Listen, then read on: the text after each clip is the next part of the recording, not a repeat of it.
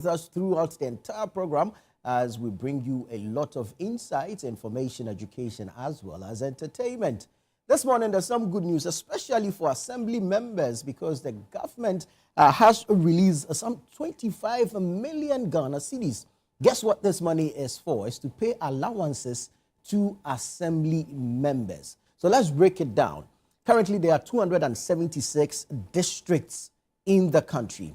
Out of these 276, I beg your pardon, 276 districts across the country, right? Out of these 276 districts, we have 9,085 assembly members, and each of them is expected to receive 1,300 Ghana cedis non-taxable allowance. That's good news for the assembly members. It will help, of course, in the discharge of their duties. Now, this is good news, right? But what would even be better news is our ability to reverse the over-centralization of our resources in this country. Local governance really has to do with decentralization. If we're able to decentralize to the point that development projects are handled at the local level, then this goes a long way to improve our development nationally as a country. Okay, take for instance that local projects such as roads are handled by the assemblies in which these roads lie. It will speed up the process, it will enhance accountability, and of course there will be efficiency in the delivery of these services. And so it's important that we decentralize to the local level.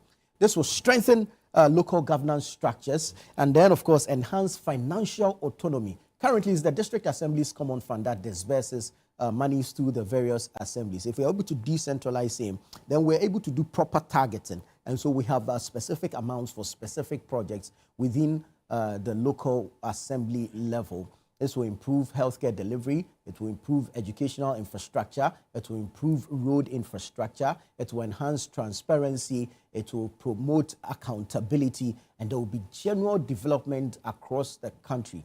Now, if the MMDAs are handling some of these projects, all right, then of course it will go a long way to promote participatory planning, where you have citizen participation in some of these things. So town halls, you have your town hall meeting, and then of course the citizens can participate in prioritizing the projects one after the other. Okay. Now, ultimately, it reduces the burden of central government, which of course has a lot to think about, has a lot to deal with. But projects at the local level will be handled at the local level by the various MMDAs. And guess what this does for you, the politician? Because currently, we are not electing MMCEs. They are appointed by the president, of course, based on approval from the assembly. And so this is what it does for you, the politician. You, the member of parliament, will therefore not have to go campaigning on roads and health infrastructure and education infrastructure and all that. Because then at that point, the local assembly is dealing with all of these things. And so it reduces the burden placed on you, or which you have placed on yourself when you go promising. Okay? So, although we are congratulating the government for fulfilling its promise of paying the allowances for the assembly members, 1,300 Ghana cedis each, we need to reverse the centralization of resources, and we need to promote local governance, decentralize it down to the bottom so that development can be handled there at the local level by the local assemblies. And of course, it reduces the burden on you, the politician, so that you can have enough time to deal with your legislative business and not have to deal with development projects, which of course is under the mandate of the local assembly. Shalom. All right. Are you a junior high school student? Are you in JSS? Do you love to write? Let me bring you some good news, because the literacy challenge is back. This one is for students aged between 11 to 15 years. And this year, what's our topic? It says, in not less than 600 words, discuss the effects of climate change on agriculture in Ghana. What challenges do these effects create for individuals, families, communities, and the nation? Suggest practical solutions to help all Ghanaians mitigate these challenges. All right. So the script must be in your own handwriting. The script must be endorsed by a parent or guardian, and you need to add your full contact details. The deadline for submission of entries is Saturday, the 26th of July. Saturday, 26th July 2025 is the deadline for the submission of entries. And so you need to be fast about it. Now, here's where you can submit your entry to. The Literacy Challenge, P.O. Box GP 14123, Accra Central. That's via post, okay? If you're going to post it to P.O. Box GP 14123, Accra Central, or drop it off at the front desk of City FM at Adabraka or Channel 1 TV here at Tesano. You can drop it off at the front desk of City FM in Adabraka or at Channel 1 TV Tesano here in Accra. For more information on how you can be part of the Literacy Challenge, call 0205 973 973. 0205 973 973. The winner, of course, gets the 10,000 Ghana cedis and a trophy, as well as the bragging rights as the brightest student at the junior high level. I want to say thank you to our sponsors, Belmu and GB Assessment. We say thank you to all of you. Remember that the Literacy Challenge is brought to you by City FM and Channel 1 Television. So the Literacy Challenge is on. Students aged between 11 and 15 years, kindly do your best to submit your entries before the deadline date, which is the 26th of July 2025. And the topic, once again, is, in not less than 600 words, discuss the effects of climate change on agriculture in Ghana. What challenges do these effects create for individuals, families, communities, and the nation? Suggest practical solutions to help all Ghanaians mitigate these challenges. There's 10,000 Ghana cedis and a trophy up for grabs, and we know that you won't disappoint. Every year the competition gets better and better. You guys are writing amazing stuff, and we are super, super proud of you. All right, you can send your entry via post to the Literacy Challenge, P.O. Box GP 14123, Accra Central. The Literacy Challenge, P.O. Box GP 14123, Accra Central. That's if you're sending it via post. Or you can walk to our front desk at City FM at Dabraka or Channel 1 TV here at Tesano and drop your entries. We hope to receive your entries latest by Saturday, the 26th of July 2025, and then the marking will begin. Then, of course, we gear up into the mood for who becomes the champion for 2025 in the Literacy Challenge. All right. Now, on Sundays at 6:30 p.m., we would like to welcome you to the Volunteers TV show. Join Stephen Daku as he brings you all the need to know regarding volunteerism in Ghana and beyond.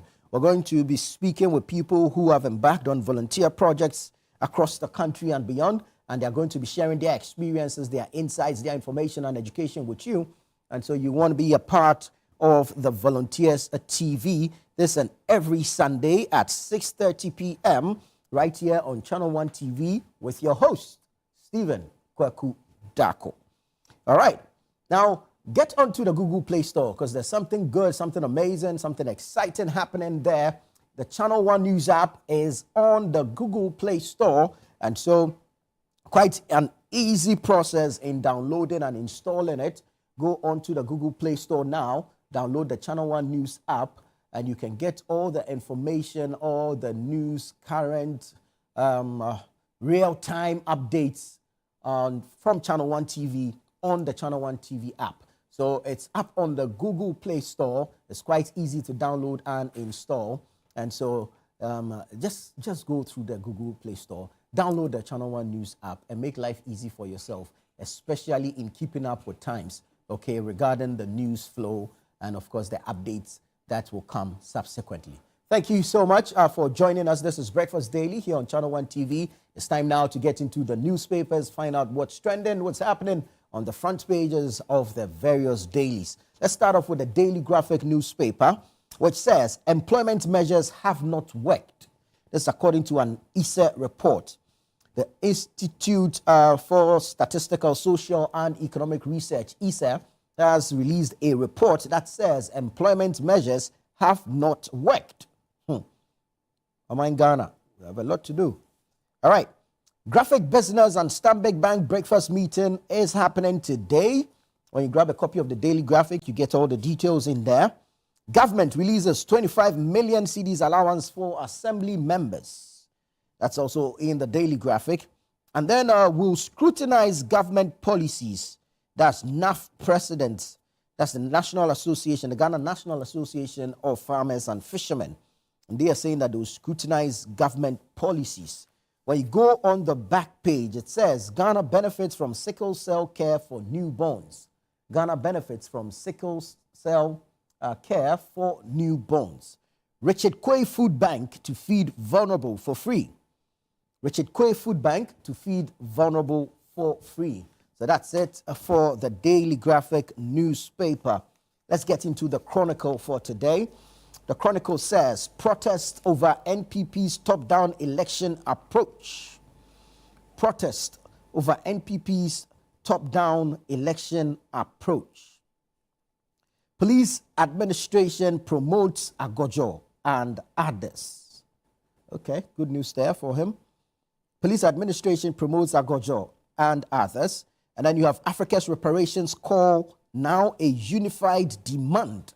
That's according to His Excellency, the President of the Republic of Ghana, John Dramani Mahama. If we go to the top right-hand corner, it says Galamsey Task Force swoops on illegal miners along River and Cobra. Galamsey Task Force swoops on illegal miners along River and Cobra.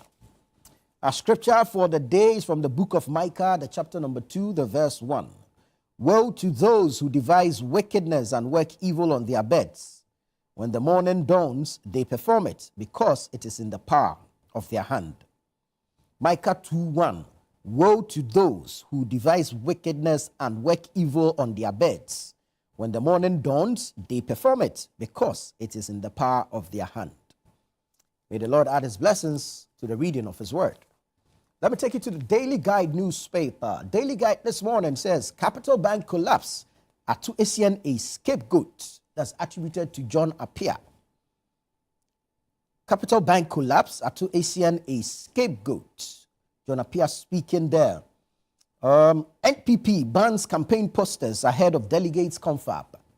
NPP bans campaign posters ahead of delegates confab. The NPP is going into its annual National Delegates Conference this weekend on Saturday, July 19 at the University of Ghana Stadium. And the chairman of the planning committee, Joseph Osei, is pictured here saying that no campaign posters will be tolerated at the venue. All right. Opariado represents Ghana at Global Citizen Summit. Opariado represents Ghana at Global Citizen Summit. BOG spent $1.4 billion on forex intervention. That's attributed to the IMF. Wow. We need to look into this. BOG spent $1.4 billion on forex intervention. That's according to the IMF. And that's it for the Daily Guide newspaper. The Ghanaian Times is here. Ghanaian Times says, Ablekuma North rerun violence will fish out perpetrators. This is according to the Minister for the Interior, Mr. Muntaka Mohammed Mubarak. Will fish out perpetrators. Ablekuma North rerun violence. GHS re-strategizes for 24-hour healthcare operations. That's the Ghana Health Service re-strategizes for 24-hour healthcare operations. Then you have over 30% adults in Ghana have hypertension. This is a revelation by a study that is making this revelation in its report, that over 30% of adults in Ghana have hypertension. We need to take responsibility for our own health, and we need to take our health very seriously. Kwete elected NAF president in tight contest. Kwete elected NAF president in tight contest. I take you to the back page of the Ghanaian Times. LUPSA, ILGS Governing Councils inaugurated. LUPSA is the Land Use and Spatial Planning Authority, and ILGS is the Institute for Local Government Studies. And we understand that their governing councils have been inaugurated. Ministry of Local Government, Chieftaincy and Religious Affairs disburses 23.6 million cedis for assembly members' April-May allowances. That's also here on the back page of the Ghanaian Times. The New Republic is next. What's the New Republic saying? Araba blows whistle in the wind, demands $10 million compensation from the state. Azuma Resources cuts ties with Bright Simmons. Kufuor accuses NPP of shocking betrayal, cries foul over alleged snub as his calculated silence bites back. Okay. Assembly members finally get paid. 25 million cedis disbursed amidst skepticism. NDC gears up for Akwitia by-election battle. NPP hijacked by mafia. FBI blocks Oforiatta's witch hunt escape route. US says extradition is not political, paving way for ex-finance minister's return. That's the New Republic. Daybreak. What's the Daybreak saying? Muntaka under fire over Ablekuma North chaos. Muntaka under fire over Ablekuma North chaos. IGP restores justice in police, promotes victimized cops. IGP restores justice in police, promotes victimized cops. NFFA elects Michael Kwete Tete as president. GPHA Navy reinforced strategic alliance for port security. Ghana Link denies broken down scanners claim. That's the Daybreak newspaper. And then we have the Business and Financial Times, BNFT, which says BOG eyes stronger currency forecasting. BOG eyes stronger currency forecasting. CD gains improved reserves to influence BOG FX policy adjustments. CD gains improved reserves to influence BOG FX policy adjustments. Tobinco Group outdoors entrance University of Health Sciences. Tobinco Group outdoors entrance University of Health Sciences. All our KIA scanners are fully functional. That's Ghana Link speaking there. Richard Niamakwe Foundation to roll out food bank project on August 1. Richard Niamakwe Foundation to roll out food bank project on August 1. President names new governing board for GIPC. Michael Tete Kwete elected president of NAF. Yep, that's it for the BNFT. Now let me take you online and bring you some stories on our web portals. I'll start off with channel1news.com, which says criminalize derogatory language against PWDs. Federation of Disability Organizations urges CRC. Criminalize derogatory language against PWDs. Federation of Disability Organizations urges CRC. Defense Ministry withdraws military protection for unauthorized civilians and others. Defense Ministry withdraws military protection for unauthorized civilians and others. Stop brute force in Galamsey crackdown. Small-scale miners urge government. Stop brute force in Galamsey crackdown. Small-scale miners urge government. This is from the office of the former president, Nana Addo Dankwa Akufo-Addo, and he says, I never tried to postpone NPP primaries or delegates conference. There were reports suggesting that the former president was intervening in the party's scheduled delegates conference as well as its upcoming primaries. And the office of the former president has issued a statement to deny same. And so he says, I never tried to postpone NPP primaries or delegates conference. That's according to Nana Addo Dankwa Akufo-Addo. Chalog, that's the Chamber of Local Governance, applauds government for commencing allowance payments to assembly members. Chalog applauds government for commencing allowance payments to assembly members. Then you have Bawku tension. We are deeply worried. That's according to Indebila. I think he's the member of parliament for Zebila, Ebenezer in Debila, I think. Bawku tension, we're deeply worried. And then you have Electoral contested rerun due to pressure from grassroots. That's the communications director of the NPP, Richard Ahiagba, speaking there. Yesterday, he sat with Freme Dunyame on the Channel 1 newsroom, here on Channel 1 TV. And he says Electoral contested rerun due to pressure from grassroots. Okay, we hear you. UG, that's the University of Ghana, lifts ban on social gatherings.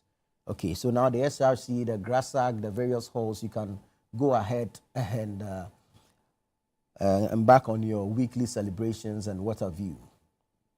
Monthly allowance will motivate struggling assembly members. Again, that's Chalog speaking. And then you have Ablekuma North. Electoral apologizes to MPP for defying boycott directive. Again, from Ablekuma North rerun, police had time to de-escalate violence. That's according to security analyst Professor Kwesi Enin.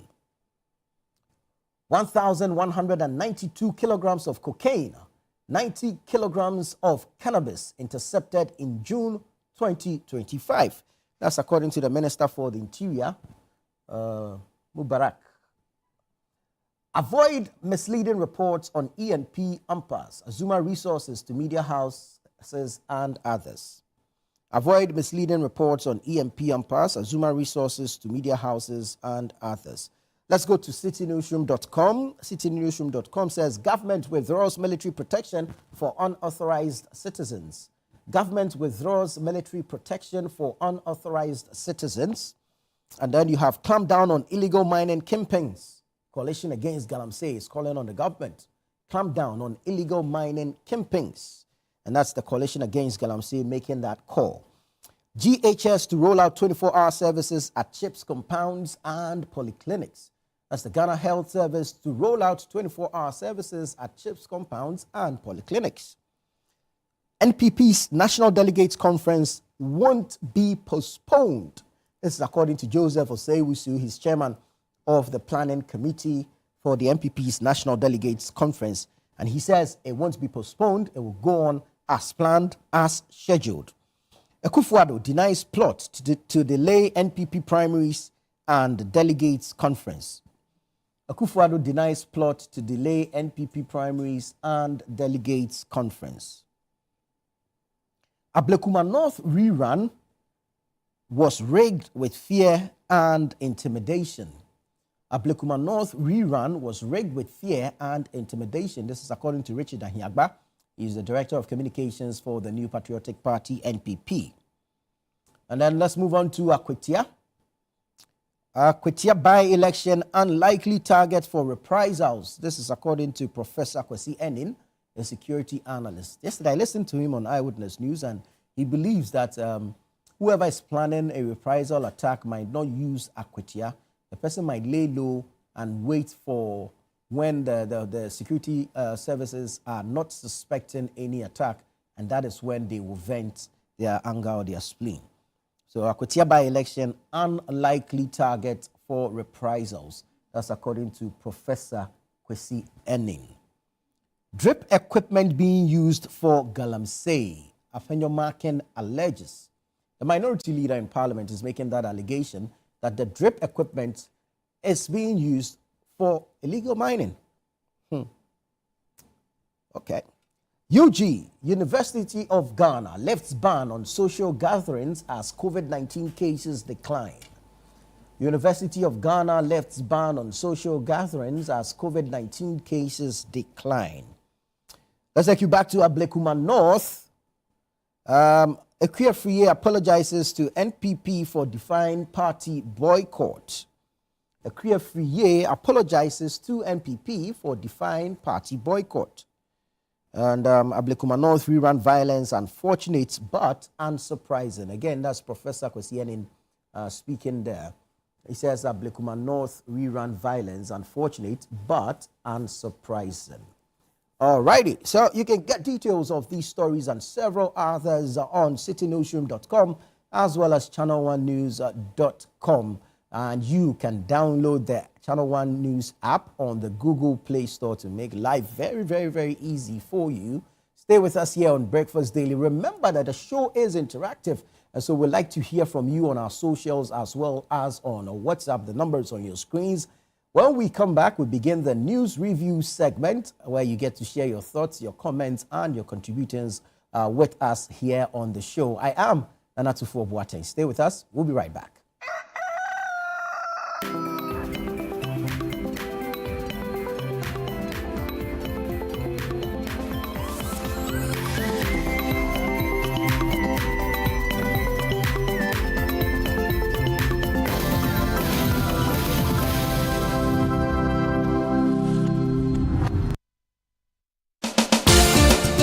Where politics meets power, where the tough questions are asked, welcome to Face to Face. Every Tuesday at 9 p.m., join Umaru Sanda Amadou as he takes you face to face with the key players shaping the future of our nation. I lost over $10 million at the trade fair. You had a fight with the management of trade fair? I don't have a fight with them. I just deplore the way they went about what they did. Let's talk about the chief prosecutor of the state at the time that you were being prosecuted, Godfrey Yeboah-Dame, the Attorney General. Yes. I think he was directed to jail us. By who? By the system. Bawku has been a failure for your government, though. Can't be a failure. You have not solved it. No, you are not praising them, the previous government for solving Yende, which was even a more difficult case. It's quite obvious that from these votes, the people felt that let's just let you go. So they were disappointed in us. You are essentially the worst government in the Fourth Republic. I don't know how you are doing that. If you based on the indicators. Yes, based on the number of people who refuse to come and vote for you. If that is your analysis, then why not? No filter, no boundaries, just the truth behind the headlines. Deep, bold, and unflinching. Face to Face with Umaru Sanda Amadou airs on Tuesdays at 9 p.m. only on Channel One TV, where politics gets real.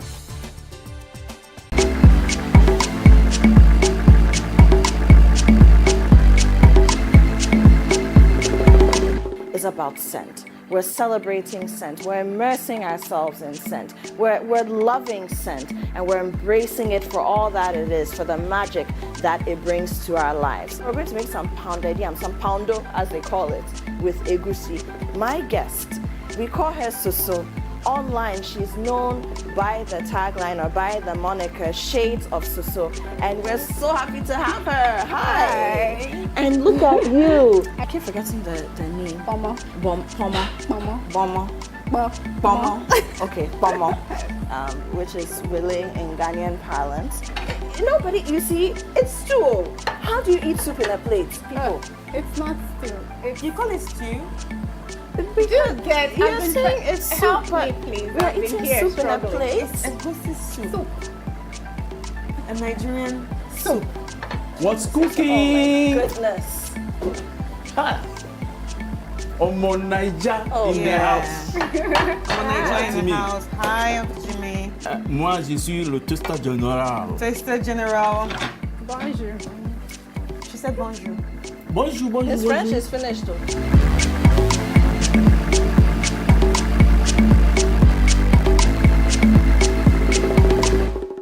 What's Cooking is brought to you by Tasty Tom, Kivo Pepper, and Lily Rice. Curious about what's happening beyond your borders? Beyond Borders takes you there. Every Wednesday at 7 p.m., join Caleb Kuda as he explores the stories that shape our world, connecting you with Ghanaians in other cultures and seeing the world through their eyes. So we've learned one thing: you leave your shoes outside. Wow. Tuesdays, you know, I won't go to Ghana dressed in a Lacoste. I would as director of operations. From international politics to the human stories that define nations, Beyond Borders brings you a fresh perspective of Ghanaians around the world, one conversation at a time. Beyond Borders with Caleb Kuda airs Wednesdays at 7 p.m. only on Channel One TV.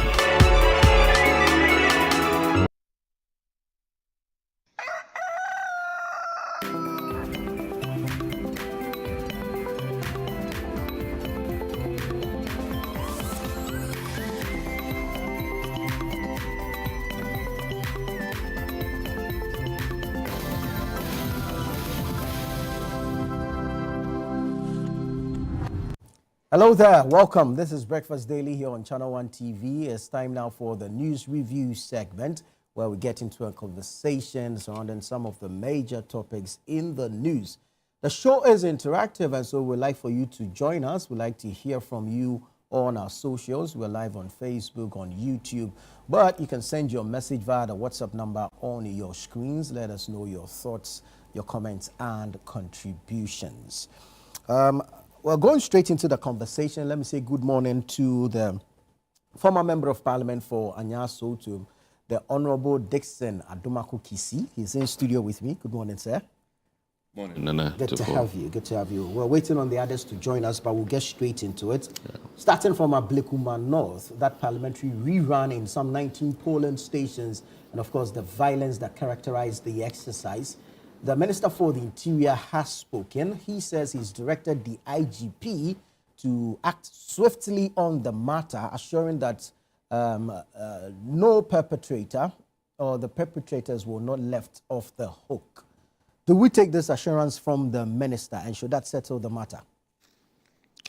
Good morning, and in fact, let me respectfully say that your suit is nice. Thank you. Very nice. Thank you. I'm happy with it. Thank you, sir. Ablekuma North and events leading to it. A very low point in our politics. Very low point. And may I first of all say that I'm deeply embarrassed as a politician and worried about our democracy. We've made many monumental hurdles in terms of improving the way elections are handled in this country. And for what to have transpired to transpire, it means that many checks and balances were lost along the way. And our staff from the law enforcement agency, in the sense that even the ordinary person in Ablekuma North knew that there were tensions between the two parties. And for that matter, a school was set ablaze last year. So looking at some of the things that happened leading into this election, it would have been wrong for police enforcement to think that it would be an ordinary sort of a mini by-election. And for 19 polling centers to have this breach of security, and I know it's not the entire 19, but for an incident like this to occur when you have just 19 centers, I'm deeply troubled, and I'm not too happy. But you don't sound surprised. Well, I mean, looking at the behavior of the NDC after elections last year, especially when MPP conceded, I'm not surprised. They were doing things brazenly without recourse to authority. And that's why I think about a couple of weeks ago, I was very straightforward about the fact that MPP should never concede early in the future. Because I think that there are many arguments, but I think that what we've seen in Ablekuma North largely was, the final bit due to the early concession, and it has unfortunately contributed to this loss of a seat, which hitherto, our intel had that we had won. So I'm concerned, one, by virtue of how the NDC managed themselves during this election, and also as it stands, if you look at the way policemen were just totally ignored, and the place was ransacked by individuals who were not in uniform. It begs the question, and I think it's a joke, forgive me, for the Interior Minister to have to ask police service to do their job. I think it's actually even very bad. It puts Ghana in a very bad place. Should there be a shooting incident anywhere in my neighborhood, do I need the IGB to be informed? Do I even need to get the local police to come and investigate it? I mean, it's ridiculous. And I think that our thinking is wrong, forgive me, about this whole process, because if there's an incident at a polling center, there are witnesses, there are videos, there's enough coverage, and police service needs Interior Minister or even the President to commission an inquiry, then we have a sick country. You know, we have a sick country, because it shouldn't be the case. I mean, my goodness, you've been appointed as IGP, you've been appointed as the, as it is, let me say, the regional commander, and there's an incident or a crime, and we need Interior Minister to tell us to go and investigate. My goodness. To be fair, the minister says that the police have received video and picture evidence and are currently reviewing same. Reviewing, not investigating. Okay. That's where our problem is. And until we change our ways, we'll always get the same results in this country. And listen, I will not discount what has happened in other places from Techiman South to date. I mean, let's call a spade a spade. Some incidents were not managed well, and may have also contributed to the NDC's filling of, as it is, a give and take. But an eye for an eye leaves both of us blind. And as it stands now, one of our folks said that clearly the police service cannot protect you during an election.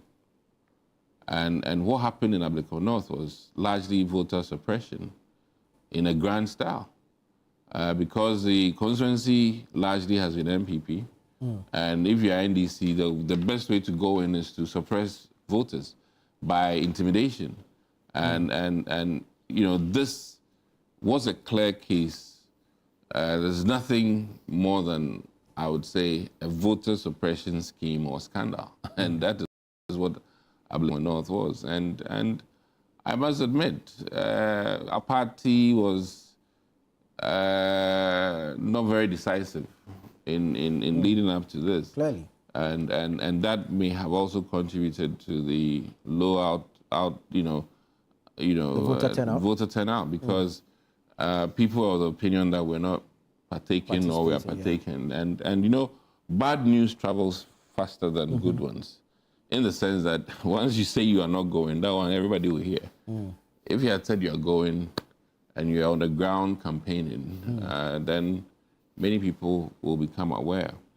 So a low point in our politicking, and I think that we do not require or need Interior Minister to commission investigation. I mean, this is police service shouldn't operate that way, where you need, you know, order from above to do your duty, which is expected of you locally. So I would have hoped that the regional commander, who's at Odoko, would have been already even briefing Ghanaians that, you know, post-election, this and this and this and this. And I must also admit that the interdiction of the policeman, I think, though it seemed so fast, it's not appropriate. Let me come in and say that it's not appropriate. You know, listen, there should have been a fair hearing. I don't think that, you know, the policeman has been heard. You know, just look at the video. Not that I'm for the police service or against the media, but That's not how we take disciplinary actions. It's almost as if, ideally, there should be some 2 weeks window where this is looked at, both sides, and then a decision is made. It's not about the rapidity of justice. And that is not how justice is served. No. So I personally think that that was a rush to judgment, and I don't accept it. He is known. He is an officer stationed or placed somewhere and by the Ghana police, so he is known. So immediate action could be taken. And the interdiction is not the end of it. He's expected to face the Professional Standards Bureau of the Ghana Police Service. I think that was the most rushed decision. And from a disciplinary standpoint... The man was seen in the video committing a crime. My point is that, listen, even if he shot somebody, that was just so fast. Then what happens to the other guys who we have video evidence? Then they should be behind bars already. We should be fair in our decision making. And what beats my mind is that those boys were still there for almost another 3, 4, 5 hours. And before the day was over, this policeman had been handed, his ticket. Whilst the other guys, what happens? I'm even hearing that some are enjoying the suns of Dubai. That's what I've heard. And that is even more serious. And I think it's the gravest of sins. And I'm deeply concerned. I mean, justice should be fair-handed. So you can't tilt it for the police, the professional man, and then leave it for people who are quote-unquote unprofessional or recruited for political execution. But he is known by the service. He's known to the service. The service placed them somewhere. The service assigned him the duty of ensuring safety during the electoral process. And so he can be dealt with swiftly. My key point here, listen, I've seen the video, but the process was rapid. And for me, I think it's all for, now the key word that is in the system is settings. Okay, the key word, and I need not say further, the key word is settings, because my question is that, why interdict so fast? There are other things you could have done, and I thought that the police services man, his thing was so rapid, and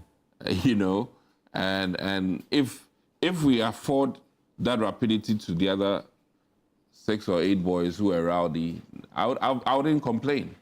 But justice cannot be different for men in uniform and different for people not in uniform. I actually really even thought that those not in uniform are usually even manhandled by the police service than those in uniform. So I'm not understanding what is happening. Those not in uniform are not readily known to the police. The police are now going to look for them. But for this officer, he is known. But when the issue happened, they were there. The characters were there. In fact, some have been arrested before. And some are boldly saying they know where they live. So I'm scandalized. And I want to demand from the IGP that the rapidity with which he interdicted his policeman, he should do the same. You can't interdict civilians, but he should pick them up. He should pick them up, and let us then say that, Ghana police is fair. But to interdict your own person and leave the other perpetrators who were even more brazen in their action, it begs the question that the behavior is, or the decision is flawed. Right.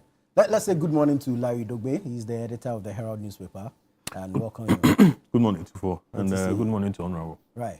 Let's have your take on Ablekuma North. I don't think we've spoken since the exercise on Friday. No, behind the scenes we Behind- had, yes. yeah, we had conversations. Yes, but not on the show. True. So yeah, your thoughts, and then we'll marry that to what the Interior Minister has said, the call for swift action, and then of course the promise that the perpetrators will be brought to book.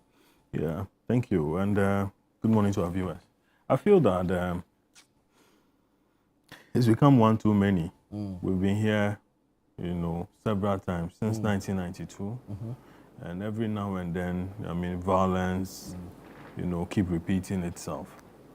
There's a whole, huge sums of money that is dedicated to ensuring electoral security every event. And it appears we are not getting anywhere. Okay, programs are held from both religious point of view and then, from, various disciplines and so on. And all in an effort to ensure peace. Okay. But what we witnessed that day isn't proper. And for me, I think that I don't know what else can be done. But I believe strongly that prosecution is at the heart of all of this. Arrest the people and prosecute them. Okay, arrest them and prosecute them. It is not for anything that you have people, cameramen, wearing CID uniform or even FBI uniform, or even police encouraging, police in other disciplines wearing body cameras. Okay, once you decided that you're not going to take guns or AK-47 and all that, you should find another way of assuring that, people whose activities could compromise the peace or the event are captured and prosecuted. What happened in America in after the 2020 election? I think people are in jail now because of that incident. It's similar to what is happening here. Except that, the difference here is that, voting, this is an effort to disrupt an election. Over there, it was an effort to overturn the results. You get it? And I think that, if they are prosecuting or they have prosecuted, we should also ensure, do a similar thing here. But people do some of these things and then they go scot-free. Techiman, is it Techiman North or South? Techiman South. Exactly. We even saw, gunning down people. By the time that thing was over, people had passed. People were living, people were living with permanent injuries. Etiwa. Good. Talensi. Yes. Ayawaso West Logo. Good. Okay. Ododo Dio. Even Ablekuma North. Even Ablekuma, exactly. You get it? Yeah. For how long would we continue to tolerate this? For how long would we continue to tolerate this? You and I, we've spoken about this many times. Yeah. We have spoken about this many times, and it keeps repeating itself. I wasn't happy when the IGP went there and didn't utter a word. Yeah. I wasn't happy when he didn't utter a word. I don't know. So then what was his presence there for? Do you get it? I wasn't happy. At least tell us your observation.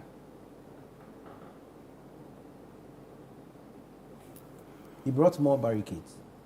That's what he did. That one. any Bogano rank could easily, could easily have taken it there. Yeah, he brought more barricades. That's where he came.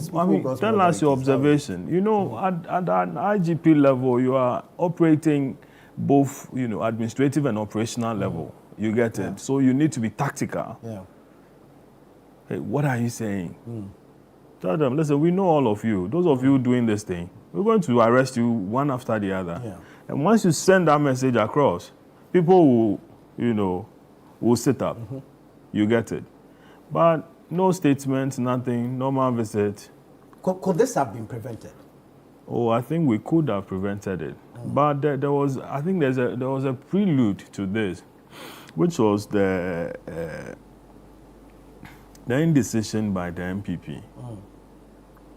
We are in court. We are waiting for what the court to say. But even that, we are not contesting. The General Secretary, the administrative head of the party, saying that we are not contesting. Yeah. Few hours later, the candidate says, listen, I believed I won the other election. And so, it's just some few, with a little effort, I will win this. Yeah. So quickly, everybody or everything has to be mobilized to that place there. Everything has to be deployed. Presidential candidates, aspirants started, pumping money there. Okay, they were falling over each other just to, show their might, financial mostly. Of course, there's political capital in there. So Thank you. Those who are working with the candidate, we saw them, and many other things that happened. So the indecision, lack of, preparation, and to some extent, the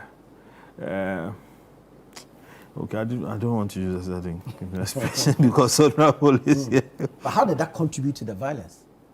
Oh, so after you had decided, initially you decided that you're not going to do that. So now you've changed your mind. So it's going to be a rash process. But the party did not change its mind. It's the candidates. I wanted to clear that up. That the party did not change its position. The party's decision was firm, but it so happened that the candidate, looking at how much he spent for primaries, how much he spent for the general elections, and to a large extent, not to say this on air, but you are largely on your own. The party carries you, but you spend quite heavily. And this is a case that she had also spent from January till July to, shepherd the process. All these legal wranglings and things like that. It's not a joke. I mean, listen, I don't want to remind ourselves of the pain. Honorable spoke for half an hour. Sorry. It's not a joke. So I think, and I feel her pain and her reason for taking that decision. So the party did not change their mind. Very honorable, thank you. The party changed its mind. There was an official communication. I'm saying that the party changed its mind by the presence of various party leaders over there. Oh, you did not see national executives there. Oh, I saw Kodua. No, Justin. Yeah, he wasn't there. No, there was a video in which he was in a house. I think that was the. He did a presser before. He went to her house to do the presser. Okay. Yeah. Okay. So, right. Okay. But then how about Nana B? But admittedly, there were, the third vice was there. There are videos showing him there very early, and the youth deputy youth organizer. I mean, there were, people who felt that in the thick how about of it, Mustafa, the one who says, we'll show him, we have. He says he has some. Yeah, exactly. Salam. He says he has there. Salam. I saw him. I didn't see him. Yeah, I saw him. Oh, videos of him, I think Brian Champon going to some of the polling stations and so on. No, the one you saw was maybe this on election Miracle. day? Election day. I saw Miracle, but not. Yes, the Miracle. Yeah. Miracle was also there as well. He's not. Brian was there. Miracle is not. Where do we? So, what are we arguing about? That is the confusion I wanted to come to you. No, but you say in one breath you are not contesting. Yes. But your actions show different. No, this was solidarity. Larry, please go ahead. Yeah. So what? You said this in the morning, and then in the evening. Your conduct is different. So much confusion. So much confusion. So with that, there's a rush process. With that, there's panic. With that, there are various things. Okay? And so from what we saw over there, once you rush into the process, and then, I mean, maybe the NDC had all along be ready for it. But once you are now coming in, it's like you are, how do you call that? An invading force, isn't it? There's going to be, a scuffle. Now to the bit about Mavis Hawakumson. In every situation, what you do, I mean, some of these things, as journalists, you are taught that always assess your risk profile. Yeah. Always assess your risk profile. If you feel uncomfortable by it because you had done A, B, C, D, and I feel that when Tufo meets me, Tufo is going to give me the beating of my life. I will try and avoid Tufo to the best of my, ability. You get it? And so I wouldn't even show up at all. True. Because I don't know what's in Tufo's head. He has planned that this is where he's going to deal with me. And so tactically you withdraw. Send a reporter maybe. And want the reporter, something, be very careful. Avoid that man as much as possible.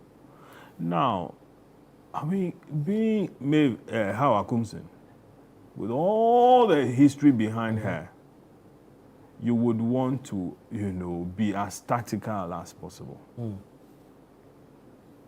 But it appears that didn't happen. No.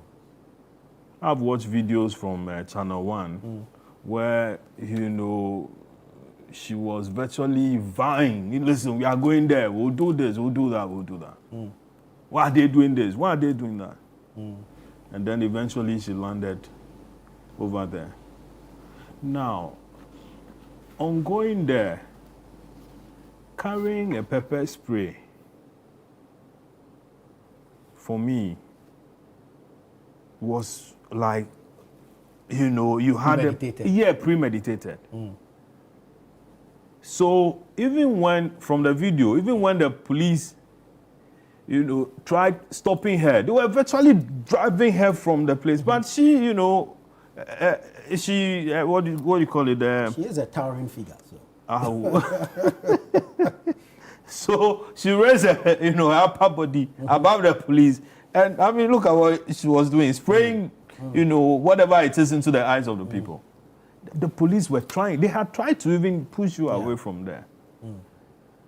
I mean, that was preventive enough. That was good enough. But to have sprayed pepper, that thing into the eyes of the people, even at that process, even the police also, they may have been caught in the crossfire. Exactly. Then this human bird,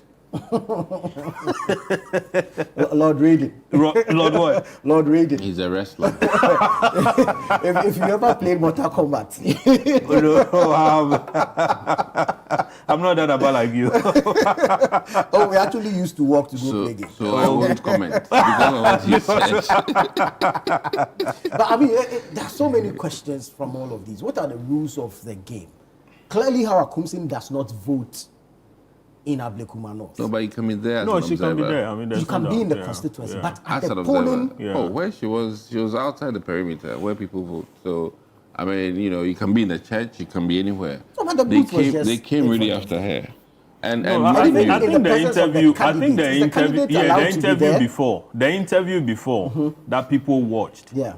You get it. Oh, why are they doing this? Why are they doing that? Which was alleging intimidation. Yes, exactly. So, listen, if you know how Hawakumsin very well, I'm sure Honorable knows. I mean, they've been in Parliament. In Parliament, there are videos or pictures of her warning, Warning her colleagues in Parliament, maybe the other side.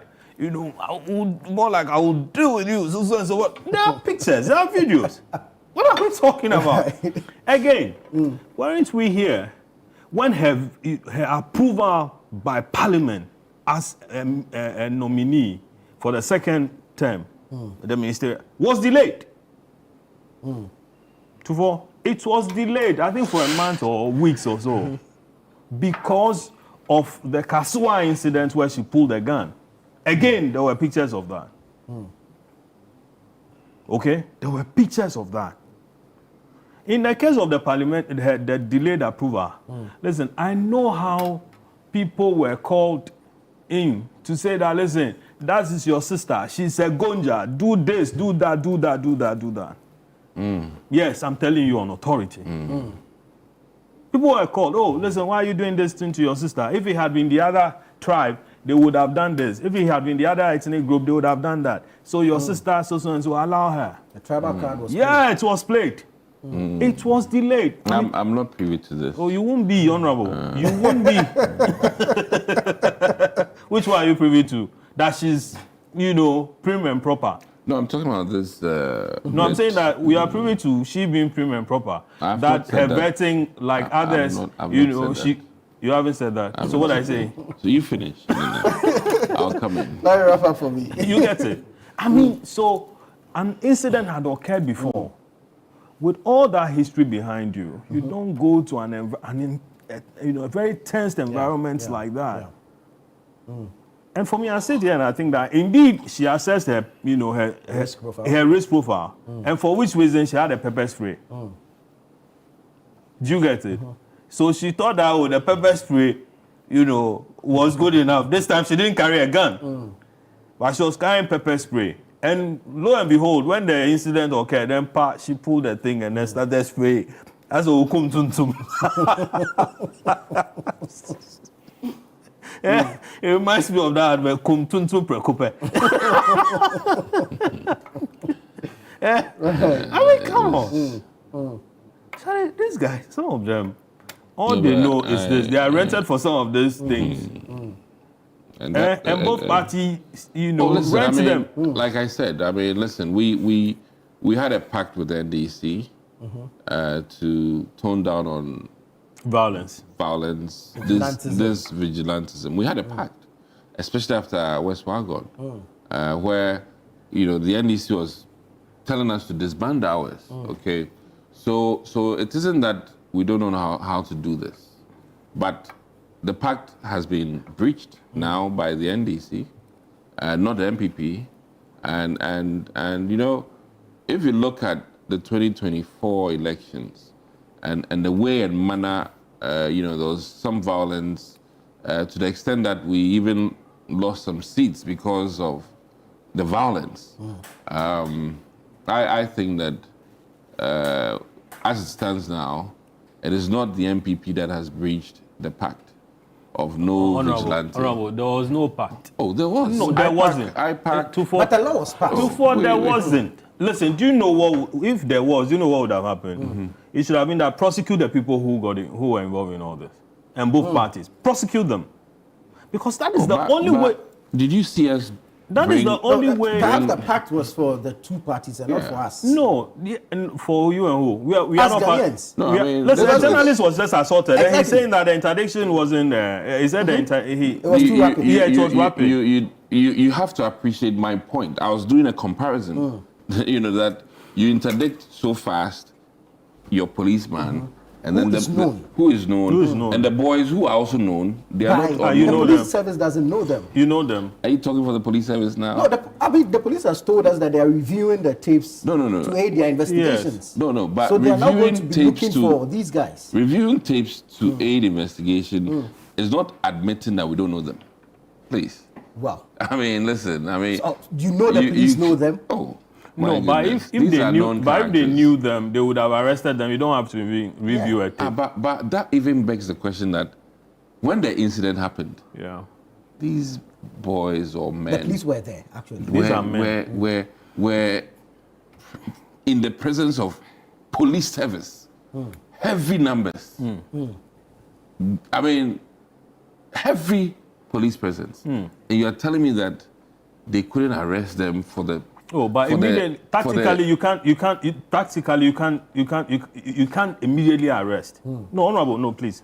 It depends on the type of police that were deployed there. Yes. Do they have knowledge in riot control? Oh, it doesn't. No. It doesn't matter. Even you can effect an arrest. But you see, tactically, with that kind of tense environment, if you are attempted arresting, you would rather create a righteous, a situation like, So what you're telling me is that should somebody have shot somebody right there, we'll just let the person go home and go and arrest him at home. That's what you're telling me. You can do that. The American situation that I cited, the police, there was heavy security.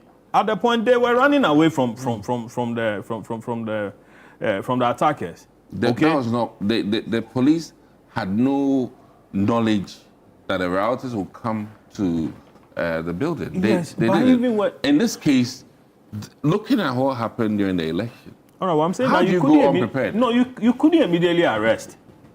You couldn't immediately arrest because then you will be creating that chaos that you're trying to prevent to form a line. In any case, you are there to police whatever is happening. So you police a crime and you let the person get away. No, you can put in measures This idea you have is rather you can put in measures to just you are monitoring the situation. So if I slap you in the presence of police, what you're telling me is that police should allow me to go home. I'm not sure you're following the argument. In Kenya, Ruto has directed that protesters be shot in the legs. Okay. You get it. No, I'm just saying this to say that the police could have done something there. Yeah, they could do something there and there. But even pick one or two people out of the place there or try to talk to them. That can be done. But saying that arrest the people immediately, I'm saying that you could create the very chaos you're trying to prevent. Very well. These guys sat in a pickup truck, which I've seen videos of. You see, he doesn't want to admit that. Listen, the failure to prosecute the I have said that some of this... We have not dealt decisively with electoral violence. And it emboldens others to engage in same. There's one thing legislating, and there's another putting that legislation into practice. I admitted that we are here because of issues that were in the past. And I cited the Chiman South just as you have. I cited Etiwa here. So I'm not here to say that we're here because of nothing from the past. There's been incidents. And I'm not also supporting my party for... The Etiwa story, do you really know what happened? Oh, do we all know? If you know it all, you can say it. But my key point... Let's not go into the backstory. My key point here is that, listen, two wrongs don't make it right. True. And there should be a point where some things are corrected. And listen, I wouldn't be here to justify that, for what NDC has done, when we go to Akutia, we're going to do worse. I'm not that type of person. I even think that the two parties ought to sit down carefully, hash out things so that Akutia becomes a very true test of pure good politics and elections. And should even MPP Aparachikis go armed, they should be arrested. Akwatia might not be the best platform to assess this because whoever is planning a reprisal will know that definitely with what has happened, there will be some proper security at Akwatia. And so there was no proper security at Ablekuma North? The security in Ablekuma North failed, if you ask me. Okay, thank you. They failed. If you ask me, there was enough time to de-escalate the situation. What about this claim that what happened at the... what was the name Ablekuma of North? No, that particular polling station.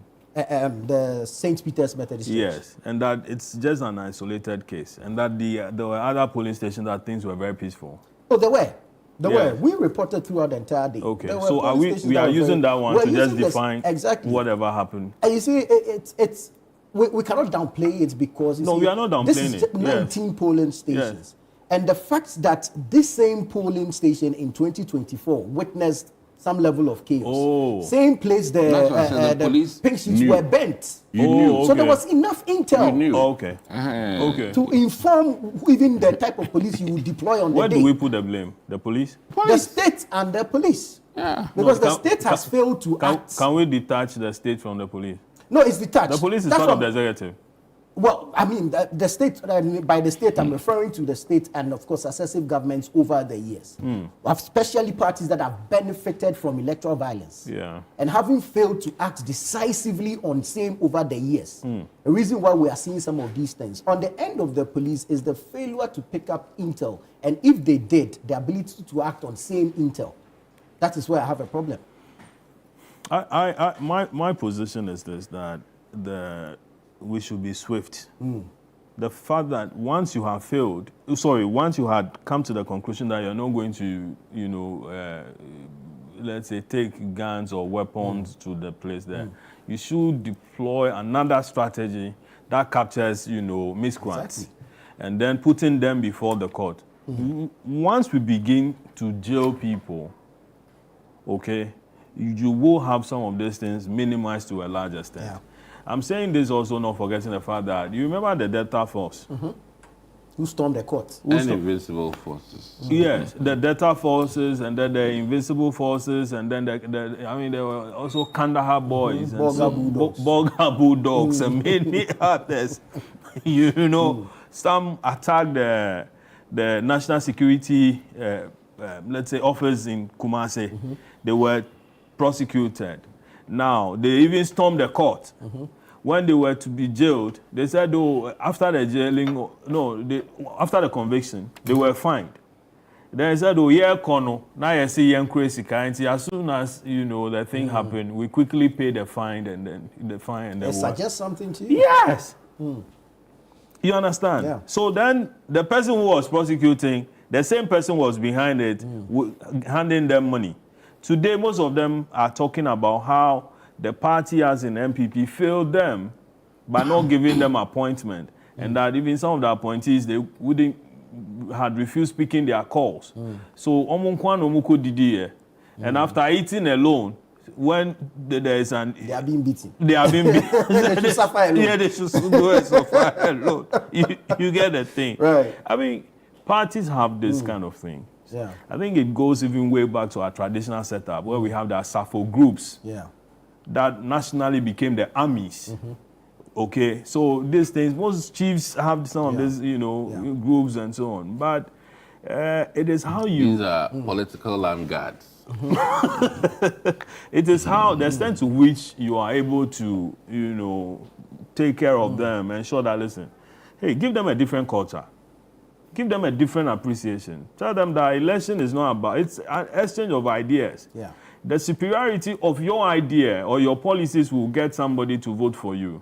I mean, he hasn't died after losing the primaries. Yeah. He's here. I mean, living well, looking better, healthier and more than any He might have some pains, but I think that psychologically he has, psyched himself up. Pains over political machinations against him. Yes, obviously not from pepper spray. So, I mean, today is his nightmare. Tomorrow he might see day. Yeah. And it will be beautiful. How many times, hasn't President Akufo-Addo lost an election? Okay. Yeah. President Kufuor. Okay. And even President Mahama went and came back. Do you understand? Mills earlier had also, lost elections back to back. But we are just tested as first. Thank you. He said, first shot. He failed. And I mean, maybe subsequently he could emerge stronger. So when the people want you, the people, I mean, the mandate is for you. They'll protect you through, all through. And it will be overwhelming. President Mahama, who lost election miserably, see the numbers he's gotten now. You understand? So, deploying tax, maiming people, killing people for some... Listen, after election, a lot of these guys, they don't pick your calls, Before election, they'll call you, bro, yes. So and so, can you do this for us? Can you do that? Can you do that? This thing, have you thought of it? Well, when they win elections, they don't pick your calls. And a lot of these guys know, some of them know. They know it. So just take your time, live there. Let the people go and decide what's good for them. If the person doesn't bring development to the area, what do you care? You can move from, my hometown in Akachi and come and misbehave.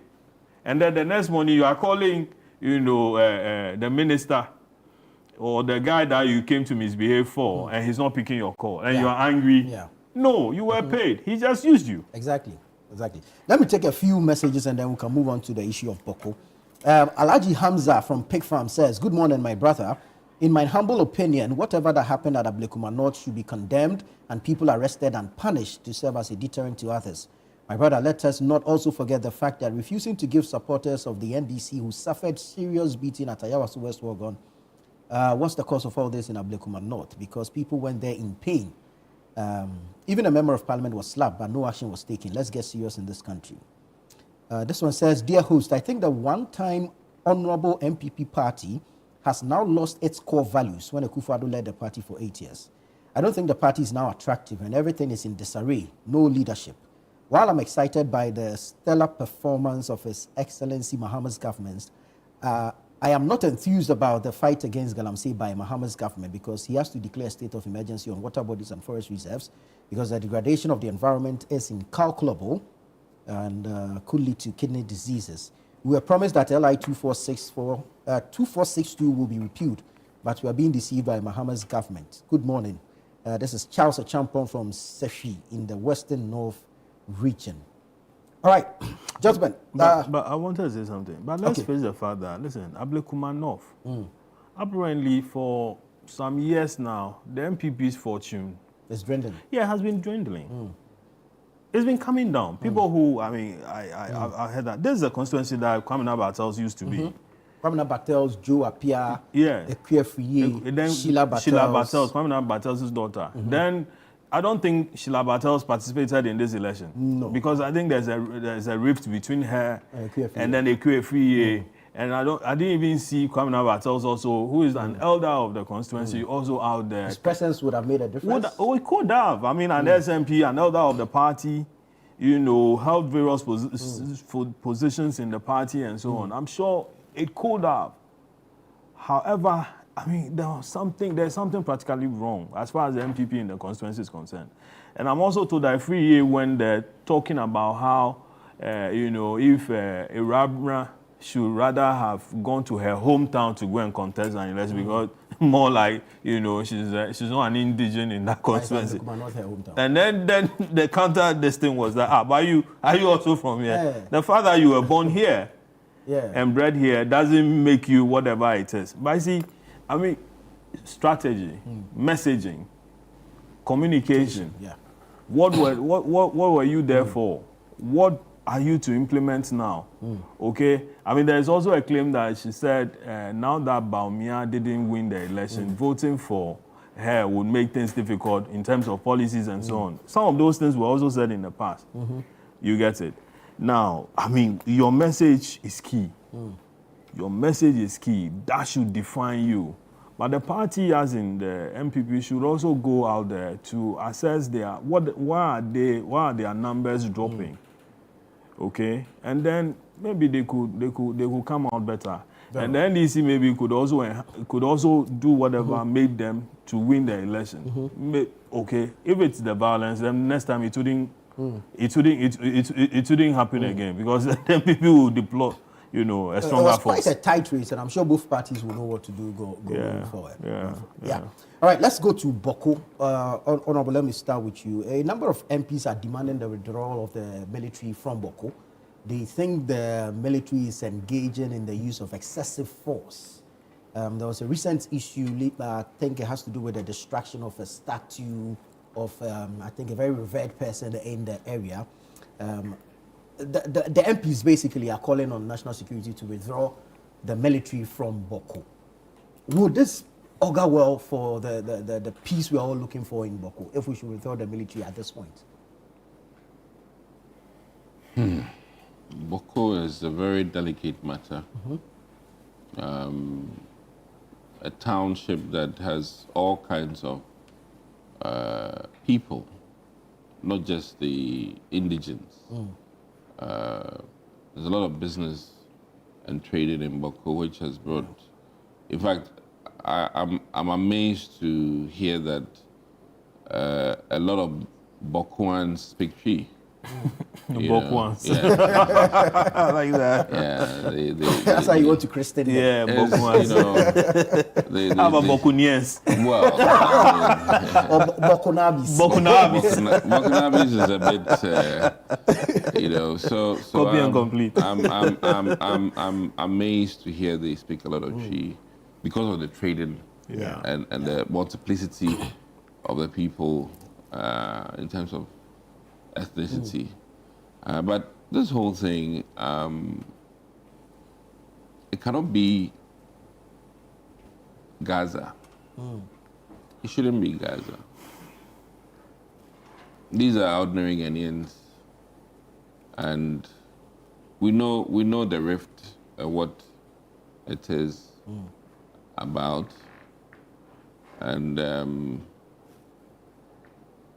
rule of law must be looked at carefully and explained and well understood by both parties. And if I think a judgment is to be made at the Supreme Court and enforced, I'm hoping that this will be over with. But one key thing comes to mind. Who is providing weaponry? That has to be answered. Because if the inflow of weapons are stopped, then this should have died down. And I don't know how this thing is going to be resolved, because I was thinking that we got Asantehene involved or two for to help use dialogue to remedy this thing. But more and more, it's getting worse. And I don't want to politicize it anymore at all. I know Ayariga will not be happy. He's now the majority leader.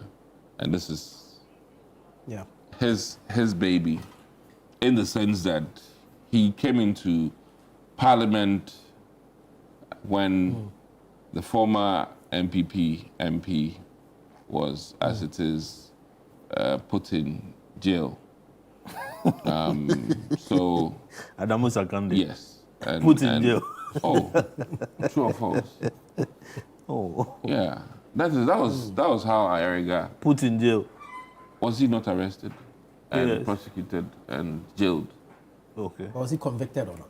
Oh, He was convicted of a but crime. either way, Went to a legal process. So you want me to just summarize or just talk about all that? You know, Was there a criminal trial? What eventually happened was that he was jailed. True or false? And may his soul rest in peace. But my key point here is that is how Ayariga got into Parliament and has been the MP for all this while. He can't even go back home because his own house has been vandalized. And when ordinary NHIS director gets butchered, or as it is, decapitated, then, I mean, it shows how intricate this whole thing. And it begs the question, how is he even functioning as a member of Parliament? Right. And how is he able to win an election? Is a huge toll on his leadership now. I mean, let me almost say that I'm sure he doesn't sleep over this, because Clearly, as a leader of Parliament, and your home base, your seat is under all of this. Why are you making this whole thing about Ayariga? Oh, he's the member of Parliament, the people's representative. So, and I'm only talking about how painful his current experience is as the leader of the House, and your backyard is on fire. Is on fire. Okay. And your house has been burnt. It's serious. I said the soldiers have gone to demolish a standing statue. Yeah. That is where that is what I argue. That's the recent. Yeah. You know, the Bawku issue, you cannot take just one piece and leave the other piece. Okay. It's a very huge... And Ayariga is at the top of it. No, I mean, listen. He is the person I can relate to. Very well. Because if I'm a member of Parliament and my market is on fire, it troubles you. And at this point in time, this past 6 months, he's not been able to go there and come back. You know that for a fact? If he's gone by now... You know that for a fact? Listen, some of the army guys were shot. I'm talking about army leadership. The IGP's vehicle was attacked when he went there. So who is he to go there? Do you know that for a fact? So my key point here is that this needs some very serious thinking. And the approach to this thing has to be very carefully managed. If it's not carefully managed, mind you, the ethnic people are not just in Bawku. Spillover. There's some in Accra, there's some in Western North, there's some in Aflao, there's some even in my own place here, from Plains. So it has to be carefully managed. Right. And I worry if you should remove army services, then you're leaving people to be slaughtered. So I think that beyond the army, there should be mediators also on ground, right, to keep at it and talking to the people in their local dialect. And that is where we have a challenge. Right. Many of the well-trained mediators. Hold on for me. I'll come back to you. Let me take a quick break here. Mampusi language or Kusasi language. I'll come back to you and then we'll deal with that aspect of the Bawku issue. But this is Breakfast Daily. Stay with us. We'll take a quick break. When we come back, we'll continue with the conversations.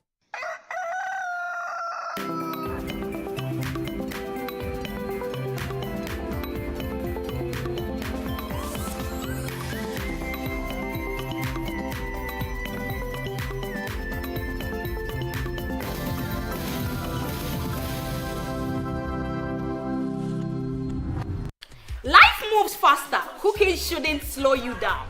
Introducing the newest Franco microwave, specially made for you, the fastest and safest way to cook. Defrost, reheat, melt, and cook with Franco microwave with advanced technology that knows exactly what you want. Visit our website at www.francotrading.com. Download our Franco Trading app on Google Play Store or Apple App Store. For bulk purchases and enquiries, call the numbers on your screen. Franco Microwave, simple controls, smart sensors. Franco, the home of quality microwave. I run because I believe I'm born to win. Register now for the ABSA Black Star Marathon, because your story matters. Still on the old My DSTV app? Time to make the switch. And yes, it's as easy as it sounds. Just download the new My DSTV app and log in as you normally would. Everything you need is right there. Your account, your settings, your offers. It's a smoother way to pay, upgrade, reconnect, or clear errors. All in fewer steps. No hassle, just more control in less time. Download the new My DSTV app, made to make it easy. Life is a celebration of moments. Big and small. The sun is scorching, I'm feeling the heat. With Piva Drink, every moment becomes a refreshing celebration. From the beach to your home, in every corner of your world, Piva Drink adds a burst of refreshment. Give me Piva cocktail and tangerine.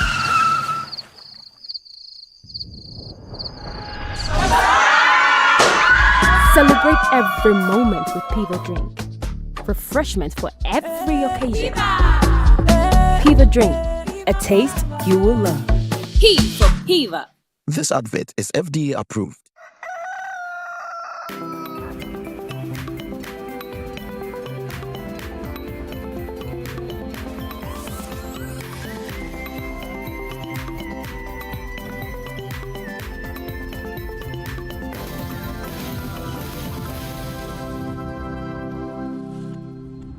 You're welcome back. This is Breakfast Daily here on Channel One TV. Let us know your thoughts, your comments, and your contributions. You can do so via the WhatsApp number or on our socials, YouTube, Facebook, as well as X.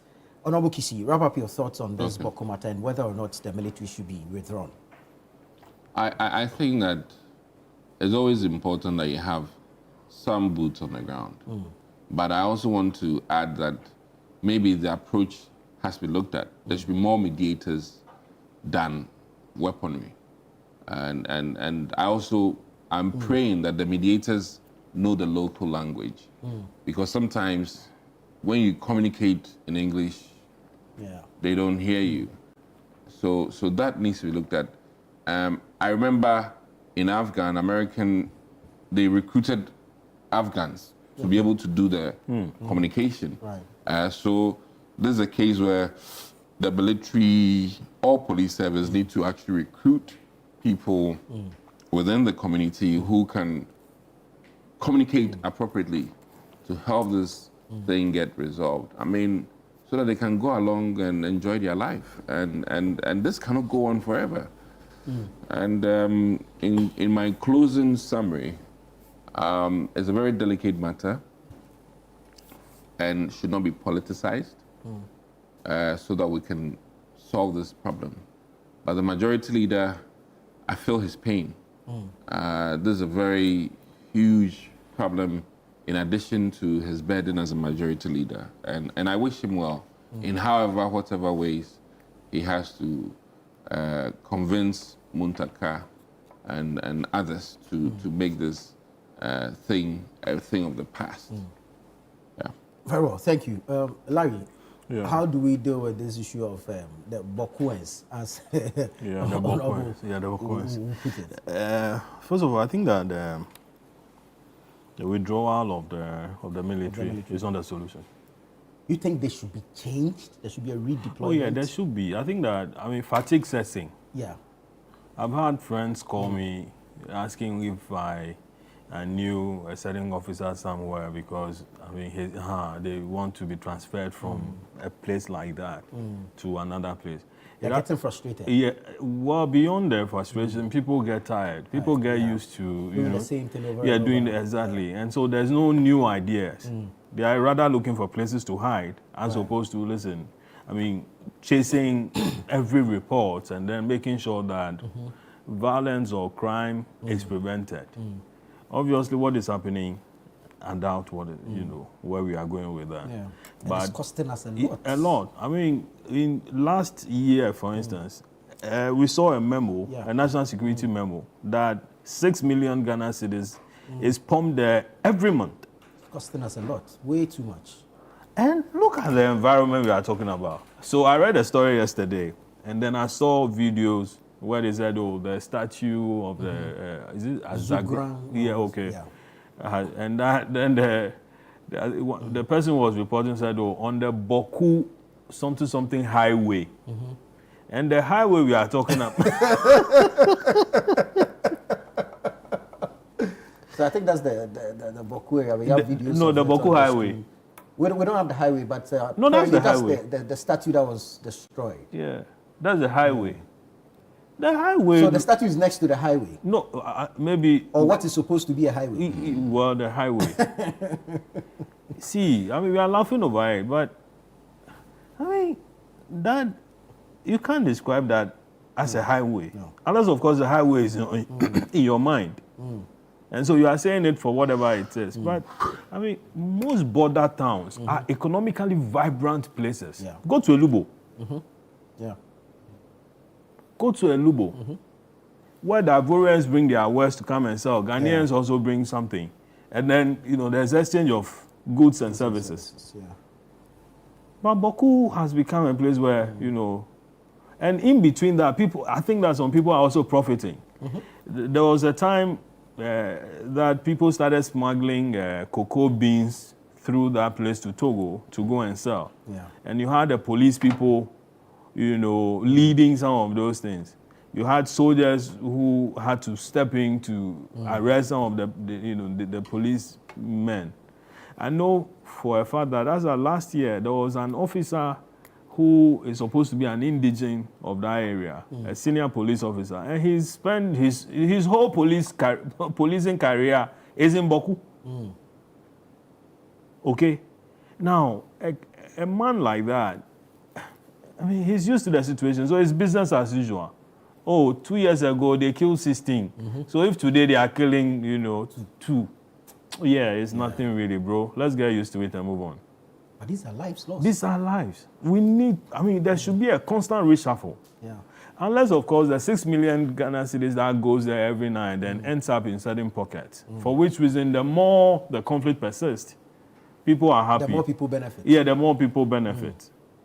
But it's obvious that people outside Bawku, as Honorable mentioned, who for years now haven't been to their ancestral homes or met friends, or they've had friends who have been killed, and so they don't have any emotional or any whatever attachment to the place again to go and see the place and to travel on the highway to Bawku to go and see the place. So much money is going into the thing, and then we are not getting anywhere. Now, there's also another thing that we are not looking out for. Most often what you hear, he talked about language. Most often what you hear is one group, is it the Mampusis accusing the Kusasis of one thing or the Kusasis, and then even said that, the officer who was deployed was a Kusasi. Yeah. And then the other one says, he was a Mampusi. You get that thing. Now, is the state arming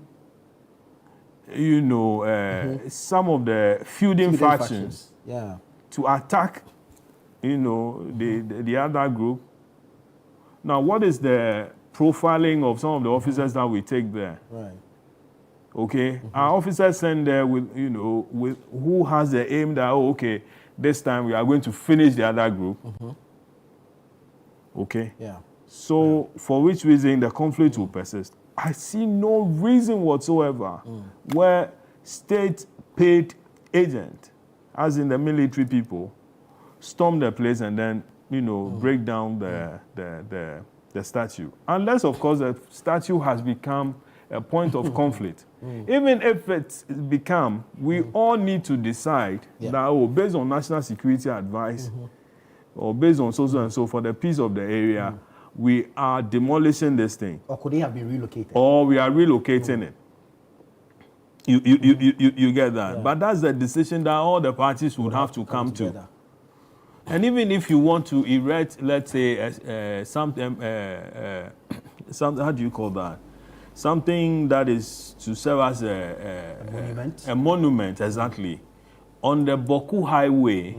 You seem to have so much interest in this highway. If you have to be on the Bawku Highway, we should all come together and agree that, listen, we are putting up this, we are putting up that. So that becomes, anytime we look at that, it becomes a source of inspiration for us to ensure peace, rather than to go killing ourselves. Okay? And I think that the military would want to investigate some of these things. Who did this? Who are the people who did that? Can you move them away from the place there? Replace them with other people. Demote them if you find them culpable of one thing or the other, or even expel them from the military altogether. Because characters like this obviously are not serving the purpose for exactly our purpose. And so I think that something has to be done. Having said all that, I think that there are a lot of uniforms in the hands of private individuals. That's also true. Yes. Yeah. There are a lot of uniforms in the hands of, private state uniforms in the hands of private individuals who are using it to do one thing or the other. Criminal mostly. There are a lot of weapons also. Yeah. I recall when President Kufuor took over in 2001, one of the key things he did was to retrieve a lot of weapons from, people's, in the hands of people. Mainly the CDRs, the PNDC elements, and many others. There is a call that President Mahama should do a similar thing. I've had state security people say that, listen, that hasn't been done. And that should be one of the key mandates of the Interior Minister, Muntaka. That, listen, recall all those guns out of the people. Go through the books. Where is this? Where is that? Where is that? Let them bring it. So that we know that you are retrieving some of these things from the people. And that you are sure whoever keeps it with beyond a certain time, that person can be dealt with or prosecuted. Right. But if we don't do that, people will use them for whatever it is. Knowing full well that our borders are porous, and anything can come in, and anything can come out. We are surrounded also by conflicts. International, with international dimensions. Yeah. Okay, you don't want to mention, certain countries around, but we all know that we are following the reports. Yeah. And so something has to be done in a volatile region. Okay, and then, that is, Very well. There's a message here from Derek. He's in Cape Coast. He says, good morning to you and your panel. There's not a single sensible justification for the riot during the rerun. And I think both NDC and NPP should stop the hypocrisy because they all know the people responsible. Because most, if not all of these thugs are from their camps. So the country and the political and judicial classes refuse to prosecute criminals like these, then we as a country, we are just gradually creating terrorists in this country, all in the name of winning power. That's from Derek. Let us hear from you as well. Send your thoughts, your comments, and contributions into the show. I'm happy to hear the Interior Minister say yesterday that the IGP has submitted the report on the 2020 and 2024 electoral violence. I thought that it would be made public. It should be. Yeah, it should be made public. Right. We all saw the killing. If there's a report on it, we should know what it holds. We shouldn't be hiding it anywhere. What do they have and what do they intend to do? Exactly. What they have? I think that President Mahama would want to put that report out. Let all of us see it. Because, see, if my brother has been killed in there, I want to know who did what, when, and how. Yeah, true, I agree. Anyways, Honorable Gizi, what's happening with your party? You are scheduled for conference this weekend. Yes, and it's going to come on. Okay, as we have heard the planning committee chair say. Yeah, but the office of the former president has had cause to issue a disclaimer.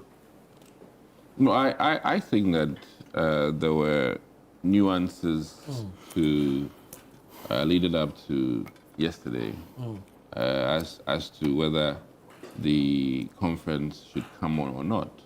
And there were some, as it is, I wouldn't say petitions, but recommendations to, as it is, maybe reconsidering the date. But I think by and large, the council sat down and decided that, a lot of inroads had been made with regards to the conference and that there was no need to make change to the conference. So Saturday, MPP will hold this conference to conclude on decisions that are very important to the party. So we look forward to it. I really think that it's all part of the, as it is, reforming the party process, where varying ideas are brought to the table and reasons are given for why or why not. So we're looking forward to it.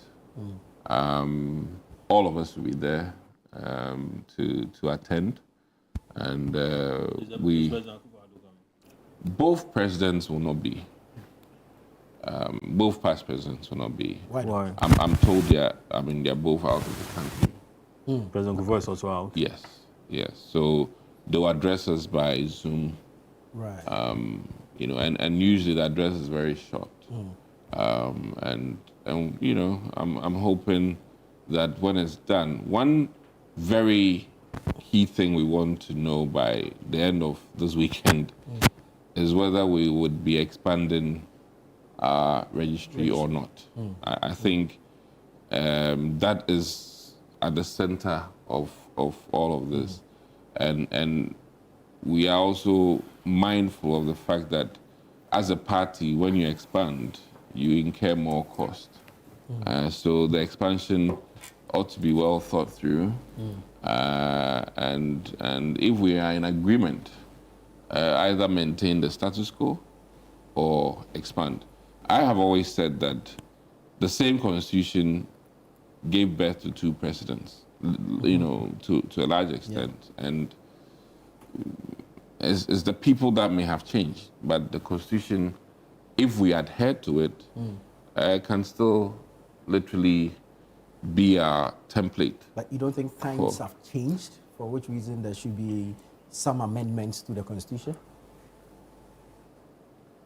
Some amendments, fine. I mean, social media was not in our language when Yeah. the Constitution was written.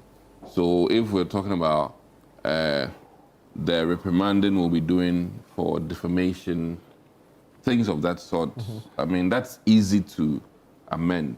But when you are changing polling stations from 5 to 7, that's 2 times the number of, polling stations. That's a lot of expenditure. Or if you're adding to the number of coordinators per electoral area, that's, So at any rate, I think that people are excited. I'm excited to be done with this conference so that we know as a party, which direction we're going with regards to our reforms, and if there'll be any changes to our polling station executives, and that's what I'm hoping to know. But personally, let me state this, and I have said this, and I'll continue to say this. I worry that the Democrats in the U.S. have made changes to their leadership, and we are here 7 months. We haven't done that. As we speak today, we don't the party leadership. We don't have a substantive chairman as a party. Yeah. And I think for a party in crisis without chairman is troubling. And for that reason, I know it's for health reasons, but as it stands, should the president of the country be impeached for health reasons, everything changes. If we'll use a vice president, it's very clear we should do it. But as it stands now, though we've had this massive notice to the party that our chairman is not well, and for that matter has been put aside, it even calls for now a quicker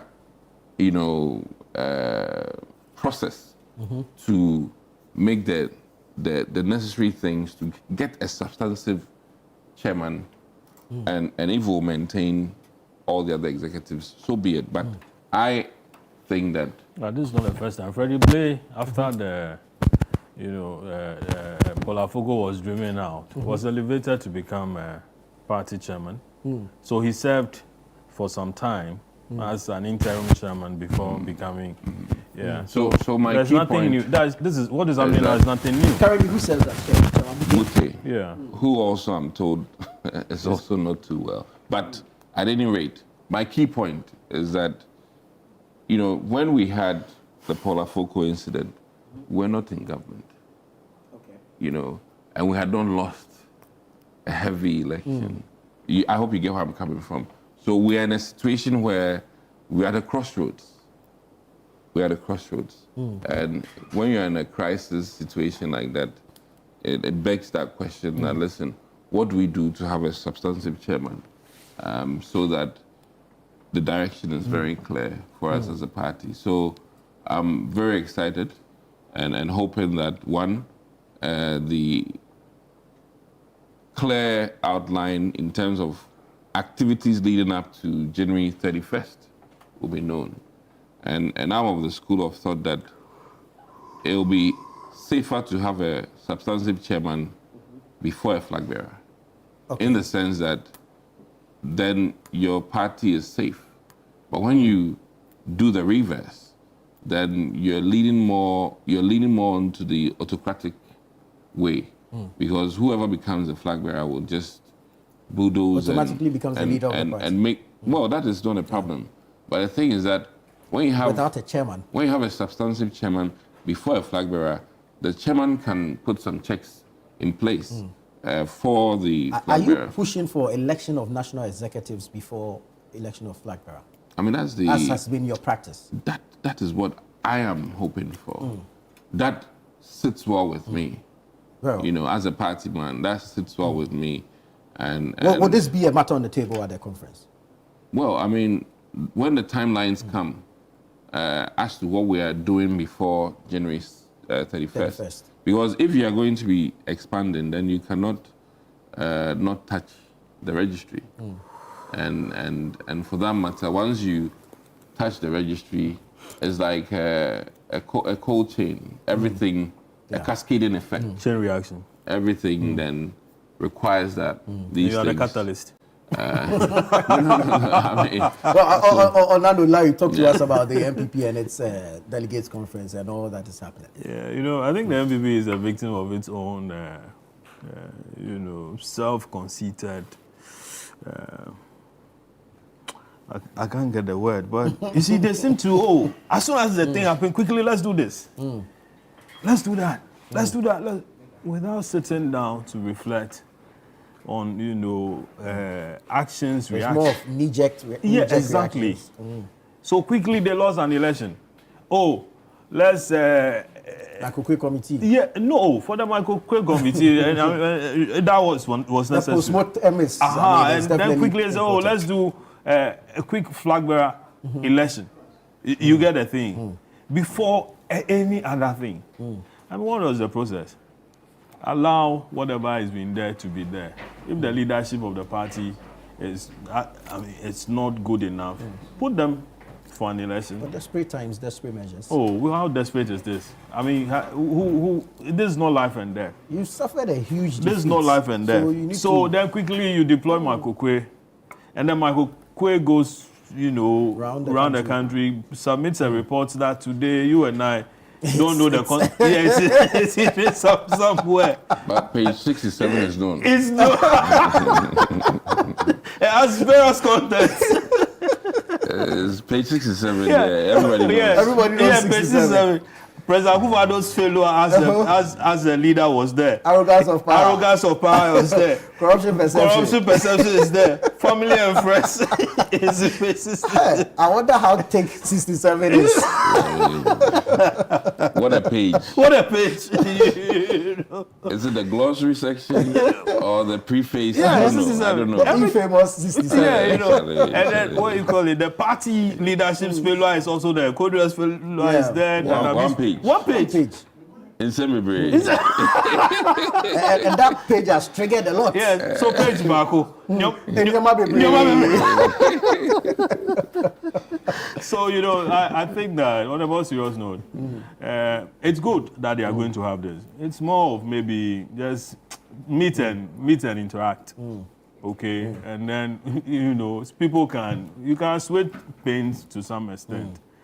However, I hope it will be peaceful because already you can see blocks emerging and all that. The flag bearers will, aspirants will mount their campaign very effectively. People. It's been quiet for a while now. Abroad here will obviously meet Kennedy Japan.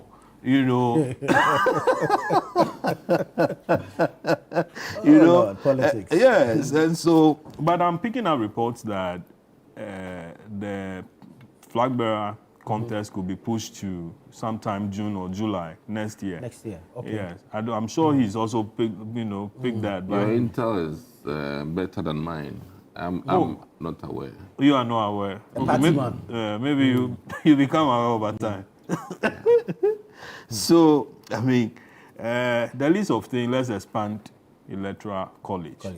The list of things, let's expand. Let's expand. This expansion will cost them. Yes, we've always heard about this expansion. Yeah. That, if you expand, it will be difficult for you to bribe each and everybody. Right. But then the more the expansion, the more you pay. And then quickly they tell you that, okay, even if now it used to be 4, but it's been increased to 20. And then they tell you, just look for huge money and camp like 15 of them and sort all of them out. So you are sure that when those 15 come. You are teaching me things. I like how he goes about his things. Yeah, he's a nice guy. So, I think that they should, we wish them well. For me, I'm just sad that President Akufo-Addo wouldn't be there. Because, why? No, it gives him a good opportunity to apologize to the party. To apologize to the party. The way he led the party for the 16 years or so that he was in charge was what came out, at the election. Listen, President Akufo-Addo was like, we would have lived with that thing that, he was the man who Ghanaians didn't vote for. So what you're saying is that the former president should apologize to Ghanaians. Oh no! I mean to the party. Okay, now listen, guys. I'm sorry for this embarrassing defeat. I'm sorry for leading the party into this abysmal whatever it is. But there was a flag bearer. He wasn't a flag bearer. Oh, you think that it was a referendum? We should fall on 67 again. Well, let's see. Thank you, Larry. Thank you, Honorable Kisi. This has been the news review segment here on Breakfast Daily. I am Nanatufo Boateng. Stay with us. The show continues after this.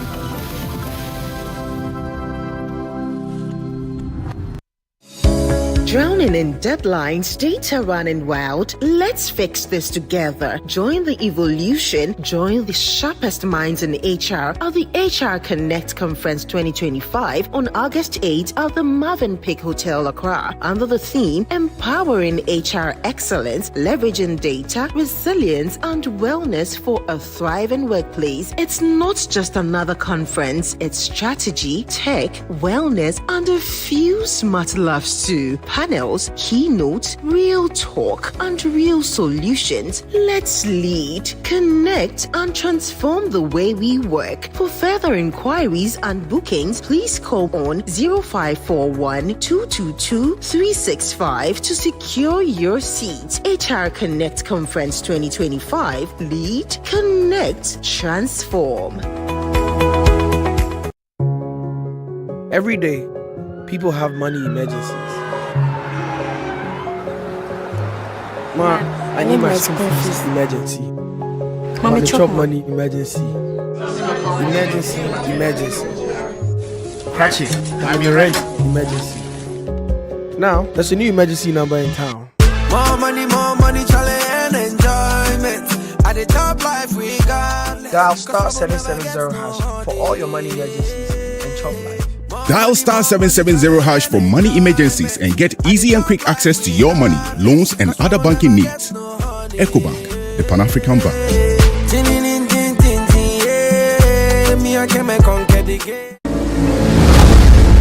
Me pay to be a big jammy. Sister, me dad, dear Betty, be an amiam shishimi. I could eat that. Me many tears, some of them in Sakana say, you made us with it. Sika, sit down to the moon. Did you see a moon? Baggy the one, yeah. Never be free. So, what you say bag number? One number to show. Wow. Says I'm in your conformity, Panama Solio. Hey!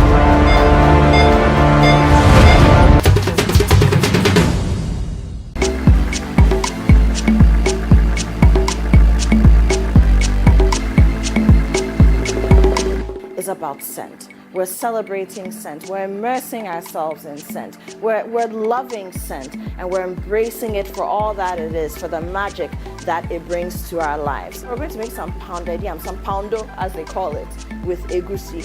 My guest, we call her Susu. Online, she's known by the tagline or by the moniker Shades of Susu, and we're so happy to have her. Hi. And look at you. I keep forgetting the name. Bomo. Okay, Bomo. Which is willing in Ghanaian parlance. Nobody, you see, it's stew. How do you eat soup in a plate, people? It's not stew. You call it stew? You're saying it's soup, help but me, please. we're eating soup in a plate. It's egusi soup. A Nigerian soup. What's cooking? Oh my goodness. Omo Naija in the house. Naija in the house. Hi, Uncle Jimmy. Moi, je suis le testeur général. Tester General. Bonjour. She said bonjour. Bonjour. His French is finished though.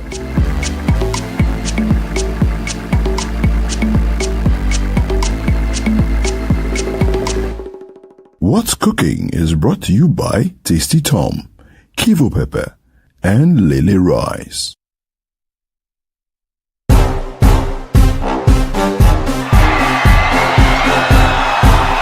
When the stars come out, Ghana Weekend turns up the lights.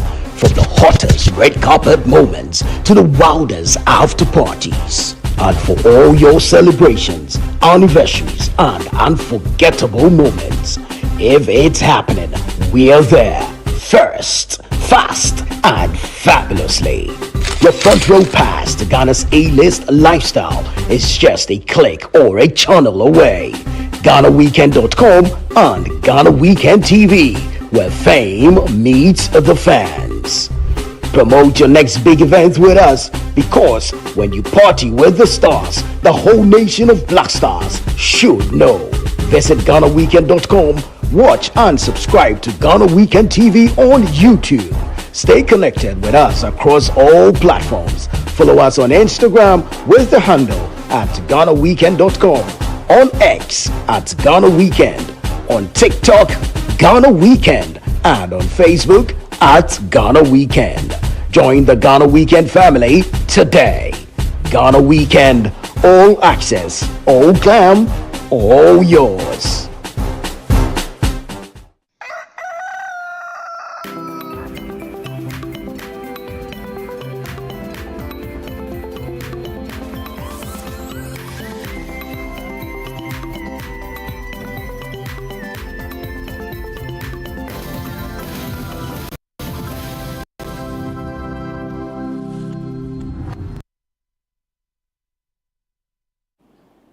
Yeah, welcome back. This is still Breakfast Daily Radio on Channel 1 Television. Nanatu Four just ended the news review segment, and myself and Philip are here to sail the boat till 11 a.m. So do stay with us. You're in for a jolly ride this morning, as we'll be bringing you very, very, very interesting stories as well as conversations all around the world. You can join us via socials at Channel 1 TV GH, or send us a WhatsApp message on the WhatsApp number on your screens, 020-444-7033. My name is Jifa KD Akoto. And I am Philip Nihilate. But let's start with this. If you've not thought of joining the Literacy Challenge or getting to know much about the Literacy Challenge, this is an opportunity for you to know more about it.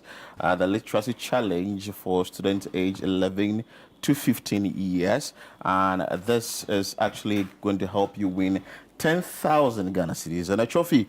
Not less than 600 words discuss the effect of climate change on agriculture in Ghana. What challenges does these effects create for individuals, families, communities, and the nation? Suggest practical solutions to help all Ghanaians mitigate these challenges. And we'll be having a lot more conversation on this on the show, and we'll be bringing you the Apioko will be coming in studio, right? Yes. Together with other individuals within this space, so we can talk more about it. I mean, every year or year in, year out, when we talk about the literacy challenge and why it is important for students to even compete in it. Look, aside from the cash that is the icing on the cake, the fact that it helps you develop your cognitives, your writing skills as a young one, this is an opportunity for all students. If you fall in the age bracket, just grab it. Just look at the winning prize or the winning bonus as the icing on the cake. And there is more installed for you on the Literacy Challenge. This is giving you an opportunity to join in the national discourse of such conversations, because this year's topic is a very, very interesting one. We just finished the Agri Fair last month, and it was really an eye-opener for most of us. Reasons why we should look at having other sides, if I may have it, or even going to agriculture as a whole. So this gives young people the opportunity to contribute to the national discourse and, of course, the general development or the nation-building agenda. So take part in the Literacy Challenge, and remember that these are the things that you need to do if you want us to notice your script. See it.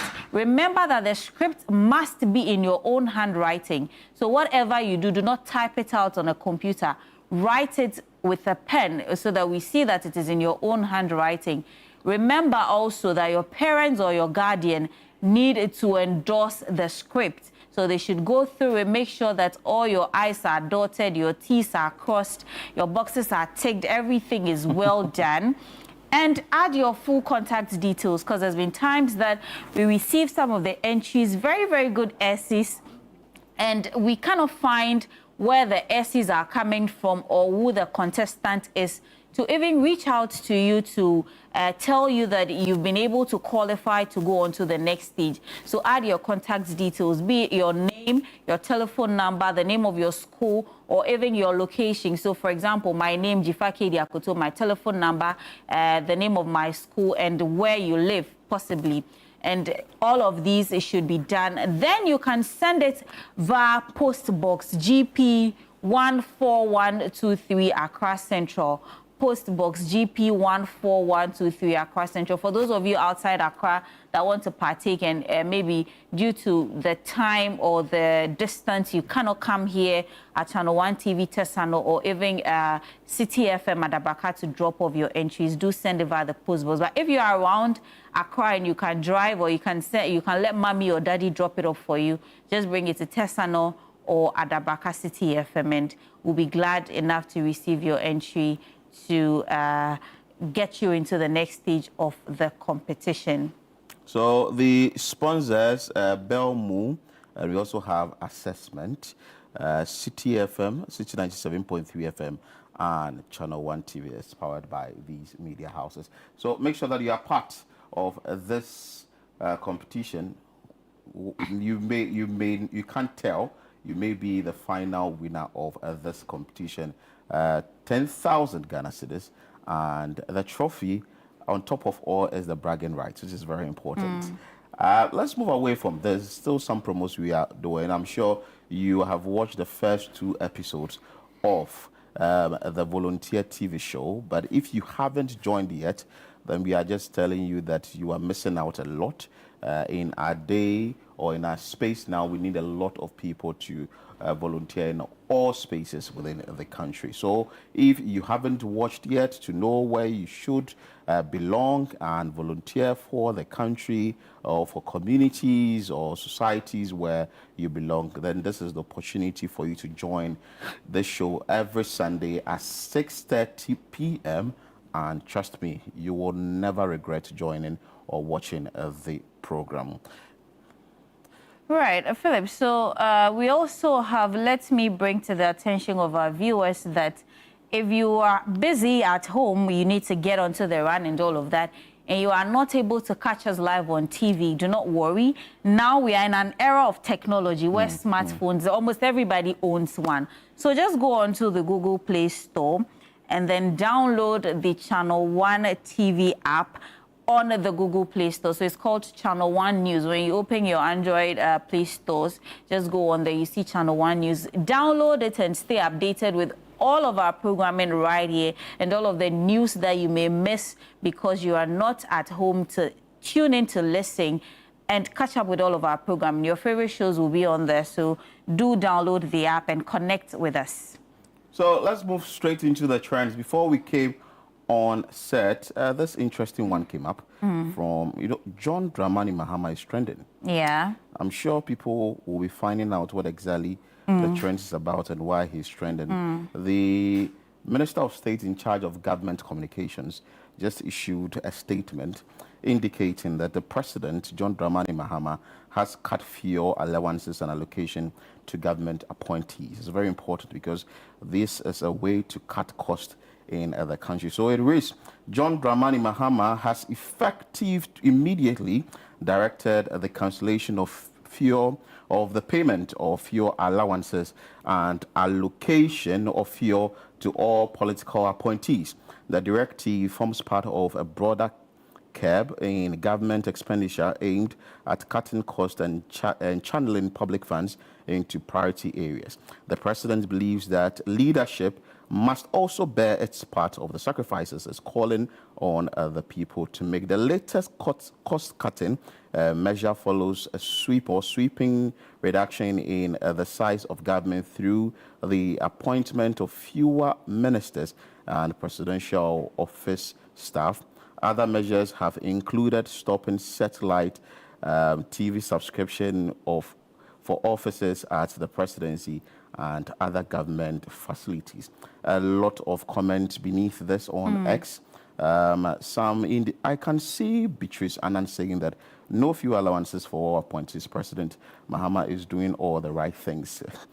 I don't know how the public will react to this. Another one too from Daniel. Nyamiche says that Dr. Kwame Nkrumah created and built modern Ghana. President Mahama is now building the new and the Ghana we want. Many of us didn't see Dr. Nkrumah rule. We only read about him and exploits. But today we voted a president who believes in long live President Mahama. We are just going to follow this one keenly and see how this is going to turn out in the coming days. Still more tweets on this from Sir Gabi says, let's clap for President Mahama for this one. The next thing, they should buy their own car out of their salaries. I don't think that may be possible. Do you have some comments on this? Well, people are talking, social media is talking, and I mean, just as you said, we hope that, or I don't know what the parliamentarians or the lawmakers think about this, but we'll be hoping or we'll be looking forward to their consensus or submissions on these ones. But pretty much some of the comments that you have read. This one says, this is from E.A. Tete. He says that I hope the president enacts legislation to formalize the ban of fuel allowances for government appointees, ensuring that the future administrators cannot overturn it. So he wants it to be a thing so that whoever is going to come next or be the next president after him will find it difficult to turn. So they want it to be a thing for good. Of course, it has to be a thing for good, because normally people say that you tend to spend a lot more fuel on government appointees or political appointees. Let's see how that is going to turn out. So this one also says President Mahama is raising the bar so high. Interesting. Well, some of the comments are on social media. You can also jump on our various platforms to catch up with all the conversations about this one and other stories. Channel 1 TVGH on all social media platforms. Connect with us on YouTube as well. Philip, I don't know if you have more to say on that so that we can quickly move on to the next. I think we've said all on that. Let's see how that is going to turn out now that the presidency has officially communicated to the public. But still on presidential issues, let's go to Cameroon. Yes. The 92-year-old president, Paul Biya, the world's oldest head of state, says that he ran for an 8th term as Cameroon president. After 43 good years in power, he aims to stay in office into his hundreds. Well, critics say that it's time for him to step down. Oh, we can't really tell. But you know the interesting thing about all of these presidencies and the fact that some African presidents or politicians are going as many times as they want to. The thing is that the electorates are still voting for them. If they contest and lose the election, do you think they will come back? Well, is it not as simple as that? We can't really tell whether the electorates are voting or not and how they are able to stay in office for that long. There may be something they are doing to stay in office, because for a 92-year-old man and looking to stay in office to like 100 years, that is serious. The question is he able to operate well as he's in office? Well, on X, there are comments. One from... But Philip, just before you read the comments, so there's a post from him, actually, at the declaration of his candidacy for the election. He says, ensuring the security and well-being of the sons and daughters of our beloved and beautiful country is the sacred duty to which I have devoted my time and energy since assuming the helm of state. The results are palpable, visible, and laudable. Thank you for the massive support you have continued to give me in this endeavor. However, much remains to be done. In the face of an increasingly difficult international environment, the challenges facing us are more and more pressing. In such a situation, I cannot shrink my mission. I have therefore decided to heed the numerous and insistent calls from the 10 regions of our country and from the diaspora. I am a candidate for the 12th October 2025 presidential election. Rest assured that my determination to serve you is commensurate with the serious challenges facing us. The well-being of our youth and women will be at the heart of my priorities. Together, there are no challenges we cannot meet. The best is still to come. So that is Paul Bia's declaration of candidacy right there. The best wasn't done in the last 43 years. Anyway, he says the best is still to come. I cannot answer whether or not it was done in the last 43 years. There are tweets or comments on this. For instance, from Walter, he says that, oh, Africa, who bewitched us seriously? Because I don't know why you stay in office for 43 years. As I said earlier, if they stop voting for him. Another one too from Innocent Stick. Clearly, step aside is unacceptable for this old man. Cameroonians should just remove him now. This is ridiculous. Indeed, it is ridiculous. I really can't tell. This one from man like Kwame says, I'm sure someone in his inner circle has told him that he has to leave, quote unquote, something for the boys. There's another one, if there is, all right, that's all the comments we have from X coming in. Anyway, interesting comments as well. I see. Staying in office for 43 years and you're 92 now, and you're looking at going for another 7 years. Though you should be around 99. So that means he's still looking at being a president to 100 years. Let's move away from this and bring you what is happening in the world of sports. And the Black Queens are doing a lot of work for us now. Yesterday, they were able to beat Tanzania 4-1, and this will qualify them to the quarterfinals of the Women AFCON in Morocco. I think that if some attention is given to the Black Queens, like how we are giving more attention to the Black Stars, it's going to help, because it looks like they are really going up there. A comment from Kofi Kinata says that congratulations to Ghana Black Queens for qualifying to the next stage of the WAFCON. Big ups to the whole team for the incredible performance. My special shout outs to Shanley Boy, the player of the match. That is coming from Kofi Kinata. All right, we still have some comments on that. This from Mike the Analyst says, I pray you meet our Super Falcons. That's to the Black Queens. Anyway, we have more comments. This one from Bediako says, just beat Nigeria. So they are asking the Black Queens to conquer Nigeria. This one from Manuel of Off Day says, congratulations, I'm proud of you guys. Anyway, we all are proud of the Black Queens. This from Carl Sabax says, please, Stella Nyameche should start the next game. Coach, bench that TikTok star Doris Bwedua. She didn't play today. We won. Anyway, this one also from Aigbe Jupiter says, Princess has done very well. I like the way she was cooking.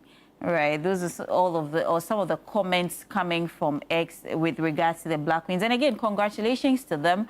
They should keep the momentum. They should keep the fire burning I mean, elevate the women football better. Because most times when we are having sports or football conversations, is always the attention being given to the men, the Black Stars. So, we should also see musicians coming up with a lot of support because you've songs seen that for them and all of that. So I think that we can get the momentum. Exactly, to support and rally behind them.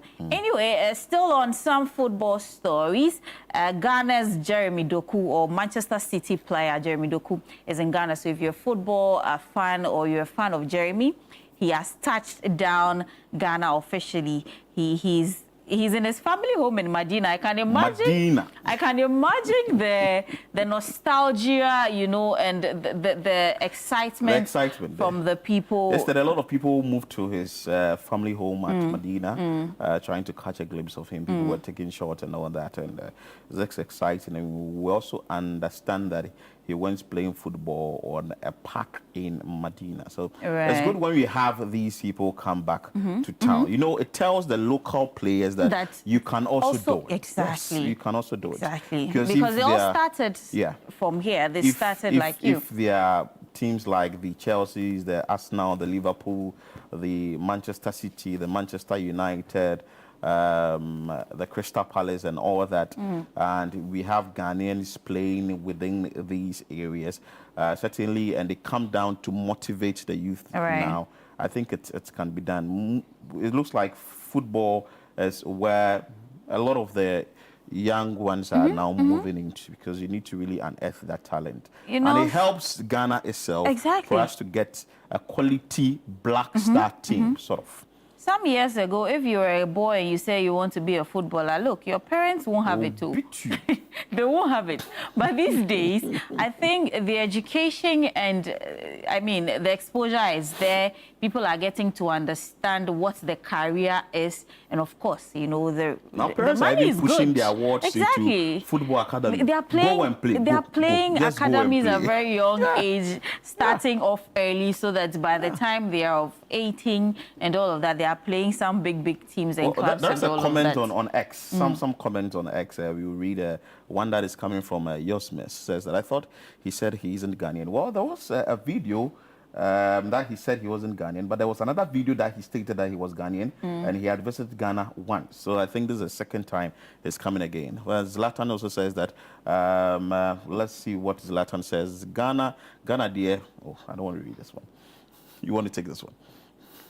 Anyway, the viewers can see it. So anyway, so that's it by way of trends. I think they're excited that he's in Ghana. Oh, yeah, you know, they are. Big boy, if he drops some Something for the boys. $10,000 for the competition that they are playing, approximately like 100,000 Ghana cedis, it can solve a lot of problems in Ghana, you know. But let's try and support our own. Yeah.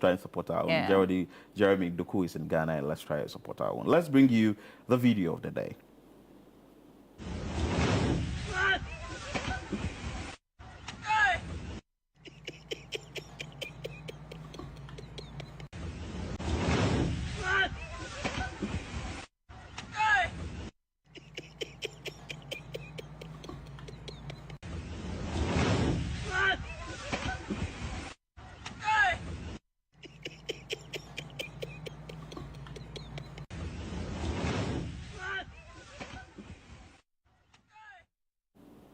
Right, so that's a video of the day for you this morning, just to put smiles on your face. I'm told he's supposed to dive into the water, but he just ended up falling into just like the swimming pool like that. Anyway, let's now move straight to what we have from the communities. There's this school that is facing a lot of problems, deplorable educational infrastructure, and it's in the central region. And students are really suffering, or the pupils that are really suffering. They've been moved from one class to the other, or one building to the other. But even what they've been moved into is in a deplorable state. We're going to the Oboba MA School in Asin North. Our correspondent in the Central Region filed this report. Let's bring you that report. Welcome to Oboba MA Basic School here in the Asin North District of the Central Region. The building is beyond dilapidation and posing a significant threat to both teachers and students. This school block, which was put up by the community members centuries ago, have not had any significant renovation, placing it in its current state of dilapidation. We are here to assess the situation. We would be speaking to school authorities as well as members of the community, just so we can be able to understand what really the issue is and what specifically they would want authorities to do. Let's speak to the headmaster of this school to help us appreciate the situation at hand. Yeah, it puts threat to the teachers and the people, because anytime it's a rainfall, you have to leave the school. And these two, when there's any rainstorm, we are afraid that the building will collapse. Even the building, you can see that it's very weak. It's very, very weak. So it can collapse at any time. The floor is completely broken. The roofing system of the entire school block is also ripped off. Then the MPP, who is in the power, they came and continued the Abraham project 2019. But due to the COVID-19 issue, the project was halt. So they came back in 2021 to continue the construction, but they couldn't finish until the party left power. We need extra 3 classrooms. Apart from feeling unsafe, teachers in the school say they are demotivated as a result of the current state of the school building. The building here has been a life-threatening building for the students and the teachers. Does this serve as a demotivating factor for yourself and your colleagues? Yes, it is. Because how can a teacher be teaching in such building? To myself as a teacher, I feel unsafe when I'm teaching in such classroom. And as well, my people too, they feel unsafe in the classroom. As it starts to rain, then we have to close for the lesson that I have. Enoch Japan is the unit committee chairman for this particular community. Na me anim no kwal ni se insumu na aya asefem time nso kra se nkwala ne ponga na teachers na pon esan se den obi ba otena nkona bibia kwesi ene mframe kwada na ntumi ankosuku ada ate den no betumaye enti ya srese aban no meboaye na nkwada nso wontumi insita aban no nko omesi foforo maye bi se nia eyi aye nsu ni nya tope as say time asu time nsu yo as say chichafo no wopon mofra no. Traditional authorities of this community are appealing to relevant state authorities to come to the aid of this school. Tonomo afre DC wabaha abehweda no. Nti okaje se obeba babo hanumu pavilion ade amaye. Ba se de beya ebeya ntem. Ono se skani assembly. Nti de yesre ne se yepe amoye free ankra bi ho. Woma mo se mu obi anase NGO fo omombra na mo baye yemoye se de beya academic term no nkola no benya ba bi akosku oyi wa nye fast amayenga menye ni se ebetu aye ana fapin bi no be benya amayenga mprempren ambo fradum obeko school no woma no so ye ni beje ho. In order to address the issue temporarily, school authorities have resolved to shelter the school children in this building, which is still under construction. In order to safeguard the safety of teachers and pupils, the Ascendorf District Assembly has decommissioned this school building. I went there, met the community leaders, the chiefs, and the opinion leaders. We have decided to move them to some of the churches closer to the school, so that they will temporarily use that place. And we are going to give them a temporary, to be like a pavilion for them to use that place as their classroom. For now, this is the plan that we've taken. At the next academic term, the Class 4 students would have no option but to return back to this dilapidated school building. School authorities and community members are appealing to government to intervene as a matter of urgency. For the Channel 1 newsroom, I am Akwesi Ado, Obobakro, Central Region. So that is a situation from Oboba Kokrowa MA School in the Asin North area. Let me put it that way, in the Asin North municipality or district. And this situation, we understand, has been there for quite some time, though the authorities are trying to find ways to get the issue addressed, moving the children from one deplorable classroom to another that is uncompleted. Seems to raise eyebrows, and the question still remains, what have the authorities been doing? And they've left this particular building to deteriorate for a very long time. Well, Jifa, your take on this? It looks like there are more issues in this country. Just before we came back on, I was expressing my displeasure about the fact that every day the issues that we bring to bear on this show is like there's always something. I like the fact that we are bringing out these issues to find solutions to the problem. But I don't understand how we have duty bearers, people who are responsible to care or to maintain structures such as schools, roads, bridges, and all the other issues we've been talking about. And we sit aloof, watch on for things to get this bad. Meanwhile, this is the future of our children. These are the very people that are competing with students from other institutions that are going to be competing for the literacy challenge, going to be writing essays. If your child is in such a structure, how does the child get a sound mind or even develop its his or her mental ability, I beg your pardon, his or her mental ability to even compete with children from the, GISs, very well-equipped, even well-endowed schools. Public schools.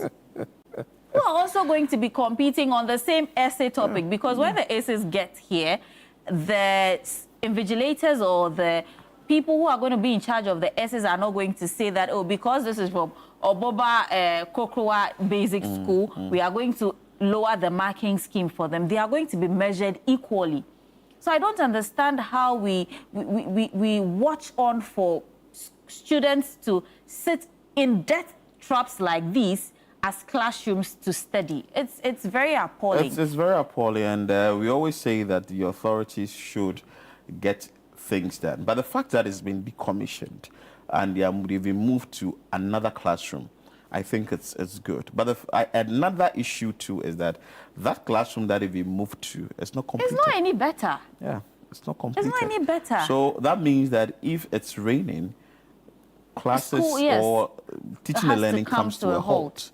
And they would then have to go to their various homes. My concern and what is becomes of the future of why these couldn't children? they just finish that classroom, do it properly for the students to move into? It's like, okay, this is what we have, make do with it. But even, like you're saying, but even with this, they can't be in this classroom. Yes, this is terrible. This is literally a death trap. Philip, it doesn't need to take a rainfall for this building to come down.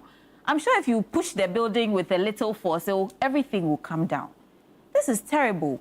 We will try and engage our correspondent and ask him how long this particular structure has been in existence, which particular authorities have come to the place. I know maybe the Ghana Education Service officials may have been there, the Ministry of Education may have been there, and also the DCE, which is very important.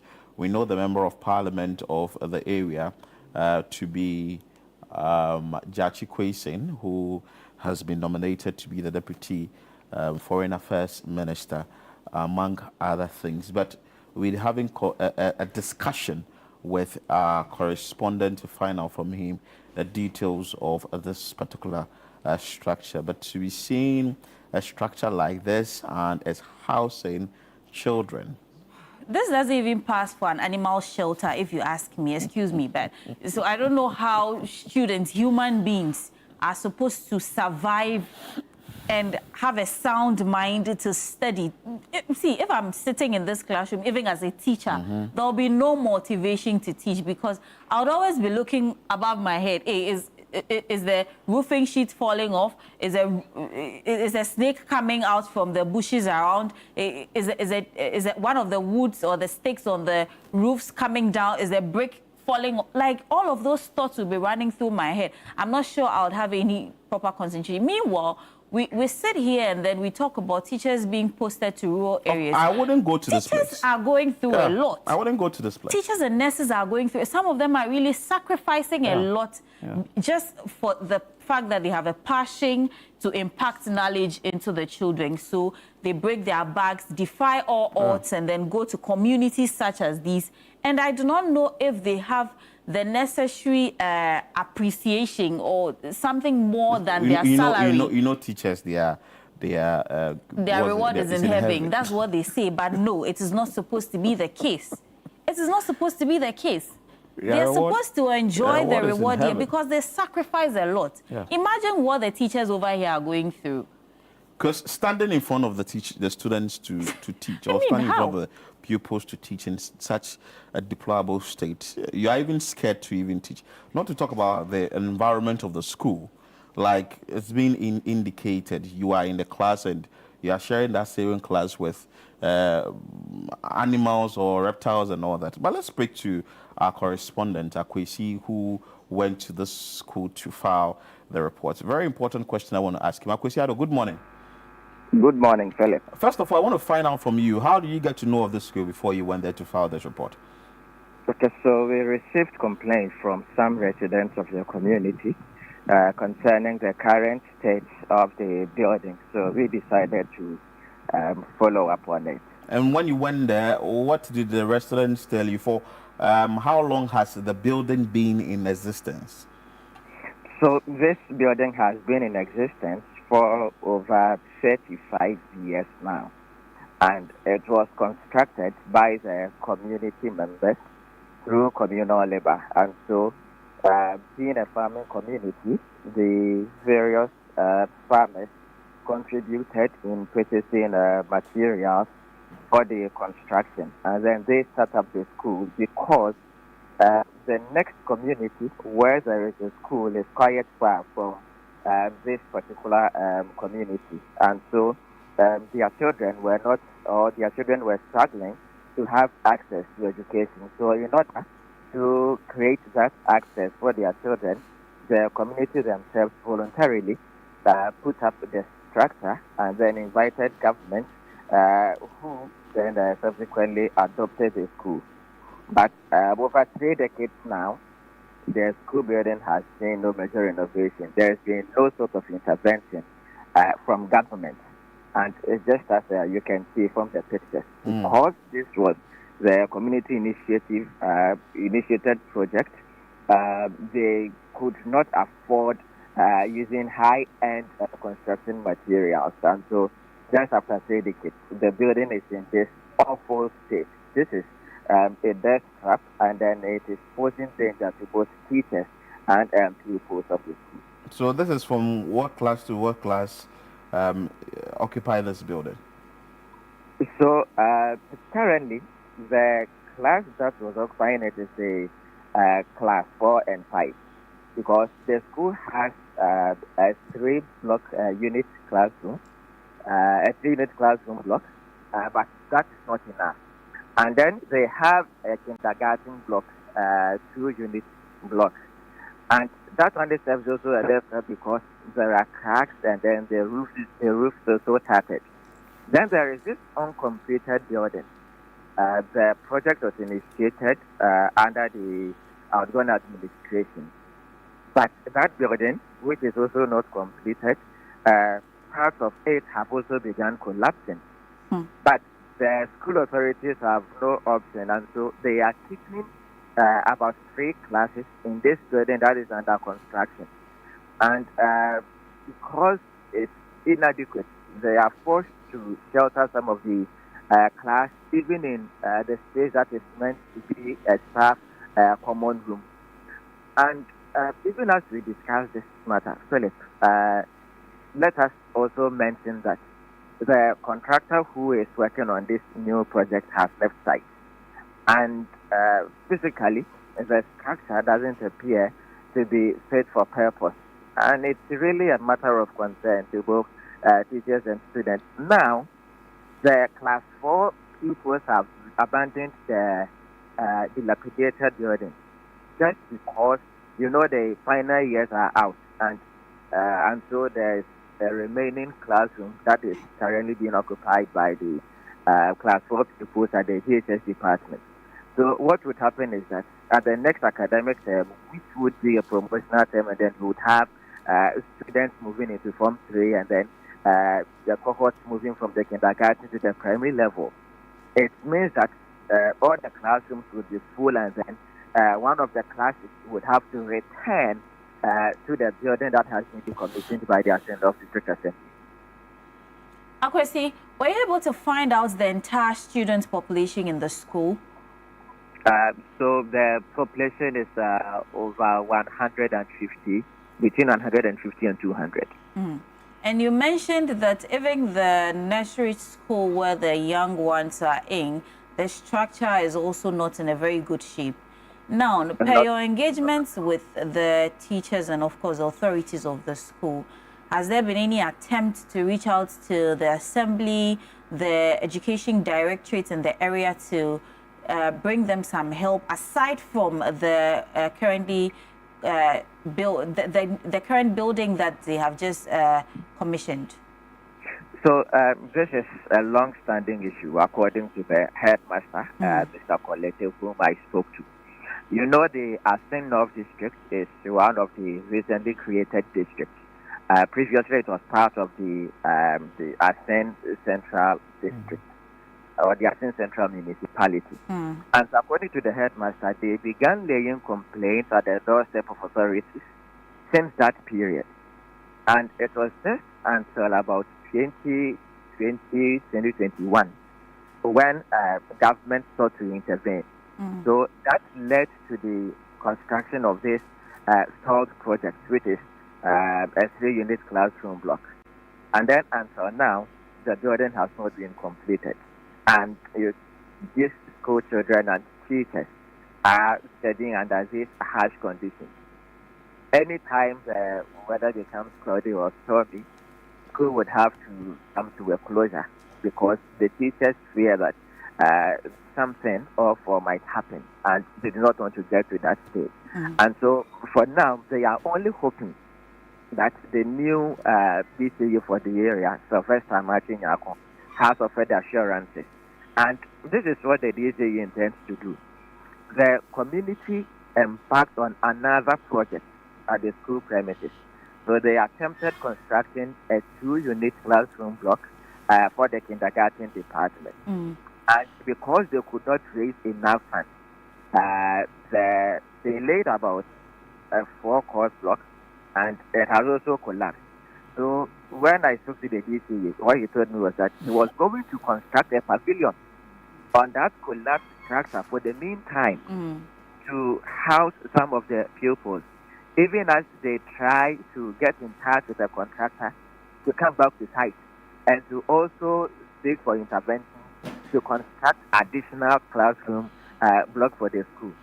But he has also told me that with regards to educational infrastructure, the district is seriously lagging behind. There is this community called Nia Kreja, and in that community, the pupils are studying from the community social center or their background, simply because their classroom facility also became a death trap, and then government awarded contract to the contractor to construct a new one. The contractor demolished the existing facility, and then he failed to execute the contract. And these users, they have this talent in several communities, and so he is not certain as to when they can be able to even mobilize help through the internally generated fund to support this Bawku basic school. Akwesi, while they are not living and while they are uncertain and they are living on hopes and assurances from duty bearers, you mentioned that a batch of junior high school students have completed school, but I bet the structure of the school, some way, somehow, is affecting teaching and learning. Were you able to find out what their grades has been or what their performance has been in the last BEC or some of the ones they've written over the years? I just want to know. It hasn't been encouraging. It hasn't been encouraging because any time there appears to be a sign of rain or when the weather becomes a bit stormy, school would have to come to closure. And this really affects academic work. And even the pupils themselves. You know, when a parent knows that their child is going to study under these conditions, it's demotivating. The parents were telling me that sometimes, even when they ask their children to go to school, the children do not feel like going because they know that they are not going to study under a very conducive environment. It's really serious. Look, this new building that is under construction, let me also add that the floor has not been worked on. it is dusty, and these children are inhaling dust, and they stand the risk of getting, respiratory infection. And this is why the teachers are even concerned, because the teachers themselves who are employees also feel that, look, we have to work under a dignified environment. And if this environment is not, conducive enough, then it demotivates them. So, for example, there is this teacher I spoke to who told me that most of their colleagues are now seeking transfers because they want to leave the community. They do not feel encouraged. There are people who are posted to the community as teachers, and just when they fight the building, they would tell the headmaster that, look, I cannot teach here. Then they would apply for transfer to another school. How many public schools do we have in Oboba? Oh, this is a small community, so just one. Just one. So this like the big school there. Yes, the big school there. Wow. And from what the people have been telling you, almost all the authorities have been to the school to check the nature of the school, I guess. Also, several authorities have visited the schools. It's always been about promises and then assurances which never materialize. And this is why the community members are worried that, look, this matter has been going on for a very long time. We've placed it before you. You visit the school, but nothing good comes out of it. And so they are extremely worried. And when I spoke to them, the chief of the community, for example, was telling me that for now, they have lost hope in state authorities. And so they were only counting on individuals and benevolent corporate organizations to come to their aid because they are not assured that government would do something better for them concerning the state of this. This is James Jachikwesin's constituency, I guess. Exactly. And the school, do they have enough furniture?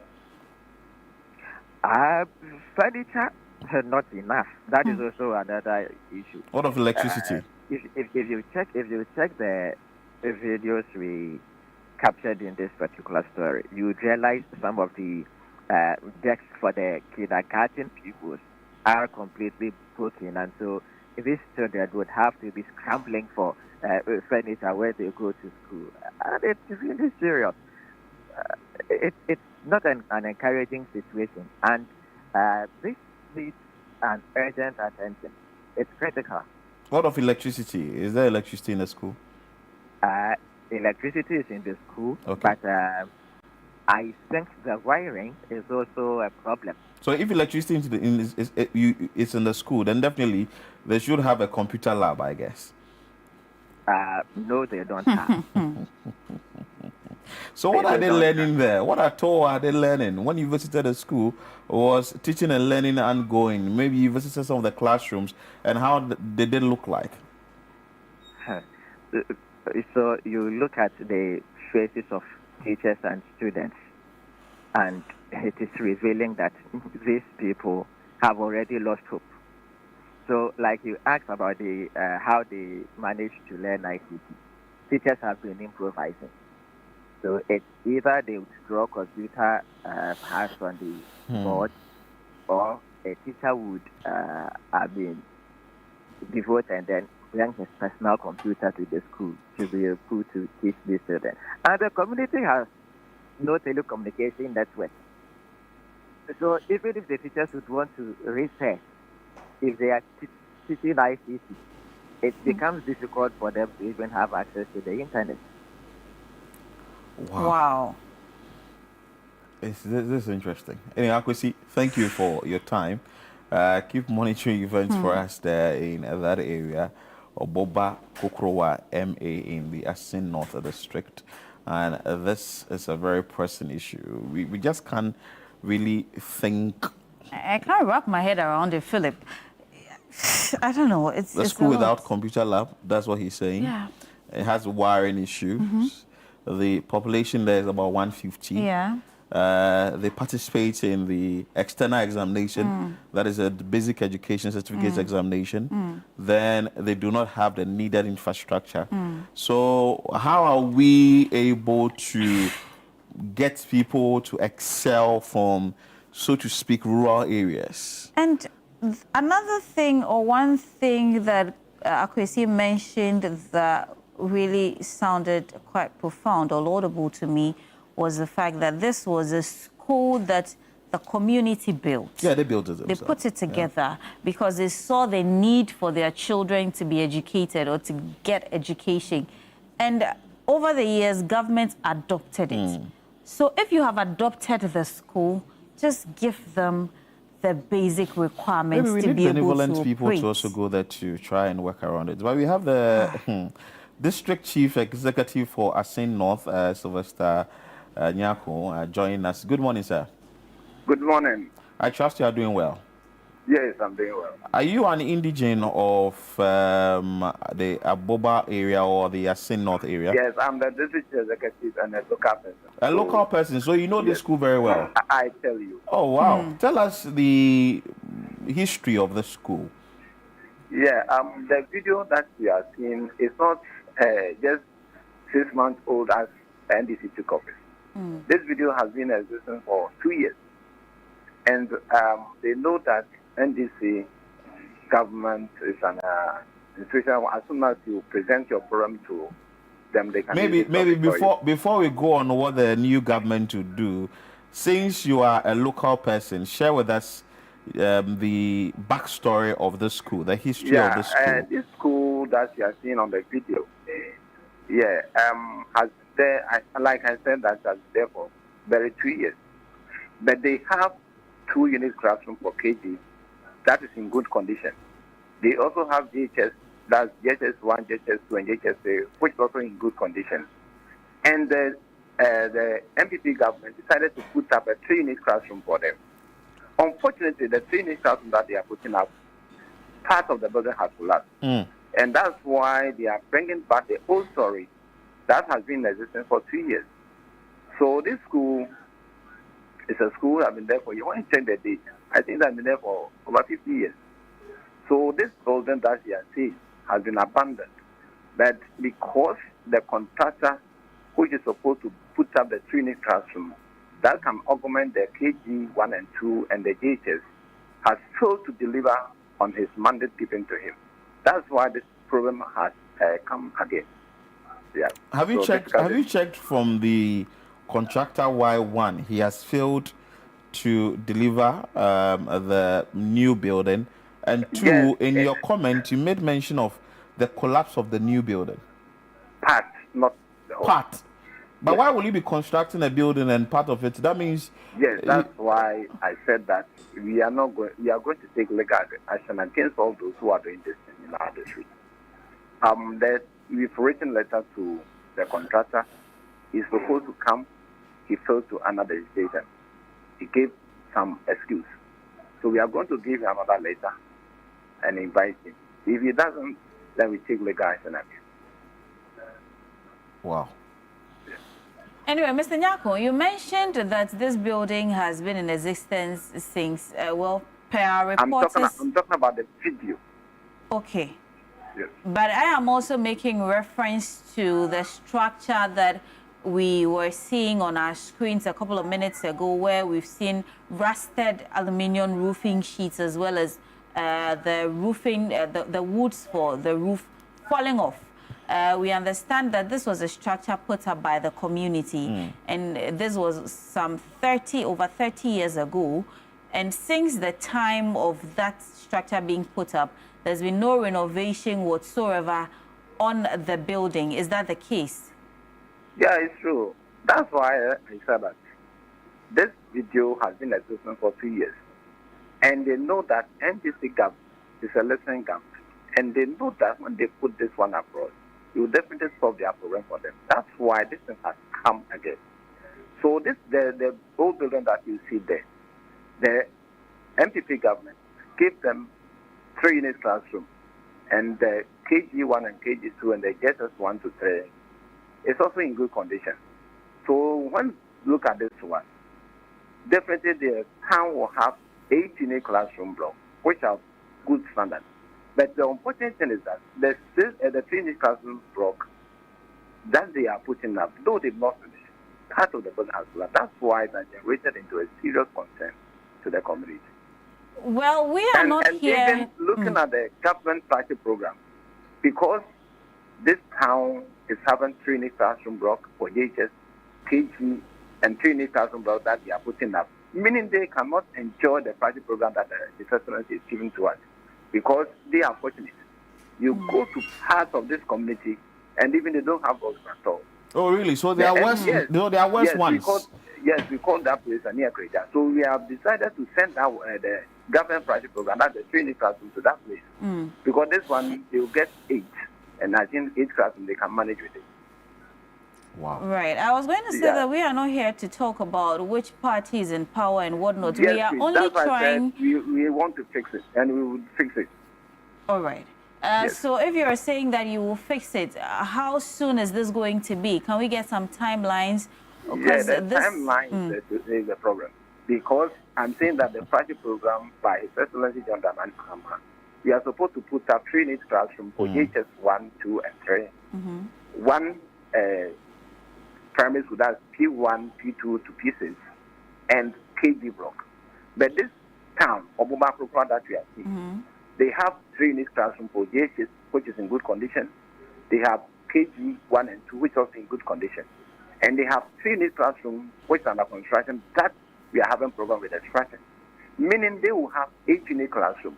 So if you have a town like a near Kreja, which is not having any classroom at all, because they went there to construct a classroom for them, so they destroyed the old one, meaning they don't have anything at all to boast of. So from what you are saying, the Samia Kreja one that you are mentioning, the students or the pupils sit where? Under trees, or they sit outside? They are now attending classes at where they have funerals. We call it funerals. Yeah, so that's like the community center. Community center, which is not good at all. Very bad. So when it's time for funeral, it's holiday for the children. Wow. But this area, that is the Asin North district itself, do you have a lot of issues when it comes to education? Educational infrastructure. It's a new district. And the unfortunate thing is that the district can boast of only the district assembly block. Apart from that, all other offices, we are renting them. So the money that comes, we use most of that interest money to pay for rent. We don't have office for education. We don't have office for NATFO. We don't have office for national service. We don't have office for NIA, that's National Education Authority. You come to insurance, we don't even have office. It's only a registration center. All these places we are renting. So the assembly itself needs help. They created the district with only the assembly block. Wow. So we have a problem. So we are appealing that the central government should come and assist us to solve some of the problems for us. But you are part of the central government now. So yes, that's what are you putting on the table? I'm telling you, this issue is not the issue that the district common fund or the district IGF can solve. So we have to move to the Accra, look for some institutions that can be of help to us. Wow. Yes. It's bigger than we imagined. This is interesting. So I'm also happy that you are bringing this thing on board. Meaning that because of your station, I think definitely we can some people to come and assist us. Right. So, but have you tried talking to some organizations, benevolent individuals, people who are trying to come in there to just assist? Have you started that plan yet? Any initiation yet? Yeah, we started with some of the organizations. So we are here to put in the selection process and see how they do it. Wow. Thank you so much, sir. Grateful for your time. He's Sylvester Nyako. Oh, you want to say something before you go? Oh, my regards to your station. That's fine. Very grateful. Thank you. And thank you so much for accepting to have a conversation with us. At least if you are an organization and are looking at where to channel your funds, please, and please again, you would want to rethink and go to these communities or go to the Oboba community. Yes. The reason I'm saying communities because he mentioned another one. Yes. And now, Philip, you know, when we were talking about this, we thought it was just about the school, the particular Oboba Krokrowa basic school. But Sylvester is making us understand that there's a lot more. Yeah, there's a bigger problem. There are other schools or other educational institutions that need urgent attention. If this is not as urgent as he is putting it, then it looks like if what we are seeing on TV and we think that it's urgent and it's a big one, and he's saying that even the school, this one is okay. Well, it's quite okay. They're fairly okay. Hey, then there are others learning at community centers. And we do not even know what the community center looks like. But per my understanding, a community center is like an open space where they hold events, funerals, weddings, and all of those things in the community. You thought there is fire in the mountain. And I always say that Accra is not Ghana, and Ghana is not really Accra. And seeing what we are seeing on the screen, and the DC issues say that, well, this is just like a tip of the iceberg. Yeah. There's a bigger problem somewhere. Anyway, benevolent individuals and organizations, please move out of it. This is the reason why we will tell the story and to demand the change that is needed in our communities. We'll take a break here. When we come back, we'll bring you more.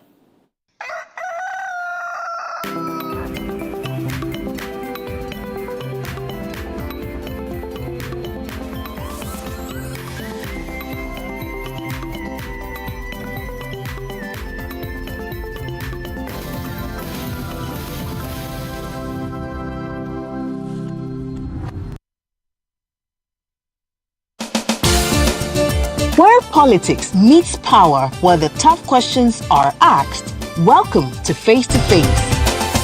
Every Tuesday at 9 p.m., join Umaru Sanda Amadou as he takes you face to face with the key players shaping the future of our nation. I lost over $10 million at the trade fair. You had a fight with the management of trade fair?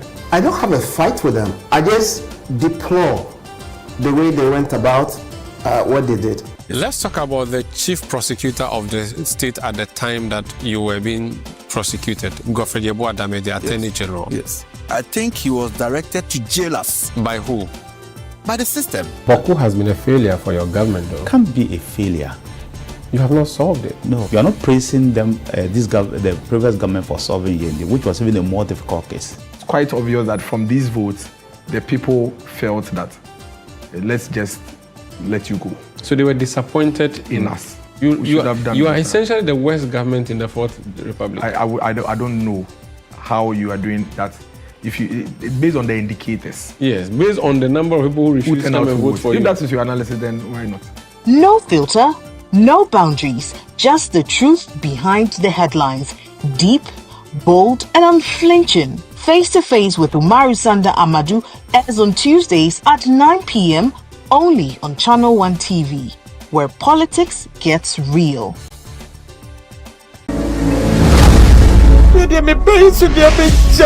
Sister, me dad, dear Betty, Biana, me, and Shishimi. I could eat that. Me, many tears, some of them is a kind of a set. Me made us to take it. Sika, sit down to the moon. Did you see a move? Baggy the one, yeah. You never be free. So, once you say bag and number, one number to show. Wow. That's a minute one for you, Banana Monsolio. Hey!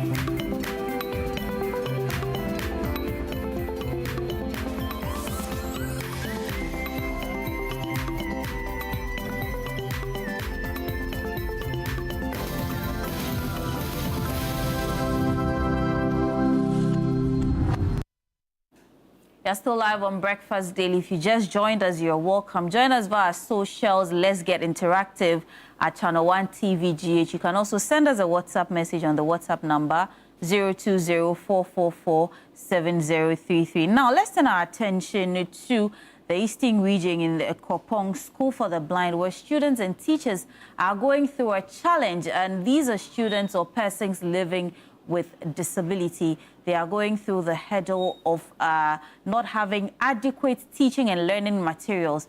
Or better still, some of the materials are outdated, very, very outdated.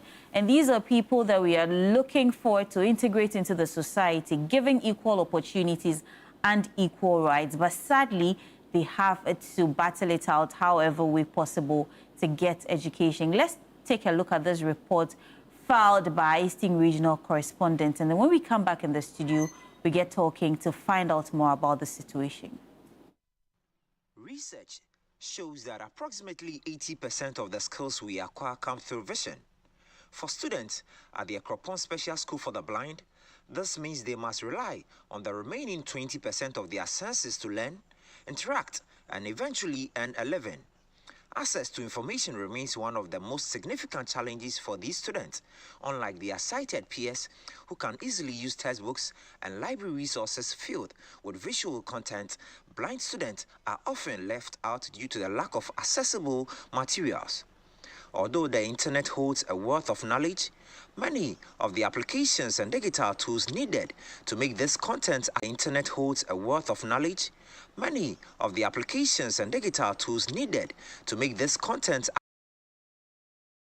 are underdeveloped, further limiting educational opportunities. The major difficulty that they face is accessing information or getting access to information. When you go to our libraries, you go to the internet, you go to the libraries, the library materials or the books that we have there are not accessible to many of them. It is in print.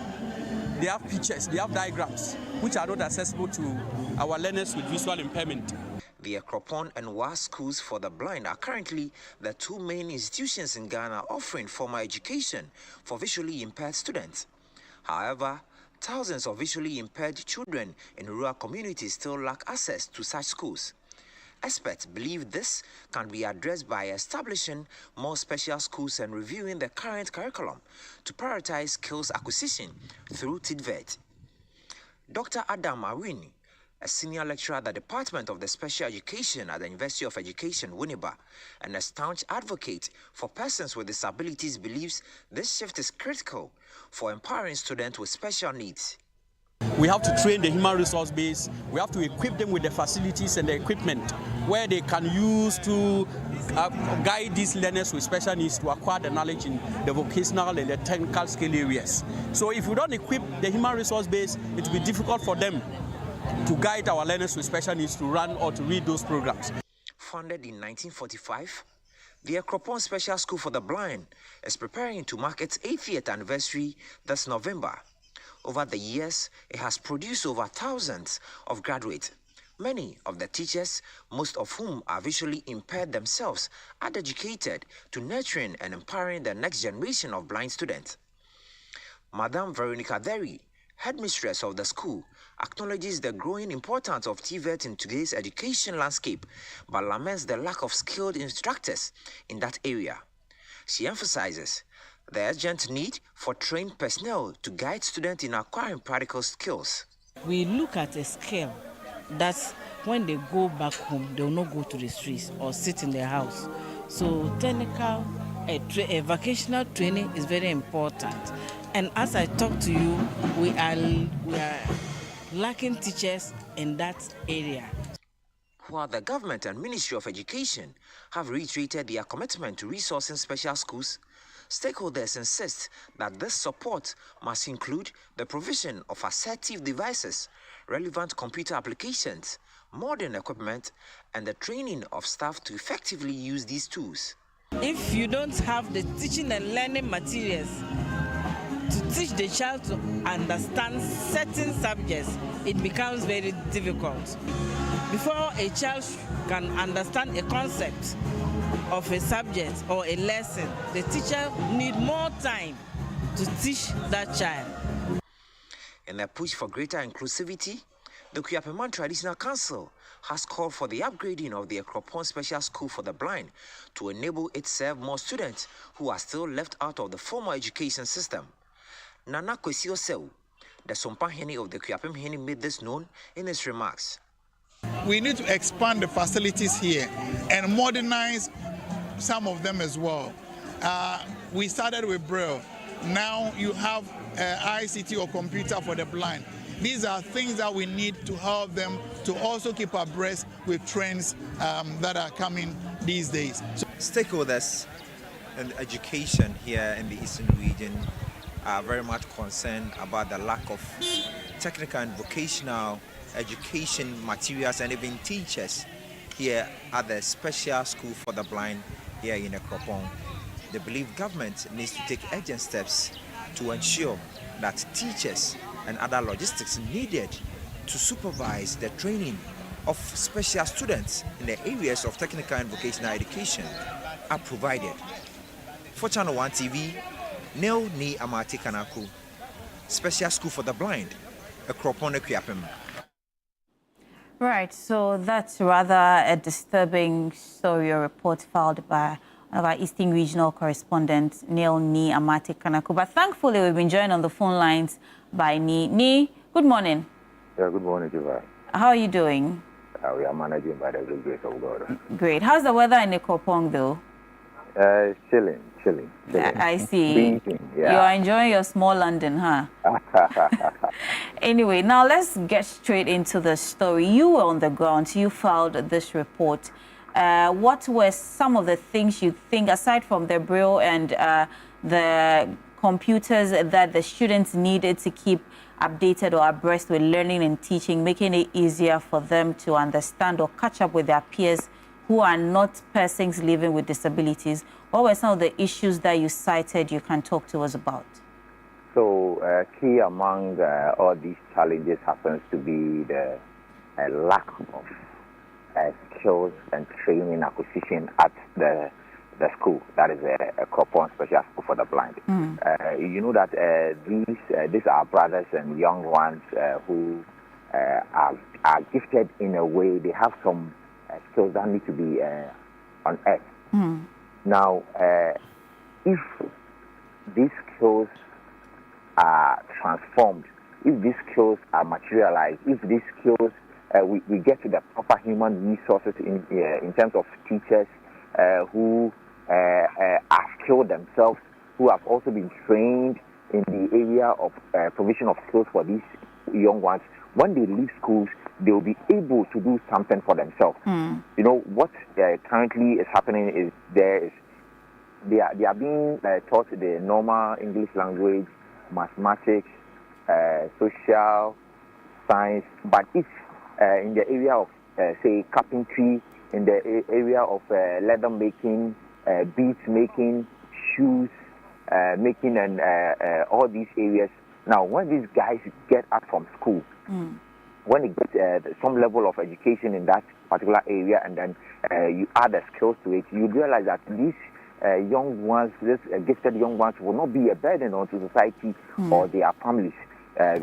Because they'll be able to do something on their own. So this has been a major challenge for their handlers at that particular area, because they believe that if the curriculum is skewed in a way to favor skilled acquisition in terms of the TVET, technical vocation training education, in that particular regard, it will go a long way to ensure that these young ones do not become burdens onto society or their family members. We shouldn't forget that a number of these young ones are there and that they've not even gotten access to education. When you go to the villages, you would realize that a number of these people are there, these young ones are there who don't even have access to education. I'm being told that currently we only have two schools. That is the Wire School for the Blind, Special School for the Blind, and then the Ekropong School for the Blind. So just look at these two institutions and look at the number of people we have in our society who are physically challenged or who are partially, some are even partial, some cannot even see at all. But if we include skills acquisition in their training, it will go a long way to ensure that these young ones, when they come out from school, they will make a living for themselves and will not be a burden onto society. Right, I quite agree with you extensively because, I mean, we all have been chanting the TVET agenda and the need for skill acquisition in our senior or senior cycle institutions, by far even our tertiary institutions. But speaking of the basic, you mentioned that they are taking lessons in math, science, English, and all of that. Are there adequate learning and teaching materials? How are they coping? Are the teachers or the facilitators overwhelmed, or they are just doing fine? So majority of the teachers, they have themselves went through the school. Now the school is almost 80 years. They'll be celebrating their 80th anniversary come November this year. So majority of the teachers on campus currently even had their basic education at the school, and they are doing perfectly fine. They are, because in terms of mobility, in terms of movement, in terms of whatever they need to do, these young ones are being held by the teachers who themselves were students at some point in time in their lives in the school. Right. So they've been giving out their best. You know, training and nurturing these special kids is not an easy work. It's not something that some of us can do, because you need to be emotionally attached with these kids. You understand? You need to be at their level. You need to understand what they are going through before you can even be there for them. So in terms of their training, the teachers are really doing well. But I believe we can do more as a country. There are points in time that we have civil society organizations, we have individuals going to their age to donate some teaching and learning materials. Would that recourse to even having conversations with their handlers to ask them what exactly they would need to ensure that teaching and learning becomes very smooth for them? And some expert that I spoke to on that particular angle believes that if this civil society organizations, if benevolent individuals would rather engage their handlers, I don't know how they can help them. It will even go a long way to ease the burden in that particular school. People, the traditional council have also been doing their bit. Last 2 or 3 years ago, we had a chief imam celebrating his birthday there with these special kids, and it was a sight to behold. So it's to go the extra mile, we should go extra further, because we have government saying that they are going to ensure that some resources are made available to special schools. If this resources comes in the area of even buildings, in the area of more IT equipment, drills, and other things that they will need, it will go a long way to harness their well-being and the kind of skills that we need to instill in this particular special kids. So I believe we can do more as a country. We can really do more as a country and ensure that these wonderful children who go there do not suffer some level of unbalance or injustice in that particular area. But we should also know that quite a number of people go to that particular school when they have even gone or have lived their formative stages. Because I was told by leadership of the school that they have current students who are over 30 years. So when a new person enrolls into the school and the person is 30 years, how do you start the person from, say, class 1? Right. The babies from class 1, class 2, class 3, do you get what I'm saying? Because that person has not had any formal education of any sort. So it wouldn't be even prudent to start them from that. It would be very difficult for them to grasp at least the skills acquisition or the skills training. If you can reposition yourself, yes, we are losing you. Okay, so in the area of skills acquisition, if skill set is some teach vet education is channeled in that particular area, it will help these people who enroll in the school at some stages of their time, that is from 25 or even 20, 30 going. So we can do well as a country if we should concentrate.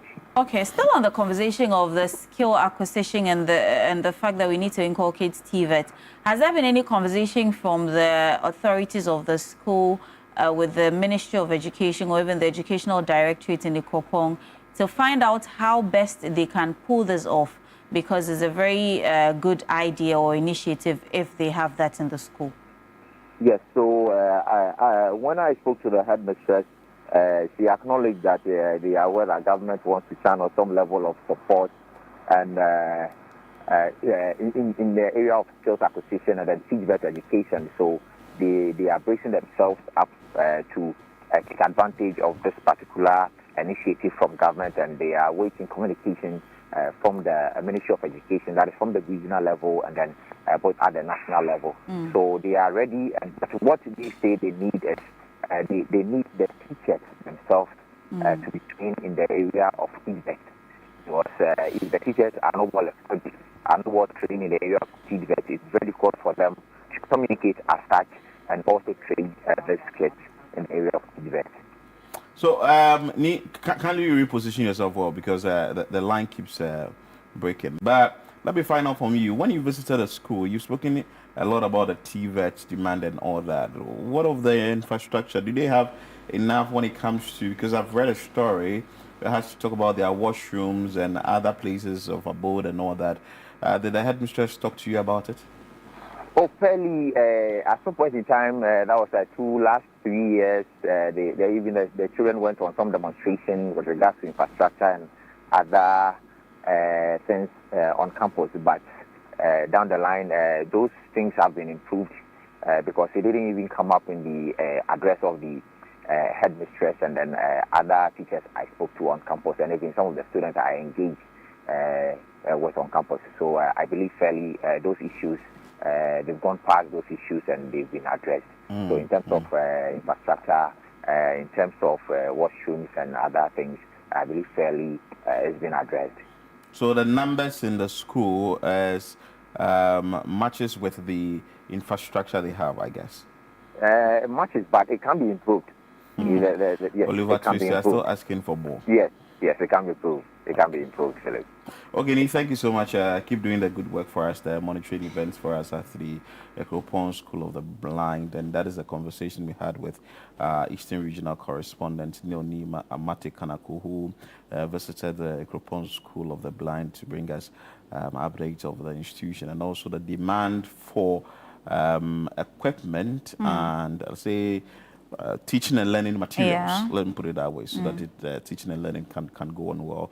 Mind you, this is a special school, so if we do not have special equipment for them to learn, there's going to be a big problem, and we just want to include them in our education and all that. So, well, we've seen inspiring stories from graduates or persons living with disability. I saw a story of a gentleman who is now a lawyer, has been called to the bar. So if people are giving equal opportunities, there's the conversation of inclusivity and all of that. These are people that could be doing very well in the various fields whatsoever. And it is very important that we don't feel them left out. They don't feel like there's been some sort of isolation.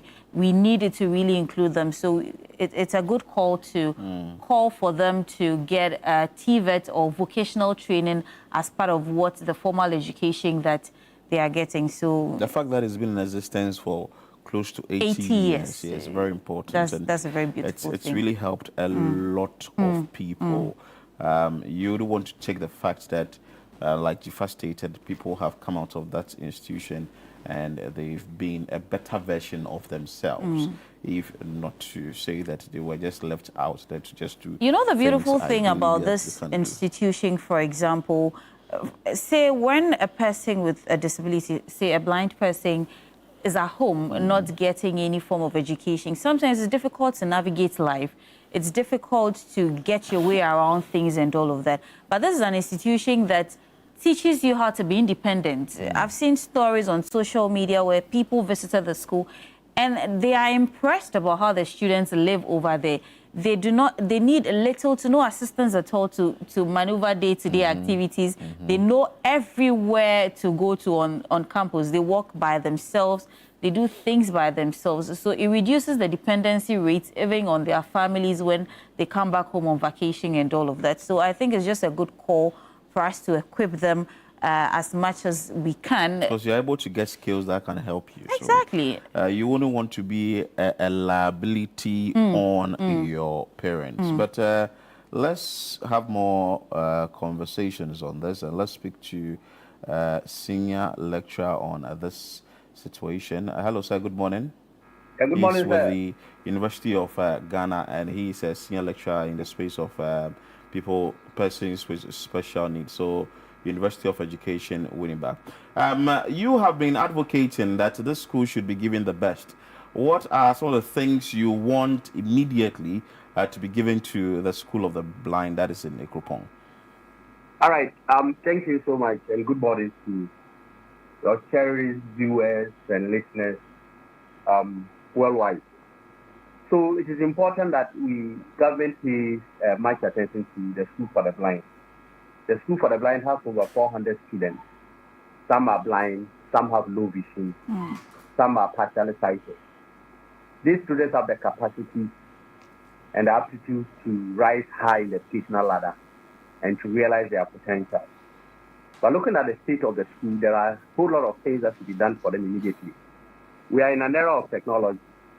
It will surprise you to know that the school lacks basic assistive devices, basic assistive technologies that they need to learn. Talk of magnifiers, even for those with partial sightedness. Talk of technologies like screen readers, like adaptive technology, computers, for them to learn. They lack all those facilities. So apart from the fact that they lack these basic technologies, they also lack the human resource base to train these learners, even in using those technologies, even if they should be available in the school. So much attention is needed in this direction, that we have to provide the school, government has to provide the school, NGOs and other partners. They have to provide the school with assistive technology, even mobility devices, mobility case, electronic ones, that they need to navigate the barriers on campus. It is highly unavailable, and government has to pay much attention to that. NGOs can come in, individuals can come in to do that. So we need technology. And if you look at the pathways or the walkways of the students, they are completely dilapidated. These are students with visual impairment. When you look at their pathways, it's full of potholes, full of barriers, full of obstacles. Some stumble, they fall over here and there, which is very, very bad. So we need to look at these things critically, going forward and advancing the process of the school. From where you sit, do you think that the country has done well when it comes to this space, or we have a long way to go? Yes. As a country, we have done a bit better, especially in the education of our learners and for those with visual impairment. As a country, we have School for the Blind at Kropong. We have another School for the Blind at Wa.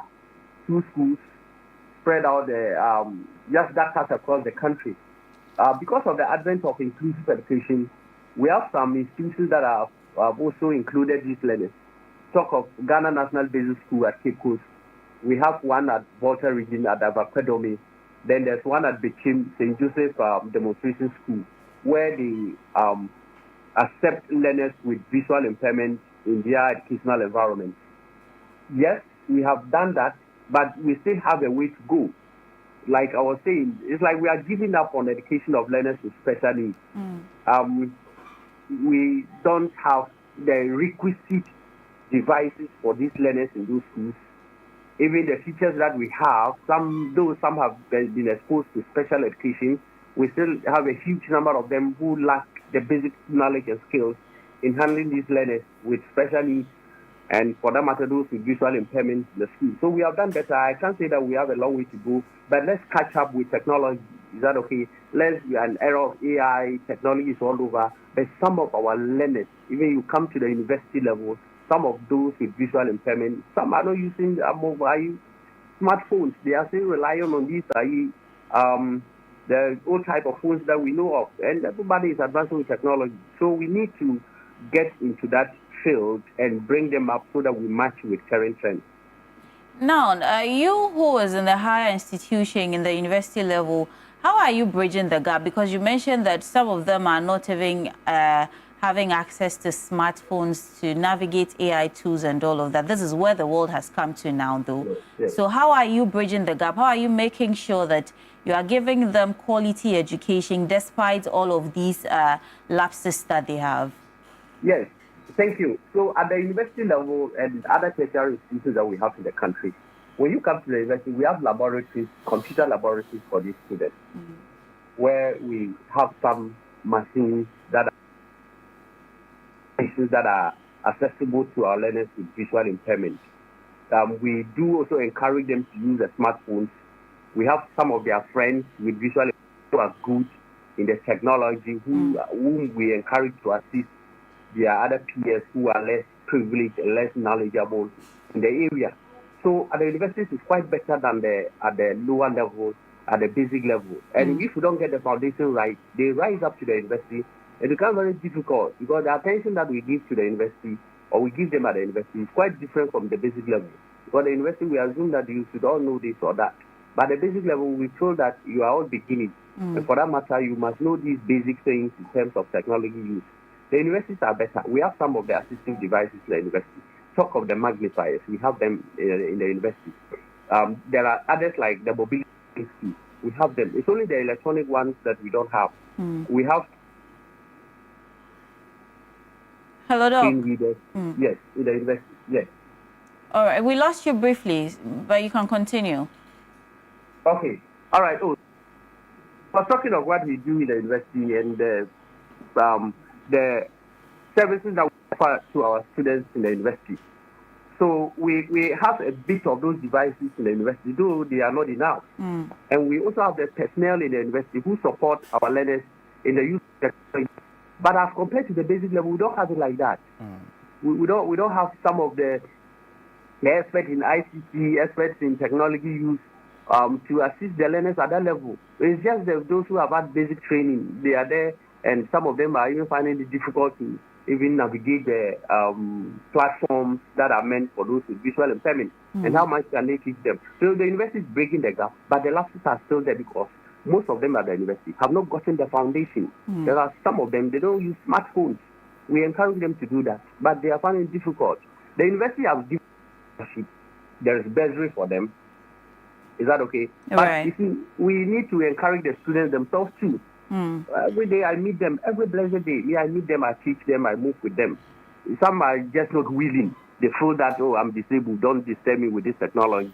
But I keep telling them, look, you'll be there. Even our grandparents who never went to school, they are using mobile phones in the villages. And they are catching up with the trends. So you who is getting educated should be very abreast with the technology that the world has come up with. So they themselves, some of them are the barrier themselves. But as the university and at other tertiary levels, we are doing our best. And some of them are doing good with technology. All right, Doc, continue the good work, and then we hope that government or benevolent individuals will come to your aid, of course, to equip these young ones with the necessary tools and devices that they need so that they can catch up with their peers and bridge the gap. Thank you so much for speaking with us.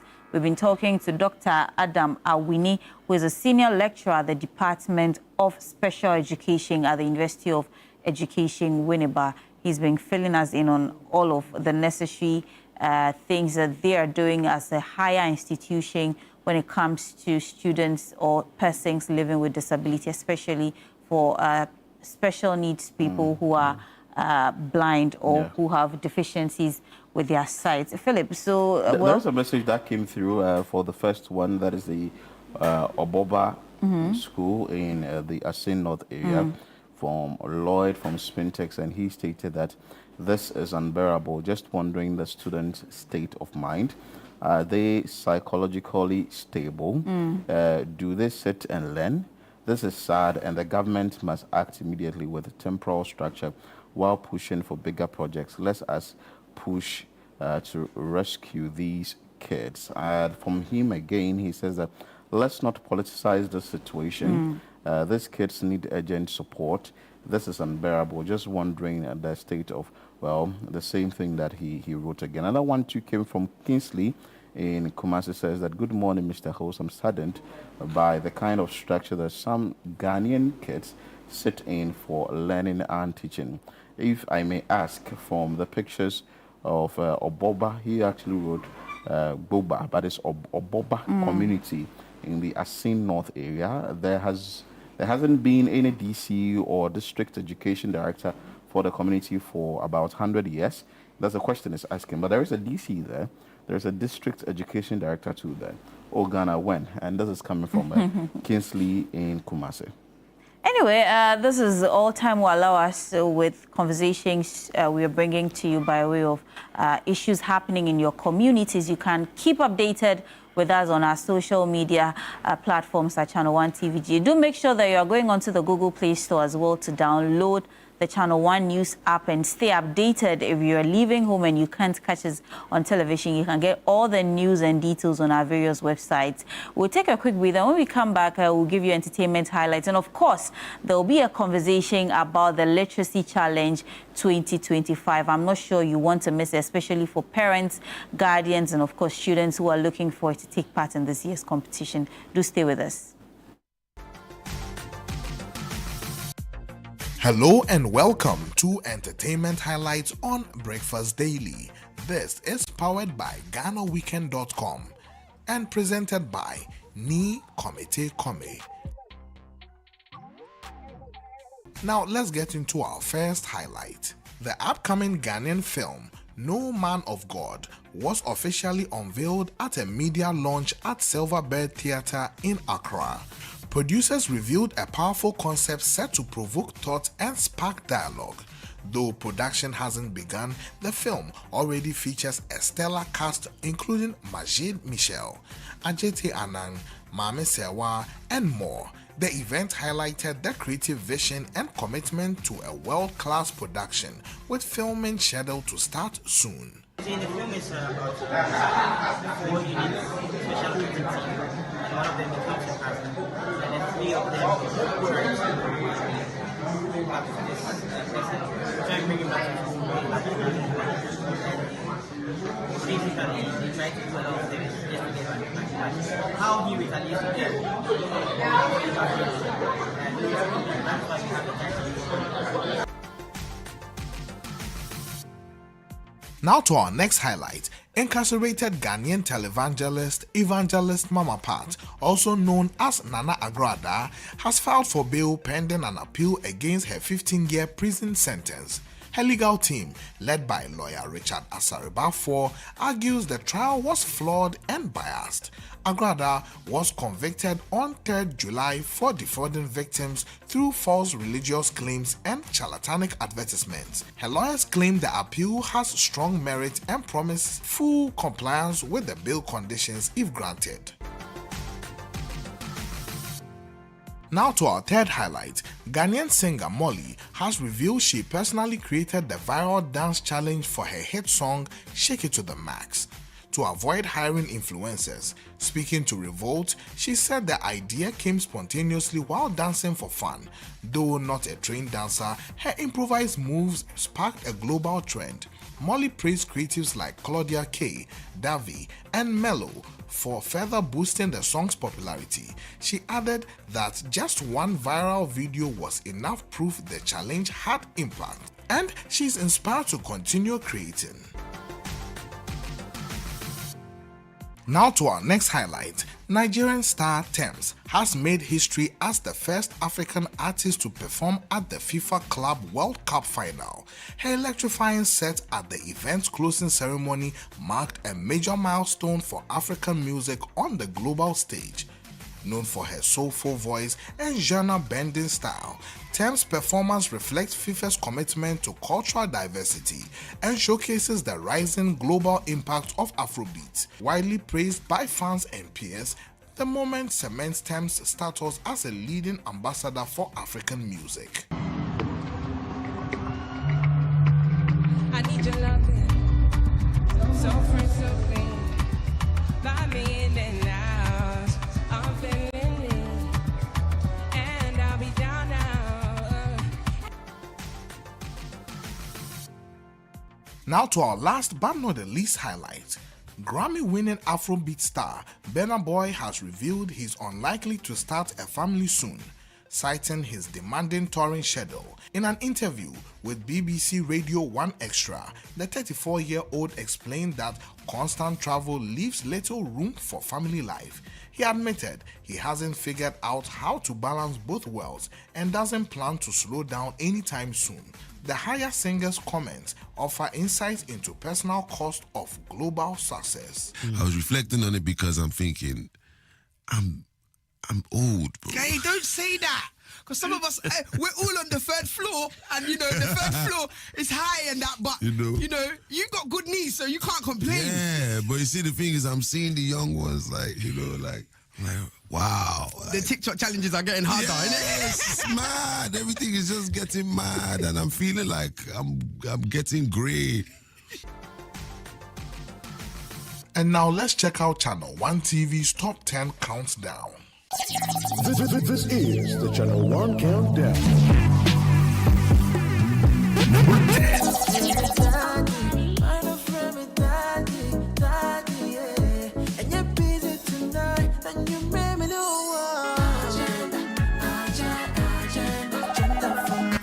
Number 9. I like you popping vibes. One day loving star, yeah. Love me star. Oh baby, love me star. Mommy, below, honey, mommy, you see you, honey. Number 8. Me and baby, I'm away. Now JJ now way. Ramming on what's my Jason coming away. They see them and family way. Number 7.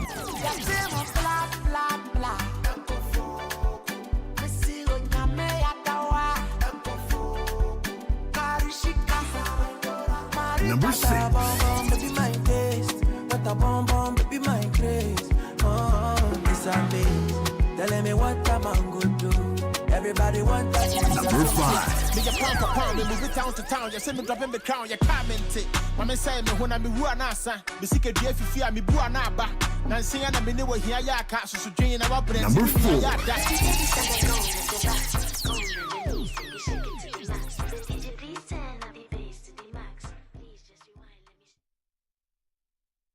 Many thanks for joining us here on Breakfast Daily on Channel 1 TV. Let's have a conversation about the literacy challenge.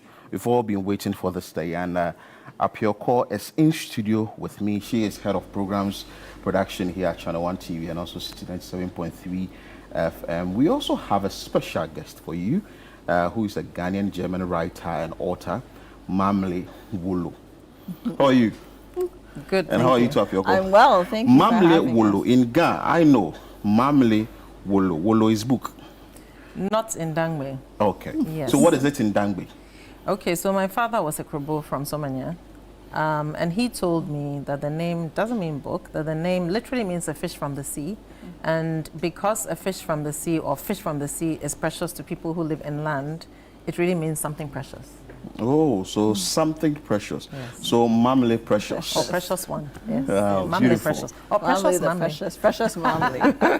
Oh, I love and it. for how long have you been writing? I've been writing since I was a child, but I started publishing, let's say about 25 years ago. Yeah. And how many books do you have? Well, I write under different names, and for children, I write under Mamle Wolo. So I have 2 books so far. May I advertise them? Yeah, please do. I have The Kaya Girl and Flying Through Water, and another one is coming out soon called The Art and Science of Life. Oh. Yes. I shall actually be donating these to the competition. Oh, I love so it. please, you should participate in a competition so you can get a book from Mamle Wolo. But with writing, what's inspiration? What pushes you to say, I want to write this, or I want to author this, or I want to do that? That's quite a broad question, but I think when something makes a deep and profound impression on you, or when something makes you joyful or angry or furious or sad, or it makes you feel helpless, you'd like to do something about it, but the thing is in the past or the thing is far away, and your way of engaging with it or bringing it to other people's attention is to write about it. So what are the things you've been writing about? I've been writing about a lot of things, but let me give examples for these books since they're right here. So The Kaya Girl is about a friendship between girls from very different backgrounds in Ghana. I did the research for The Kaya Girl before I knew I would write it because my day job is as a freelance consultant in social development. Okay. So in my 20s and 30s, I did a lot of research in the north of Ghana. And that research led me to ponder many questions about things I learned and people I met and the differences between them and people in Accra, And I'd met people from so many different backgrounds, and especially in the case of children, it intrigued me a lot because you see that children have the same potential everywhere, but then they don't have the same opportunities. And so that was a question that weighed heavily on my mind, and it was part of what inspired this story. I wanted to explore that difference between social backgrounds when people are given different opportunities, and then when those opportunities are evened out, what can happen? That's kind of what the story is about. Wow, beautiful. And that is not to say that Apioko is not a writer. She is. So I'm going to ask her. She's a poet. Yeah, she does it effortlessly. But Apioko, when we talk about writing, we have put it out there for the literacy challenge and all that. Importance of writing in our day-to-day. Share with us. Writing is actually more important now in 2025 than it ever was. Everybody's on social media communicating. Everybody is on WhatsApp. You know, both of you, I'm sure you've had situations where somebody sends you a message on WhatsApp. You don't know the person. It's a number you've never seen. They say hi. You're reluctant to respond because you don't know who it is. That person is lacking the craft of writing, communication and writing. Hello, my name is Apioko Sermashong Abe. I work with Channel 1 TV and City FM in Accra. I am reaching out to you because I'd like to speak to you about your books, Mamle. Let me know when I can give you a call, or if you're interested in continuing the conversation, kindly let me know. We can do it right here on WhatsApp. Or may I have your email address so I can send you some further information? That is a craft of writing. But you're right, hi, and then GM, which is supposed to mean good morning. So communication also manifests itself in writing, not just in speaking. There are many people who can speak very well, different languages, but they can't write very well in those languages, and vice versa. I write perfect French, but speaking it is a problem because I don't have too many people to speak it with. So I think in English or whatever it is, and then I'm now trying to translate on the go. But when you exercise, I like to say, the muscle of writing, gradually you're able to communicate fluently. It doesn't sound, because you also don't want somebody throwing all the vocabulary they read in the dictionary this morning into a text or on a piece of paper or in a report. You develop your own voice in writing. And that doesn't necessarily just have to stick with creative writing, but even, you know, you're in the office, you send emails, you write reports, you draft briefs, concept notes. For the doctors, they're writing in their patients' files and whatnot. Sometimes it sounds stilted, but if you want to communicate, it must be organic. You must sound like yourself. And you can only achieve that if you practice writing. Wow. Yeah. Wow. That's writing skills 101. So pick it. Because sometimes someone will send you a message, hi, and you don't want to really... I mean, I'm not really, especially if I don't know who you are. Tell me the details of what... Yes, and people are very busy. Yeah. So imagine you're reaching out to someone whom you're expecting to sponsor your program, or someone who you want a favor from. You're not friends, and you send just a hi. You know, no good morning, because we're in our culture, we greet. No good morning, no, I trust you're well, or how are you doing? None of that. And then proceeding to say, well, so that when the person gets to the message, they at least have something they can work with. They will ignore it. So writing is an art. It is, very much so. Mamle, I want to come. You have been writing for a very long time. So how was it then? And how is it now? In terms of writing. When is then? Then maybe 19th century, 20th. Because you've been writing for a very long time. But you've been publishing for over 20 years. So it's not the 19th century. That's not the 19th century. No, I get you, yeah. People are always going to write. The inspiration is always going to be around. I think the biggest change that I have seen in my lifetime is the advent of the internet, which expands writing opportunities greatly. It makes writing platforms much more accessible to people. Right? It also brings new challenges. I think two of the challenges I can think of. One is people can publish without editing. They can publish without going through the traditional steps that writers have to go through before their work reaches a wide audience. And that can create problems of its own. And another is the use of artificial intelligence, which I think is starting to make people very lazy about writing. They're not developing the skills because they're relying on artificial intelligence We're tools. thinking as a tool, which is going to help you write well. It is a tool. You know, yesterday there's a study that I came across, and it's because I belong to this group that's been doing a lot of research about AI and its effects on writing. Maybe you can talk to Mamle later, because she and her team run a whole literary festival. It's the biggest in Ghana, one of the biggest in West Africa. Oh, and we are going to plug it. Yes.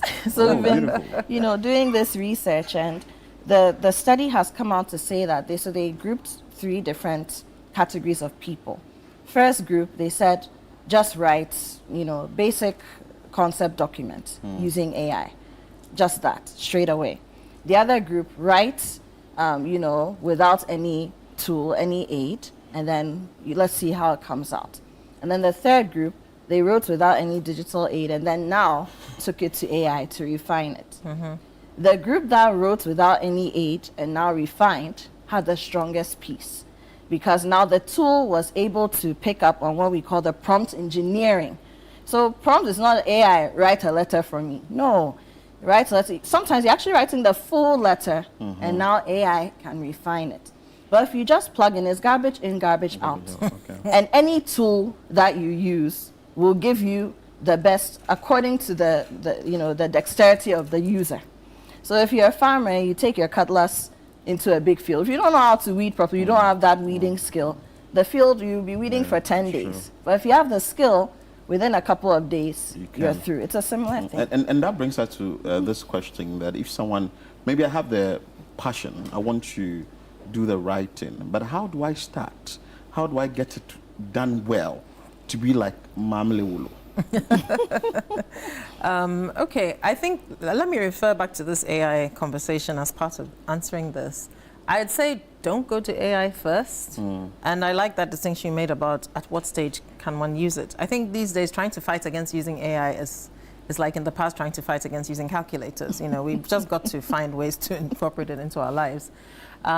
So I would say if you want to write and you feel a little nervous or blocked or whatever, the most important thing to do is actually sit down and just force it out. Just do it. Even if what you write seems silly or seems like garbage initially, that act of writing, I think, is what makes it start to flow. Because if you don't have anything to work with, you can't continue. You're just going to sit there stuck, you know. So put something there, and then at least you can say, this sounds, you're just going to sit there stuck, you know. So put something there, and then at least you can say, this sounds silly, or this sounds good, or let me show this. And then it inspires more, because for me anyway, creative writing is very much a sort of, I don't know how to say, like a thing of association. You write the first sentence and it triggers something else. Like it's a triggering process.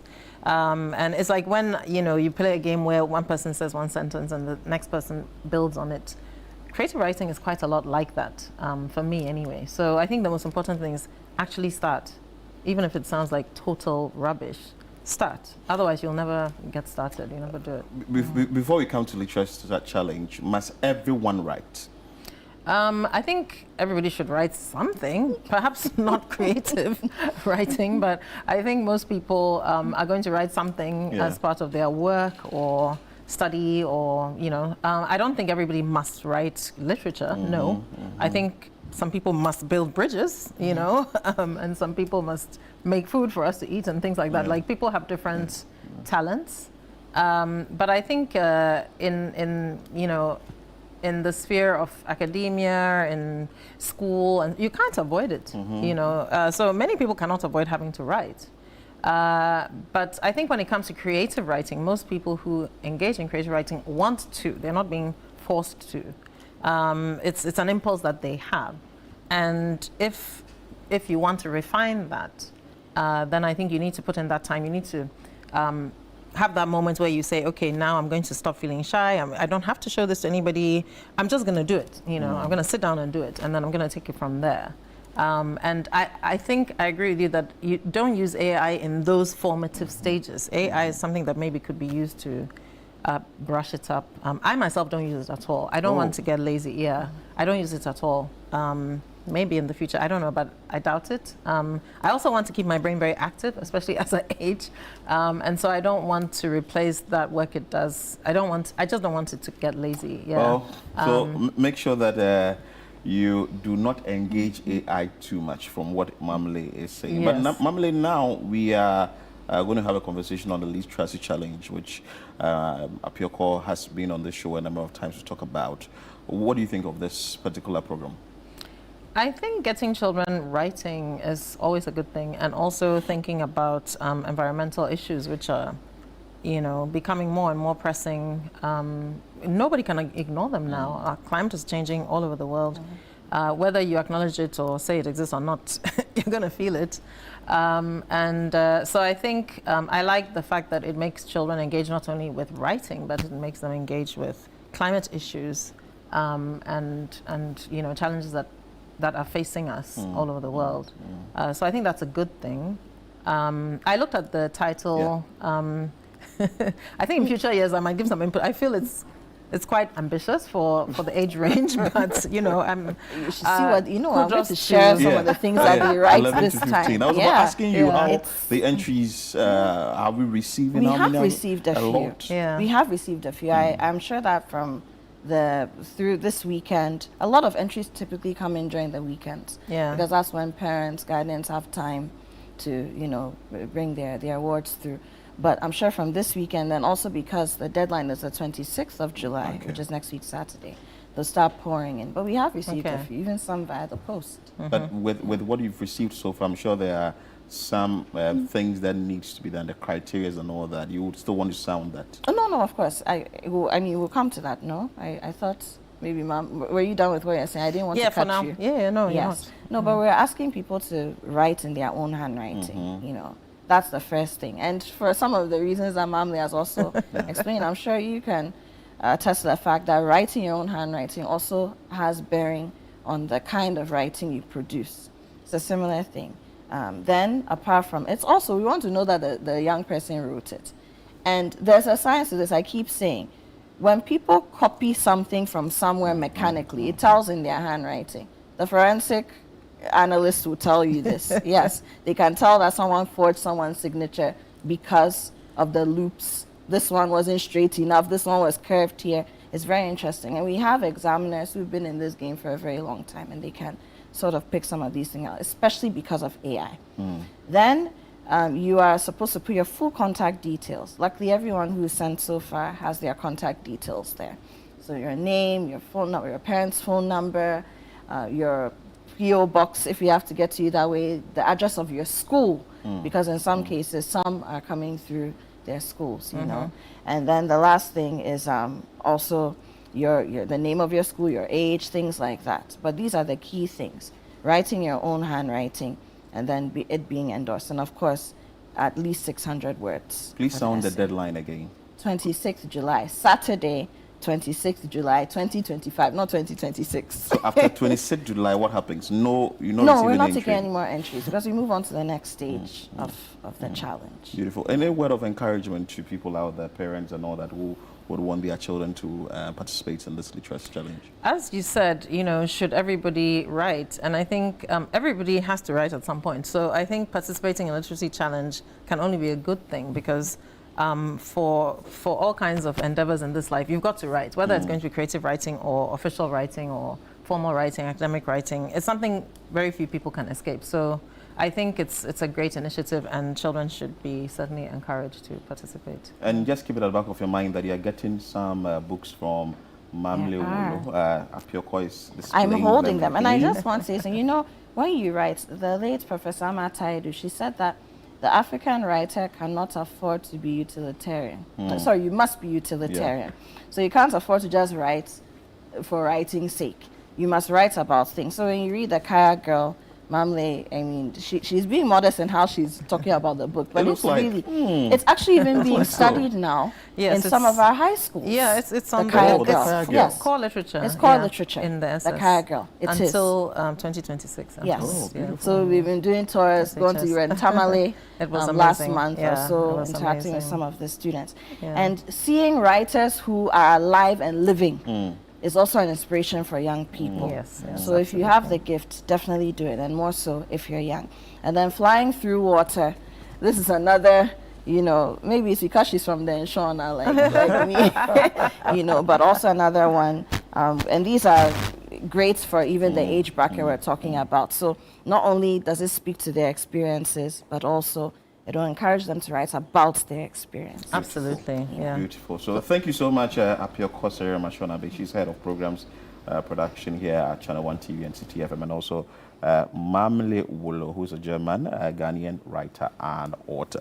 May I just 15 Yes. seconds. Okay.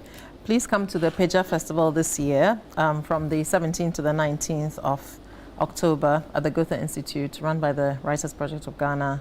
It's a wonderful annual festival, and it's lots of fun. Thank you so much, and make sure that you are part of the Literacy Challenge. The deadline is 26th July 2025. Apioko said not 2026. Anyway, to wrap up, we have some birthday messages. A happy birthday to you, Prince. Calling, wishing you good health and Godspeed in anything you do. This is coming from Jude. Another one to happy blissful birthday to Esther Nyameche, and this is coming from Speechless. Another one too from Akwesi Hardwood. Pretty big girls. That's the message going to you. May the good Lord bless your new age with success and grace. Enjoy your day to the fullest.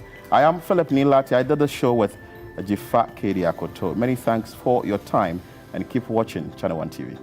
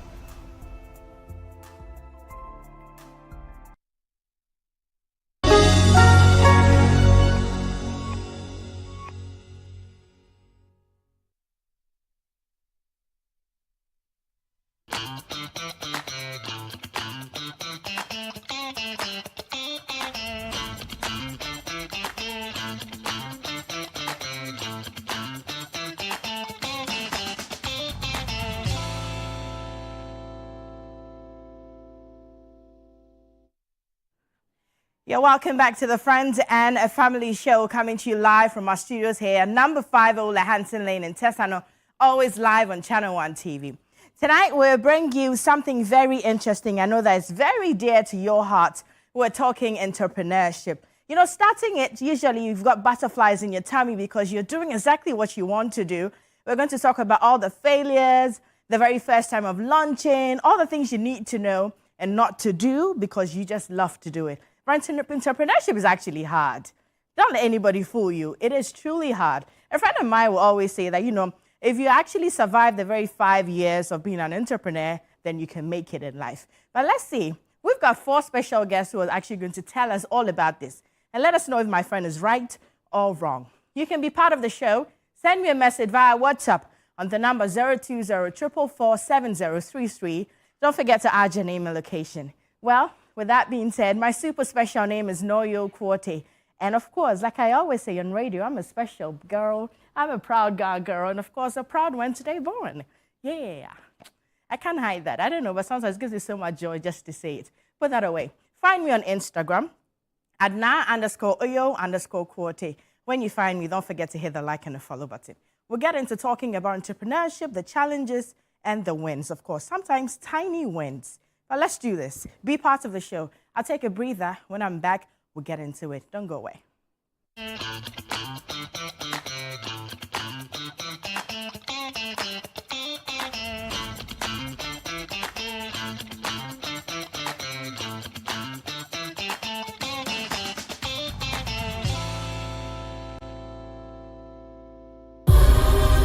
No matter how far you run away, you always come back to where you started.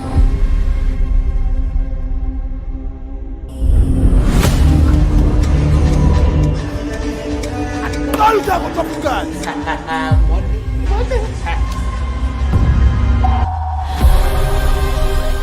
Tortured, Mutilated, fingers cut off. I can lend you the money. My boss believes in giving players another chance. You don't know what to do if you don't have the money to pay back. Come and listen to me. Sir, it's done. Good. 1 week. That is all you got to pay up. You've been gambling. I can't. Unfortunately, we're still chasing shadows. He's clearing the board to make way for something bigger. How could you do this to us, God?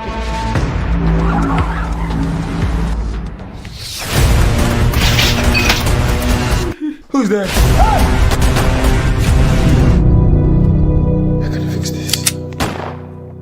In a world filled with challenges, we all need guidance, hope, and a lifeline to anchor us. This is Lifeline, and I'm your host, Fred Crunchy Mensa. From social issues, relationship challenges, and family matters, Lifeline is here to inspire, uplift, and guide you on your journey. Where we give you support, where we hold your hand through the valley and through the thick and thins of life. Join Bishop Fred Crunchy Mensa. I welcome you especially to Lifeline. Every Tuesday and Thursday at 10 p.m. right here on Channel 1 TV. Let's walk this path together, strengthen our faith, our families, and our lives. Lifeline, because every soul deserves a guiding light. Tune in to Lifeline on Channel 1 TV and let's grow together.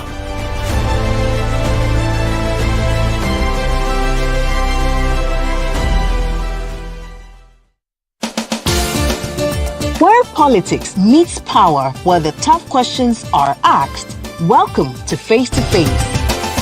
Every Tuesday at 9 p.m., join Umaru Sanda Amadou as he takes you face to face with the key players shaping the future of our nation. I lost over $10 million at the trade fair.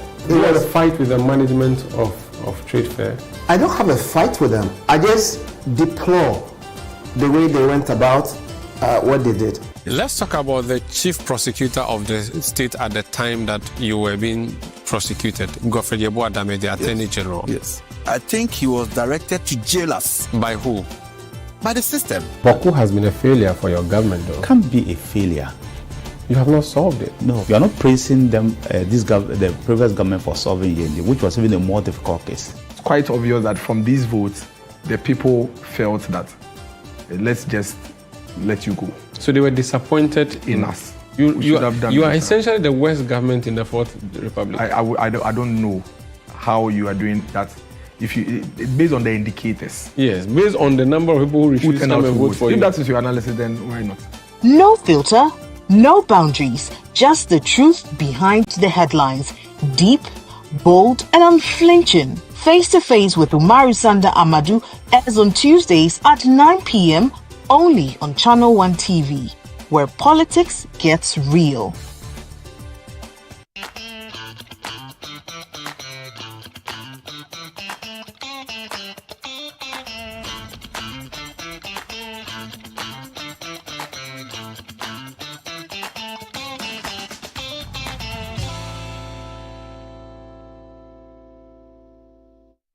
You're welcome back to the Friends and Family Show, always live on Channel 1 TV. My name is Noyo Kwote, and like I said in my intro, we're talking about entrepreneurship. You know, it's quite hard. Even the word itself is sometimes really hard to pronounce.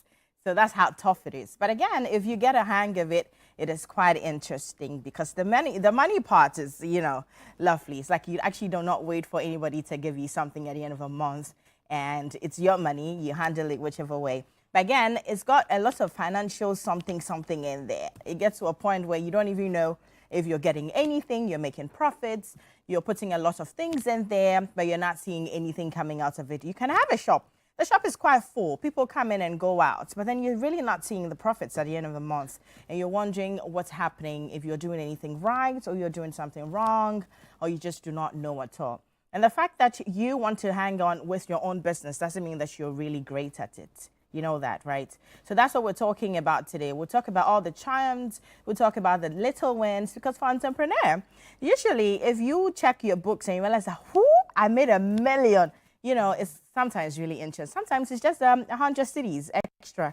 That's going to make you really excited. So in my studios here, I've got 4 wonderful people joining me to talk about this. Probably you're about to start a business. You might take a notebook and a pen and put some things down. or probably you're already in there, and then you can figure out what you're doing wrong or what you're doing extremely right, okay? So in my studio, I have Kofi Etonam, who is an entrepreneur. Of course, everybody in here is an entrepreneur. I'm going to actually call myself senior entrepreneur today. Yeah. So I have Kofi Etonam in the studio. You're very welcome. I love your outfit. Who made it? I made it myself. You made it yourself? Oh, so that's what you're into, Yes, fashion clothing. designer. Ah, I get it. I've got eyes for nice things, so if you see, they just what where it is. All right, so right next to him is Akusta Sechi Jakum. Hello. Hello, darling. You look nice. Thank you. You're welcome. Thank you. And then I have Matilda Yeboah. You have a beautiful smile. Your hair. Thank you. Hey. And there's Thelma Cassandra. I want to ask about your name, but that's for another time. It's like the Cassandra is your last name, or you're hiding the last name. Yes. You don't want us to know the last name. Oh, no, if you want to know, I don't have a problem. It's okay. All right, so all four of my guests are entrepreneurs, and we're going to get into this conversation. So first off, when someone says that I am an entrepreneur, sometimes you ask, is the English name, is it a big name that we like to use, or you just want to say, I'm a trader, or I'm a businesswoman? But anyway, let's start off with your businesses. I don't know what you're into, but probably I'll just give you the chance to say what you're into. And then you tell us how you started, why, and what's actually behind it. I'll start off with you, Kofi. So, I'm into fashion designing. Right. And then with me, mostly, there are things that gets in my way and I can't even handle them. And then with my thoughts about them, they are quite unreasonable to me though, but it's very, very good entering into such businesses. For the fashion industry, it's not quite a lucrative one, if you should if you should ask me, sorry. But if you are given the opportunity, things go well with you. Clients, family and friends don't help. Oh, we're going to get to that. Oh, really? Then I should wait. It's in the pipeline. But anyway, if you started it, we could go off. No, let me wait. Okay, let's wait. Because the fire I was going to bring with that particular one. Let me wait. Mm-hmm. So that's how you Yes, started your please, business, yes. right? Hello, darling. You can first off tell us what you're into and then why you started the business. My name is Akusia once again. I'm the founder for Nuesa Shoes. Okay. So I'm a shoemaker. Right. We make footwear, shoes, sandals, slippers. Oh, no, hold on. So you're the one who makes Caleb shoes, right? Aha! Caleb will buy one for me today. Okay, let's go. So we do that. We make new pairs, and then we recently launched our service line called Renewed, where we offer refurbishment and repair to worn-out footwear. Nice. I started Nuesa six and a half years ago. I have a background in chemical engineering, so it's a complete So how did you sway? interest. And I was retailing footwear when I was doing my national service at GMPC. After a while, unemployment was staring at me in the face. So I was like, oh, let me go and try and learn and see if I can make it myself, because the one who was doing it for me was messing up a bit. I learned it for about a month and I found a job. Then I left. I went to do the job and I realized, no, I don't want to be in the office space. So I went back and I learned, and then finally I set up Nuesa about 6 years ago. Nice. Yeah. So that's passion driven. Yes, passion. Passion driven. Right. Passion. Hi. So you tell us what you're doing, and then what made you start? Okay, so I'm into the gift and surprise industry. Gift and surprise. Surprises. Okay. So I'm the creative director for Deco Sense Gift and Surprises. What we do is to create thoughtful gifts to celebrate people during special occasion or their special days. So why I started, when I was on campus way back in University of Ghana, most of the time I used to make small gathering parties for some of my course mates when it's their birthdays and other programs. So I realized that I had interest in creating beautiful gifts to celebrate people. Sometimes when my friends are celebrating their birthday, I'm able to put something together to celebrate them. And then I realized that this is something that can be transformed into a profitable business and build it into like a business that will help other people as well to celebrate their loved ones. Right. Yeah. So that is also passion driven or Yes, interest. please. Right. Hello, Cassandra. Hi. Okay, so my brand name is Essentials. So we are into skincare, self-care, and then beauty. So what inspired me, I would say first I used to have dark spots a lot. So I was just randomly buying anything I see. Yeah. Right. So I got one particular one that worked for me, and everyone that saw me would be like, "Hey, what did you use?" Then I started selling that product, and then that was it. Yes. So it's also interest. Yeah, a little bit passion driven, because there were times I like to try new products, and I use myself like as the, let's say, test rat or lab rat, just to see how it goes. And then if it goes well, I sell it to someone else. So that was how I started, yeah. Okay, so but then before you started your business, did you, whilst you were at it, did you have any fear? You know, would this work? Am I going to, like, you know, stall at some point? Did you ever think that, oh, this is actually what I want? Because, you know, people actually sample lots of businesses. The first time they're selling clothes, the next time you realize that they're into hair business, and the next time they're like jack of all trades, master of none. But then when you started your business, did you have any fear of not, like, you know, Charlie, making it in this particular one? Say, this is like my sit one. If I know sure people go laugh me, you know. Did you have anything like that? So I was at airport working as a profiler. So with a profiling job, there's not much salary there. The money's not. So I had one gentleman in church. So I approached him, Chief, this is what I want to do. And he's a fashion designer, a good one at that. I asked him, this is what I want to do. And he was like, am I really passionate about this? And I said, yeah, I like to feel good and like to make others also feel good. And he explained everything to me, the ins and outs. There are times that you would go up and come down, not that too much giddy. So therefore, I ventured into apprenticeship. I started with apprenticeship and then went through the toils, the happy moments, and then graduated. Entering into the business wasn't really easy because there are so many fashion designers around. So with your niche and what you do best in the fashion industry, that's where you can get your clients to come to you more. You get it. So I think it's up to you, the individual entering or venturing into a business. You should have some understanding or knowledge about what you are entering into. Right. Yeah. Hi. Hello. Did you have any fear at all that this is not going to work?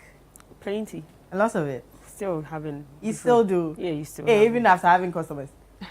Yes. Really? It happens. Yes. It happens. Yeah, you have very good days and you have very bad days. So generally, June, July is a bad season for businesses in Why Ghana. is that?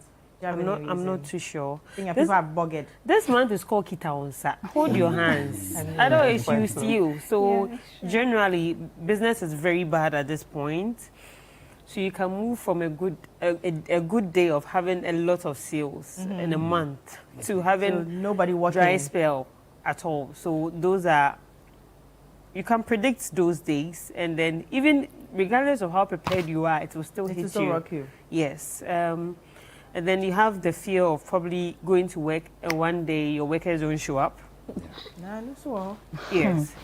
So it's a people problem. You are dealing with low sales, dealing with employees, dealing with suppliers, dealing with bills. Yeah. So the fear is every day. It's an everyday thing. It never stops. Nice. Yeah. Anyway, so I started off a business. Oh, I'm still in there, but the thing they rock me small.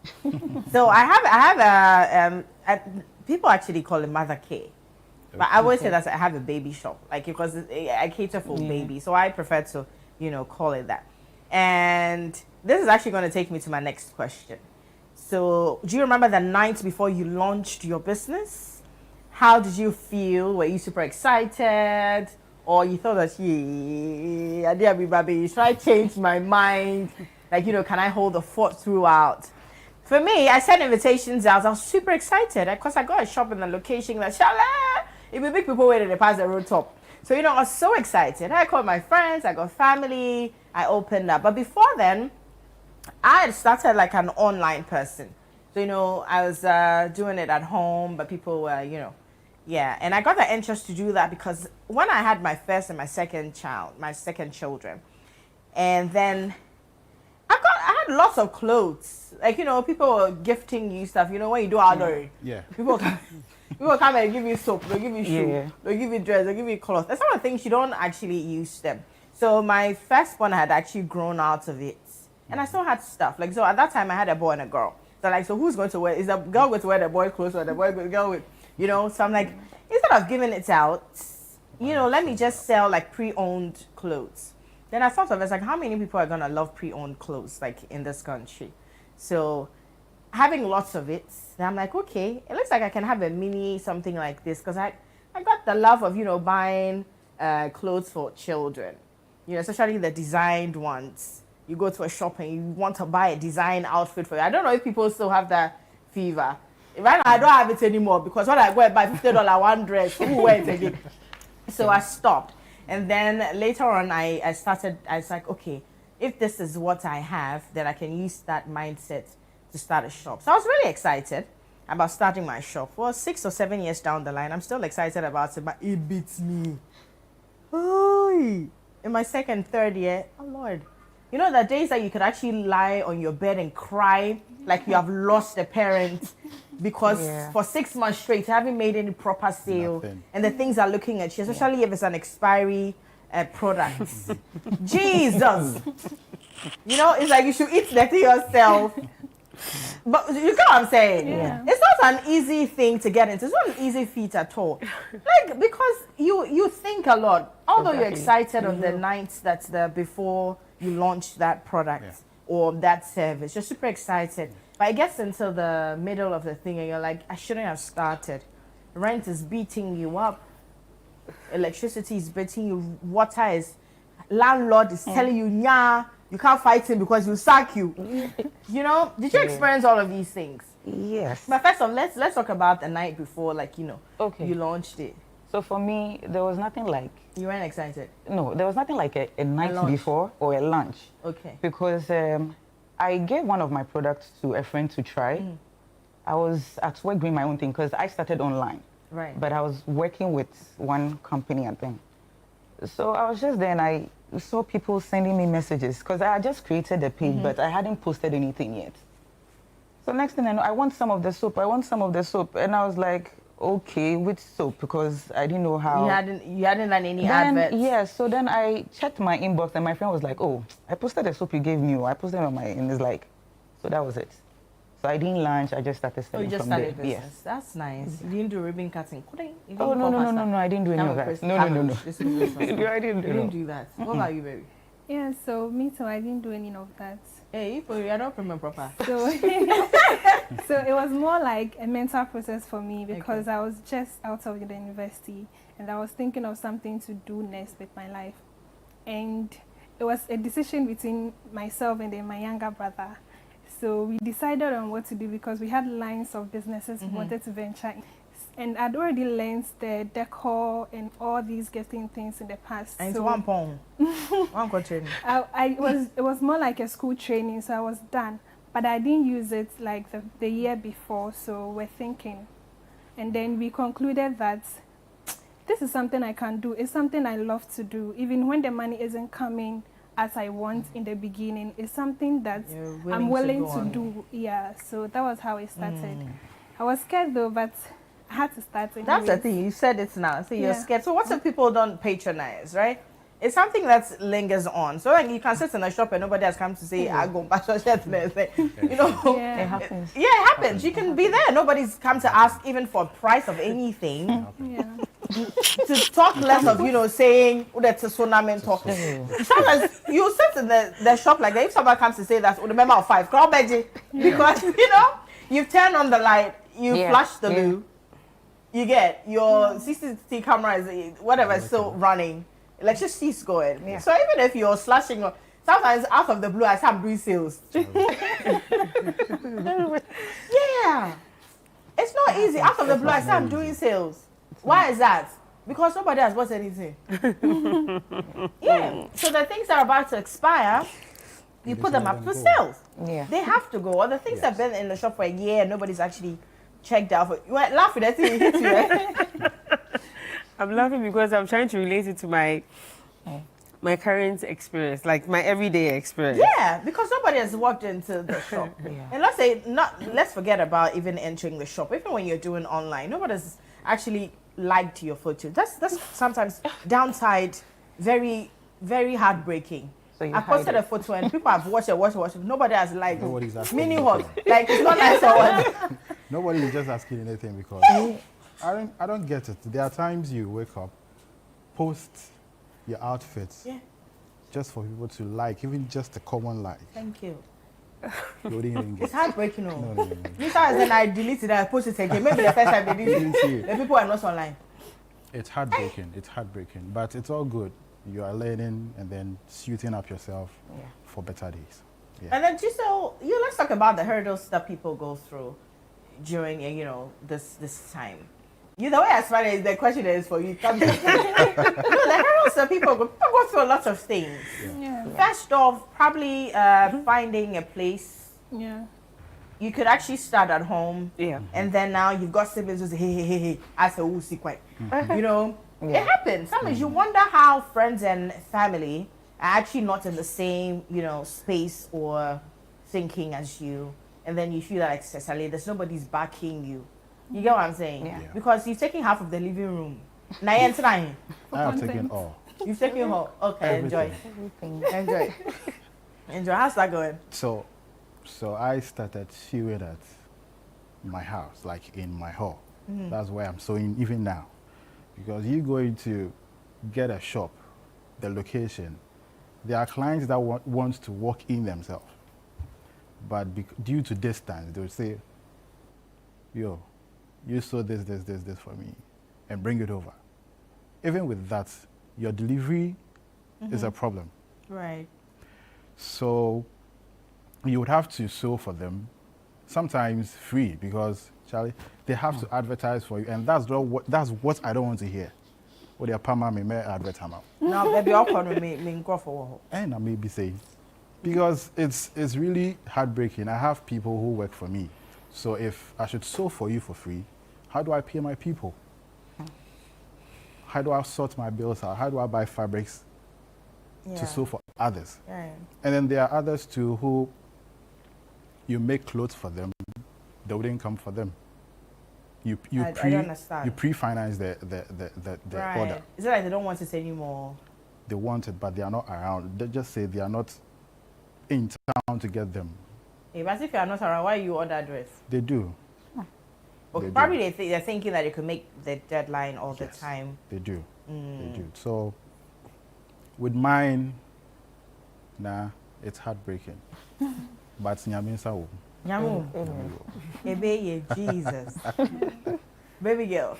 It's your mysterious one. It's all and laughter. If you don't add laughter, you just meant. You just go mad. True. It's true. I'm telling you go mad. In my case, so I went through the process of apprenticeship. And then I think one time I made a post about delivery guys and the hurdles we face as vendors. And you Caleb then, yeah. I think then that time was City TV. They picked up and then they came to where I was. I was with my master. So they came to interview me there. Now, I don't know what rumor was spread around. By the time I was interviewed, I was invited to come to the studio, City TV studio, formerly. Before I could go for the studio interview, my boss had sacked me from the shop. Why? I don't know. He said he didn't want me at that time, I had ended my apprenticeship anyway. So I was just doing part-time at there. He said, yes, he said I should leave his place. I said, okay. So by the time I went for the interview and came back, I was shopless. Just carried all my materials home. That was in January. And I had a small machine that time when I decided that I wanted to start by myself. I had a friend of mine who sent me money. Esther, wherever you are, God bless you. She gave me money when my own family didn't even believe in what I was doing. I went to buy the machine and I started from the house. Now, the night before, I remember it so well. I had an order and I said, okay, let me try something. When I started that machine, if you start the machine from here to move to the other direction, it was just bumping around the place. So gradually, I would take an order. Some will not pay. Reinvest the money back into reinvest the money back into the business. I started filling up my house with materials for one corner. We got to a time it was too much, and I needed to get a space. My family initially were not so supportive. It had to grow on them. I mean that they realized I was not. They had to accept it. I wasn't backing out. My friends have been very, very supportive. They got to a time they bought into what I was doing. Then they came in to come and help and all that. But when you start entrepreneurship, everybody will not be on the same page with you. If it's not for passion, I would have quit. If it were not for passion, how passionate I am about what I do, I would have quit. Because if you're looking for returns, I'm telling you, 6 years down the line, I still don't have returns. I still don't think I have anything to show for all the man hours and all the sweat and I'm with you, sister. Blood and the tears I have poured into my business. If you ask me today that should I do entrepreneurship, I will tell you no. In Ghana. Initially, I am for the fact that you can't just quit a paying job to start your own business. You know, you definitely would have to find a put your foot on one, because that's what's going to bring the income at some point. You know, because you know that at the end of 30 days or 31 days, your salary is going to come. And then that's what you use to hold body small. And yeah, so if the side hasn't paid for a month or two, that's what's going to pay the water bill, it's going to pay the rent, it's going to pay electricity, or probably stock. Because you can be having stuff in your shop, they're moving, but you don't have the money to put it back. I don't know if you've experienced that. Yeah. You know, you've sold quite a number of things. You know, that's this one, you've written sold out on the photo. Sold out on the photo. But your money is not enough to get new stock. I think you are focusing a lot more on products type of entrepreneurship. But the service as well. The service is such that if you want to run a business and you are working for someone, dealing with employees is a different teases topic we have to deal with. No, I don't get. Like you're working for somebody, then you're starting off your own service production, right? It's just about the same thing. No, it's not. No, it's not. Because you need, okay, so explain. You need all the hours here as well, as much as you need even there. with products, I have bars of soap in the shop. Who's buying the soap? No, 5 bars of soap in the shop. You have an employee there. You believe is selling the 5 bars of soap. You may not be there. He has gone to bring her own soap and is selling that. She's running her business in your business. You are not aware. aware. To go there. You are not aware. You don't know. In our case, it's services. So it is not every day you can quantify the materials because it's not a fixed thing you are doing every day. If you are not there, something is happening behind you. How will you know? CCTV there. Even with that. Even with that. So how do they manipulate that? Oh, I mean, let's say, for me, I'm always at the shop. If I'm not around, I lock because I don't want any headache. So the thing is, sometimes you might not be around. You might step out real quick. Someone will come to fix the lash or something. I mean, and then they take that money. Yes. Okay, it's not recorded. Or let's say someone comes to buy. Let's just say we are selling wachi for 50 cedis, and then jollof is 40. So if the person bought wachi, they will say, okay, the person bought jollof because of that 10 cedi. I don't know if you get what I mean. I get just so that money also goes to them. So it's just criminal activities. You know, it's a whole lot that goes in there. So that one, if you don't have the heart, you can't. You can't. Yes. And then we'll come back to talk about, you know, having employees as well. You know, you're struggling yourself, but you have to pay the other person, and the person comes to work like a discal, not really interested in what you're doing, because I'm just here. You said, come and look at the shop. Yes, but it's different when you have people who are actually interested, same interest as you. You know, even there's a but, because when they get too much information, or probably they get to, they're like, so if I know they, you know they, you get, hello? Yeah. You know, there's nothing you can do about that, right? So we'll get into rent issues, we'll get into employees, we'll get into, you know, all the things that you need to know about the small wins, how you feel about them, and then the downside of entrepreneurship. You're still on the Friends and Family Show. I'll take a little break. I'll be right back.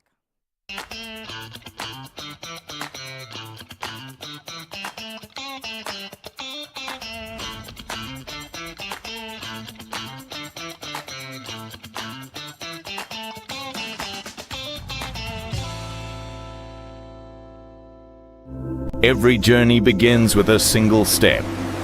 Not always easy, not always certain, but always yours. In every heartbeat there's a story of struggle, of courage, of purpose.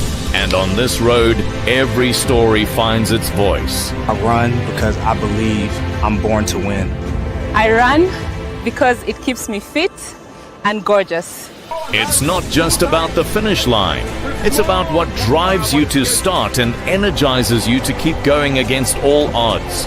The battles no one sees and the pain no one feels. The triumphs only you understand. And when the road gets hard, always remember, if it is to be, it is up to me. It's your moment, your legacy, and your glory. Register now for the ABSA Black Star Marathon, because your story matters. Hey Ghana, so you people know Miss Brother Man Small. If you it's your boy. Kill them all, kill them all. But this time, I'm not only killing mosquitoes, I am killing the greats. See? This wouldn't have been possible if I didn't have the perfect mosquito-free atmosphere. Thank you, Out Insecticide. And Out Mosquito Coil. For a mosquito-free atmosphere, trust Out to... You are not serious. Out Insecticide. So ya boa, faha.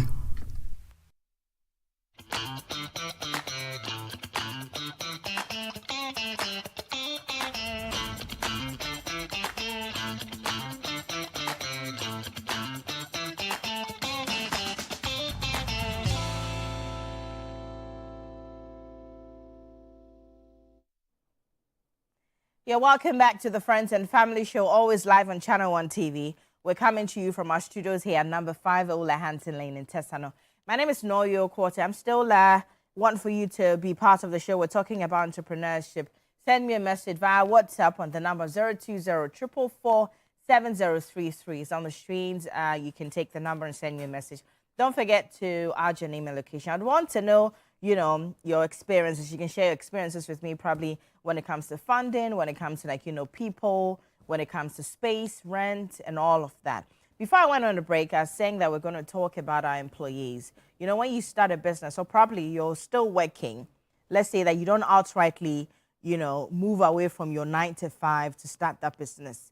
But if you're still in the 9 to 5 while you start a side business, you're definitely spending all your hours at work.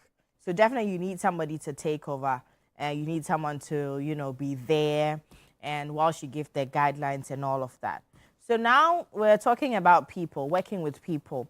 It's not easy when people come into your lives to help you out. They're also looking for a job, but usually these people behave as though they're doing you a huge favor because you're usually not around.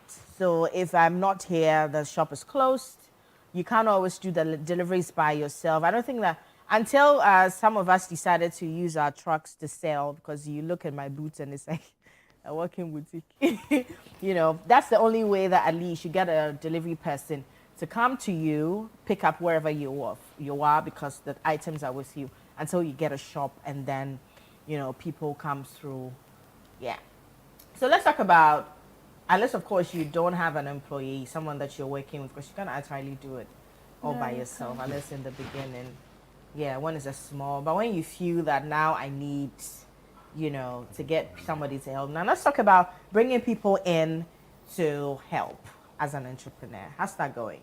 Well, so with my line of business, I started alone. When I was starting, I started alone. But as time goes on, you have to get an extra hand helping you. But with fashion industry, when you are bringing in the employee, you should get a space for him to stay. Is that how it's compulsory? Not that compulsory, but there are some, they are supposed to be close. there. Yes, they need be close to you to get the job done, get to work on time, and so forth. And then you are supposed to pay their bills, aside you paying them. Is it? Yeah. You pay the bills after sort how? of this Nigerian guys, when they come in, you're supposed to pay them, pay utilities for them, and then pay them weekly. With mine, I pay on commission basis. Okay, let me understand. You've actually found a place for them to stay. Yes. So when you pay them, they cannot pay the water and the electricity. No, let's say they are all looking for money, even though we are looking for money. But theirs is, if you are not paying this, he'll go elsewhere. So give you an ultimatum. He'll go elsewhere to go and work, leaving your products down. Well, that's harsh. Yes. It's really, really terrible.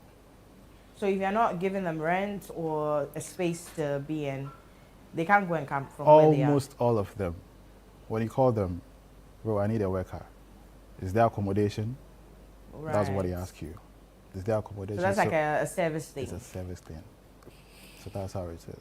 And then when they come to, they want to take over. They don't want to listen to what you are doing. My business. Yes. Okay. So there are times you have to be hard on them, extremely hard. So and is there any point that like they actually take other people's businesses and still use your electricity and machines? So I had one worker who did that, and I made him go because I wouldn't allow you bringing people's work to where I work and then use my stuff and then take the money for yourself. Doesn't make sense. So I just made him go. Yeah. All right. The way you smile when I say something. Let's hear you. Have you ever had the experience with working with people? Oh, yes. Plenty. Plenty. Yeah. So to buttress what he's saying, because it's a skill-based job, the average artisan in Ghana wants to work for himself. Okay.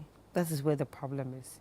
They all feel they can maximize their potential when they work for themselves.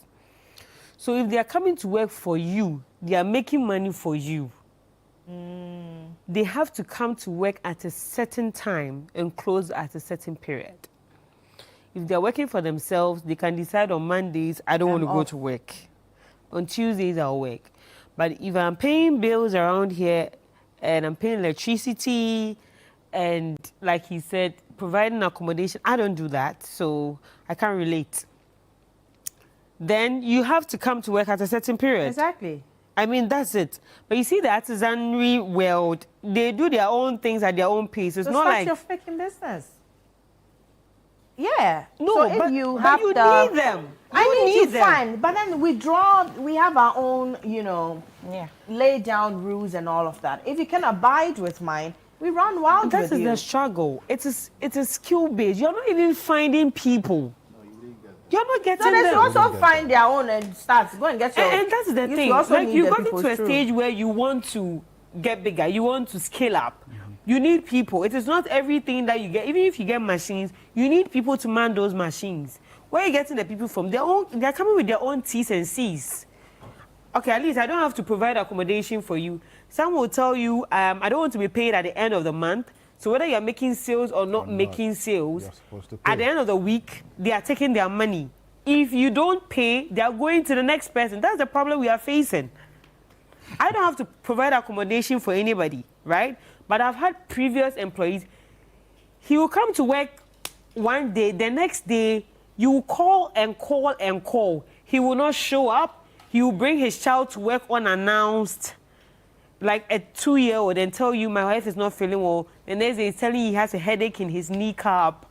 Headache here? Yes. Criminal. All sorts of excuses, and you have to swallow it. Entrepreneurship in this country, forget.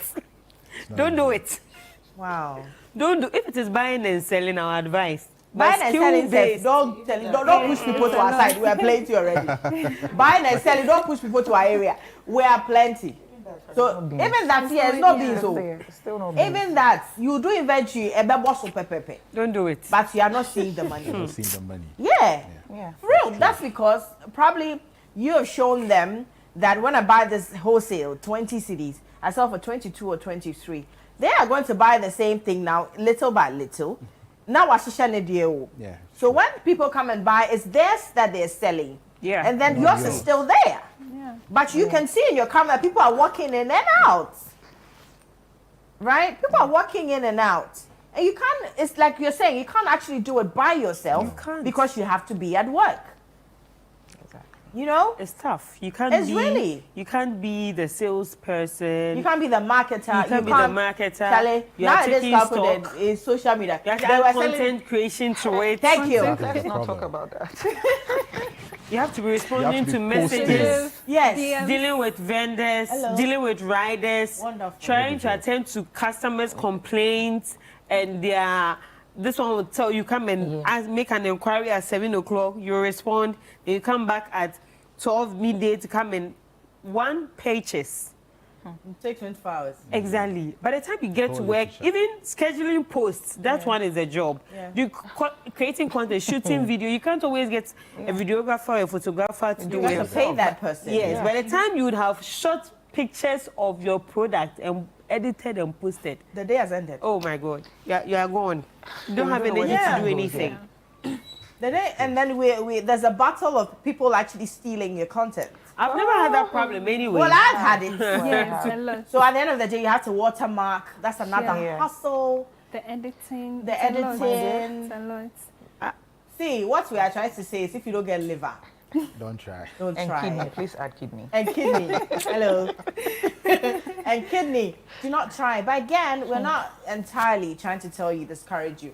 Yeah. But if you have, the flair and you think you've got people supporting and everything, you can try it. Like I'm saying, we're going to get to that part where my friends actually said that if you survive 5 years being an entrepreneur, the rest of the years at least you can hold body small, you're going to succeed. But people actually do 10 and they still fold up. Yeah. People actually do 10 and then they fold up. No? I have done 5, 6. Now, talking about rent. Okay, so now you have moved from that little space. Your mom and dad say, like, you're taking the whole house. And all of that. So now you're thinking, you put some money together. Let's talk about rent. I've moved out of my shop. The last time I was saying it, because I was charged 150,000 cedis for 5 years, making 2,000 Ghana cedis per month. And then they're taking it outrightly. And that's how they talk out. You get it? Outrightly. And then you're thinking, am I making 2,000 Ghana cedis and more in a month? From purchase or probably from sales or anything. I'm not making that amount of money. When you think about it, it's like, it's better off you stay home, put the stuff or whatever it is at home, render that service from home for a while. Because out of that money, you're paying electricity, you're paying water, right? You've got stuff that you're paying. And then sometimes too, when the service is becoming a lot, security-wise. Thank you. You need 2 or 3 people instead of one person handling it. So you're paying one person 5K, 2K, 3K. Why? What has happened? You get it? And then the landlords or anything are not actually considering all of that. They have their space and they're giving it out for this amount. Whether you're making it in profit or in loss is none of their business. And it's quite tough. I think that we should consider the whole rent thing. Have you ever had any rent issue? Last week. They sack you or you didn't pay? Oh, no.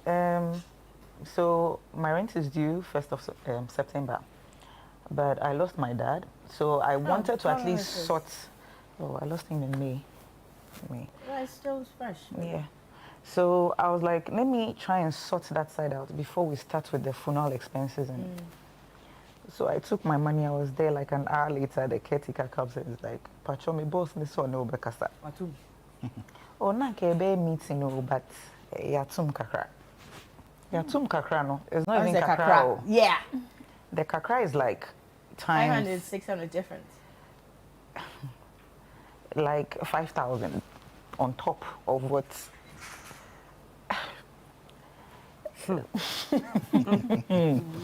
And to think that when I was getting the place, it was like an uncompleted, I won't say it was an uncompleted space. You have to put your stuff There was no lights, no meter, wires were hanging.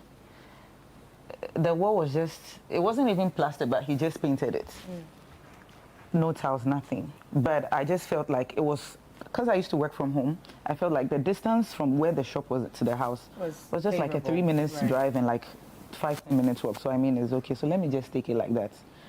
So let me take it like that. This is what I'm facing. So it happens. She says, "Ha." I think God bless my shop owner wherever she's a very known face. I'll mention her name on this. So when I went for my current shop, the shop had been abandoned for a while. So wires were hanging, all that. See, you have to all be dealing with rich people. They fixed it in a while. She asked me, "What jobs do you need to do at the shop?" I said, "Okay, the meter is this, Okay, send me an itemized bill." I sent all that to her. She sent the money and I fixed it. You fixed it. Wow. Good for you. Yes, and the other good thing to it that... Yeah, me, I'll mention my landlord name and I'll not mention my landlord's name. She's a very known... my landlord, probably she doesn't even know me. So my shop is very far away from town, central business district. If you produce, you don't need to be in town. Stay away from town. The shops away from town, they are more affordable. And that's because that's production, right? It's production. That's even production. Yeah, we need the V8 people to come and yes, you need it. Even with the, I have 90% of my clients. I've never met them before. So for people who really want, they'll come. For others, I just send via rider to them. But if you say you want to compete with the people who are, 150,000, have I seen them before? Hello. I'm not saying if I see them right now, probably I'll faint. I've not seen that money before.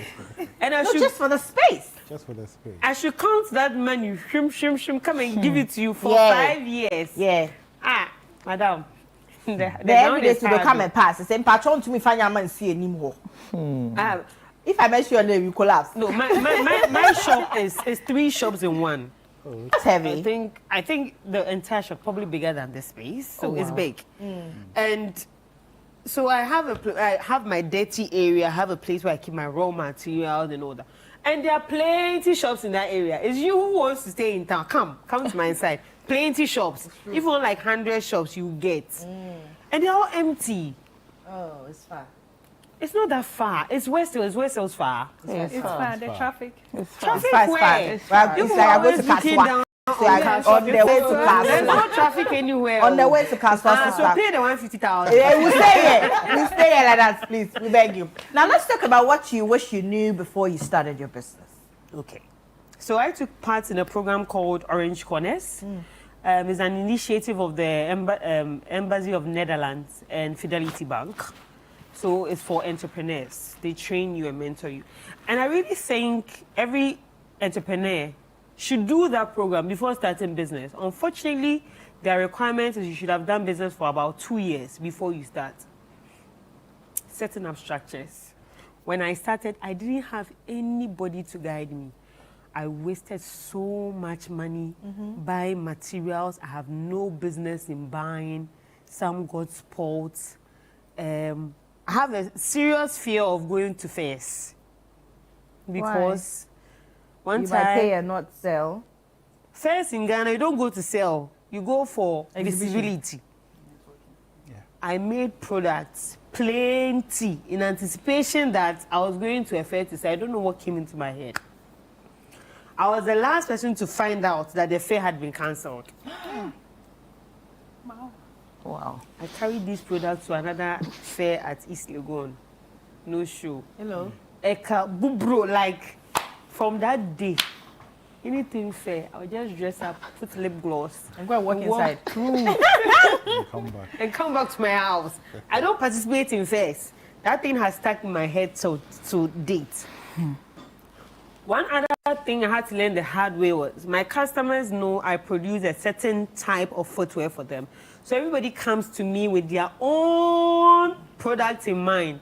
You have made this thing, it's in green, some will come, I like it in ostrich red. So when I stock up products, I lock my money. Nobody taught me this one. You have to learn by yourself. Shop location and all that. I think I started a career in a place where I didn't have any predecessor who was a lady. So I've had to use my head to hit, make mistakes. No, this one is not working. Let me do it like this. And that's how I've been getting along. If you have someone who is able to hold your hand, like you said, do this, talk to these people and all that, it will help you.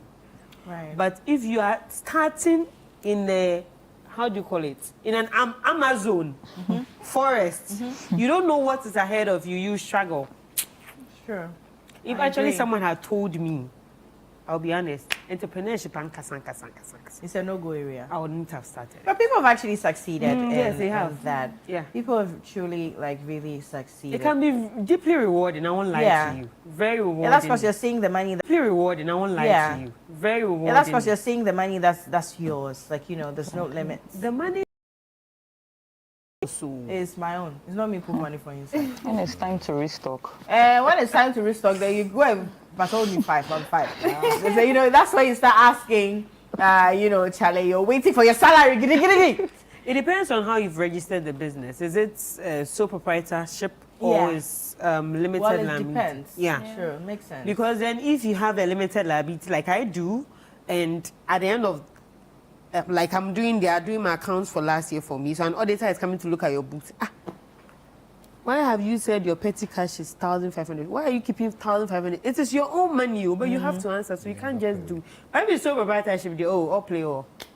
You can you can spend the money tomorrow, and then tomorrow you can start. The day after you can start all over again. So, all right.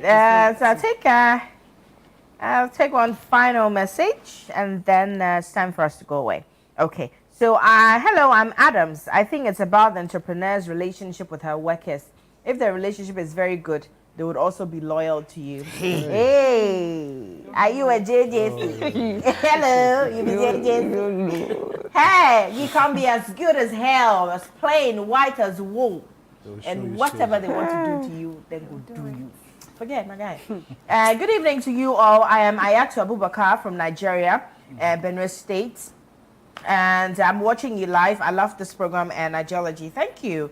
I'm a graduate and also ex-corpa, but I will tell you that I prefer entrepreneurship than salary. Back then, when I was schooling, that is when I actually respected entrepreneurship.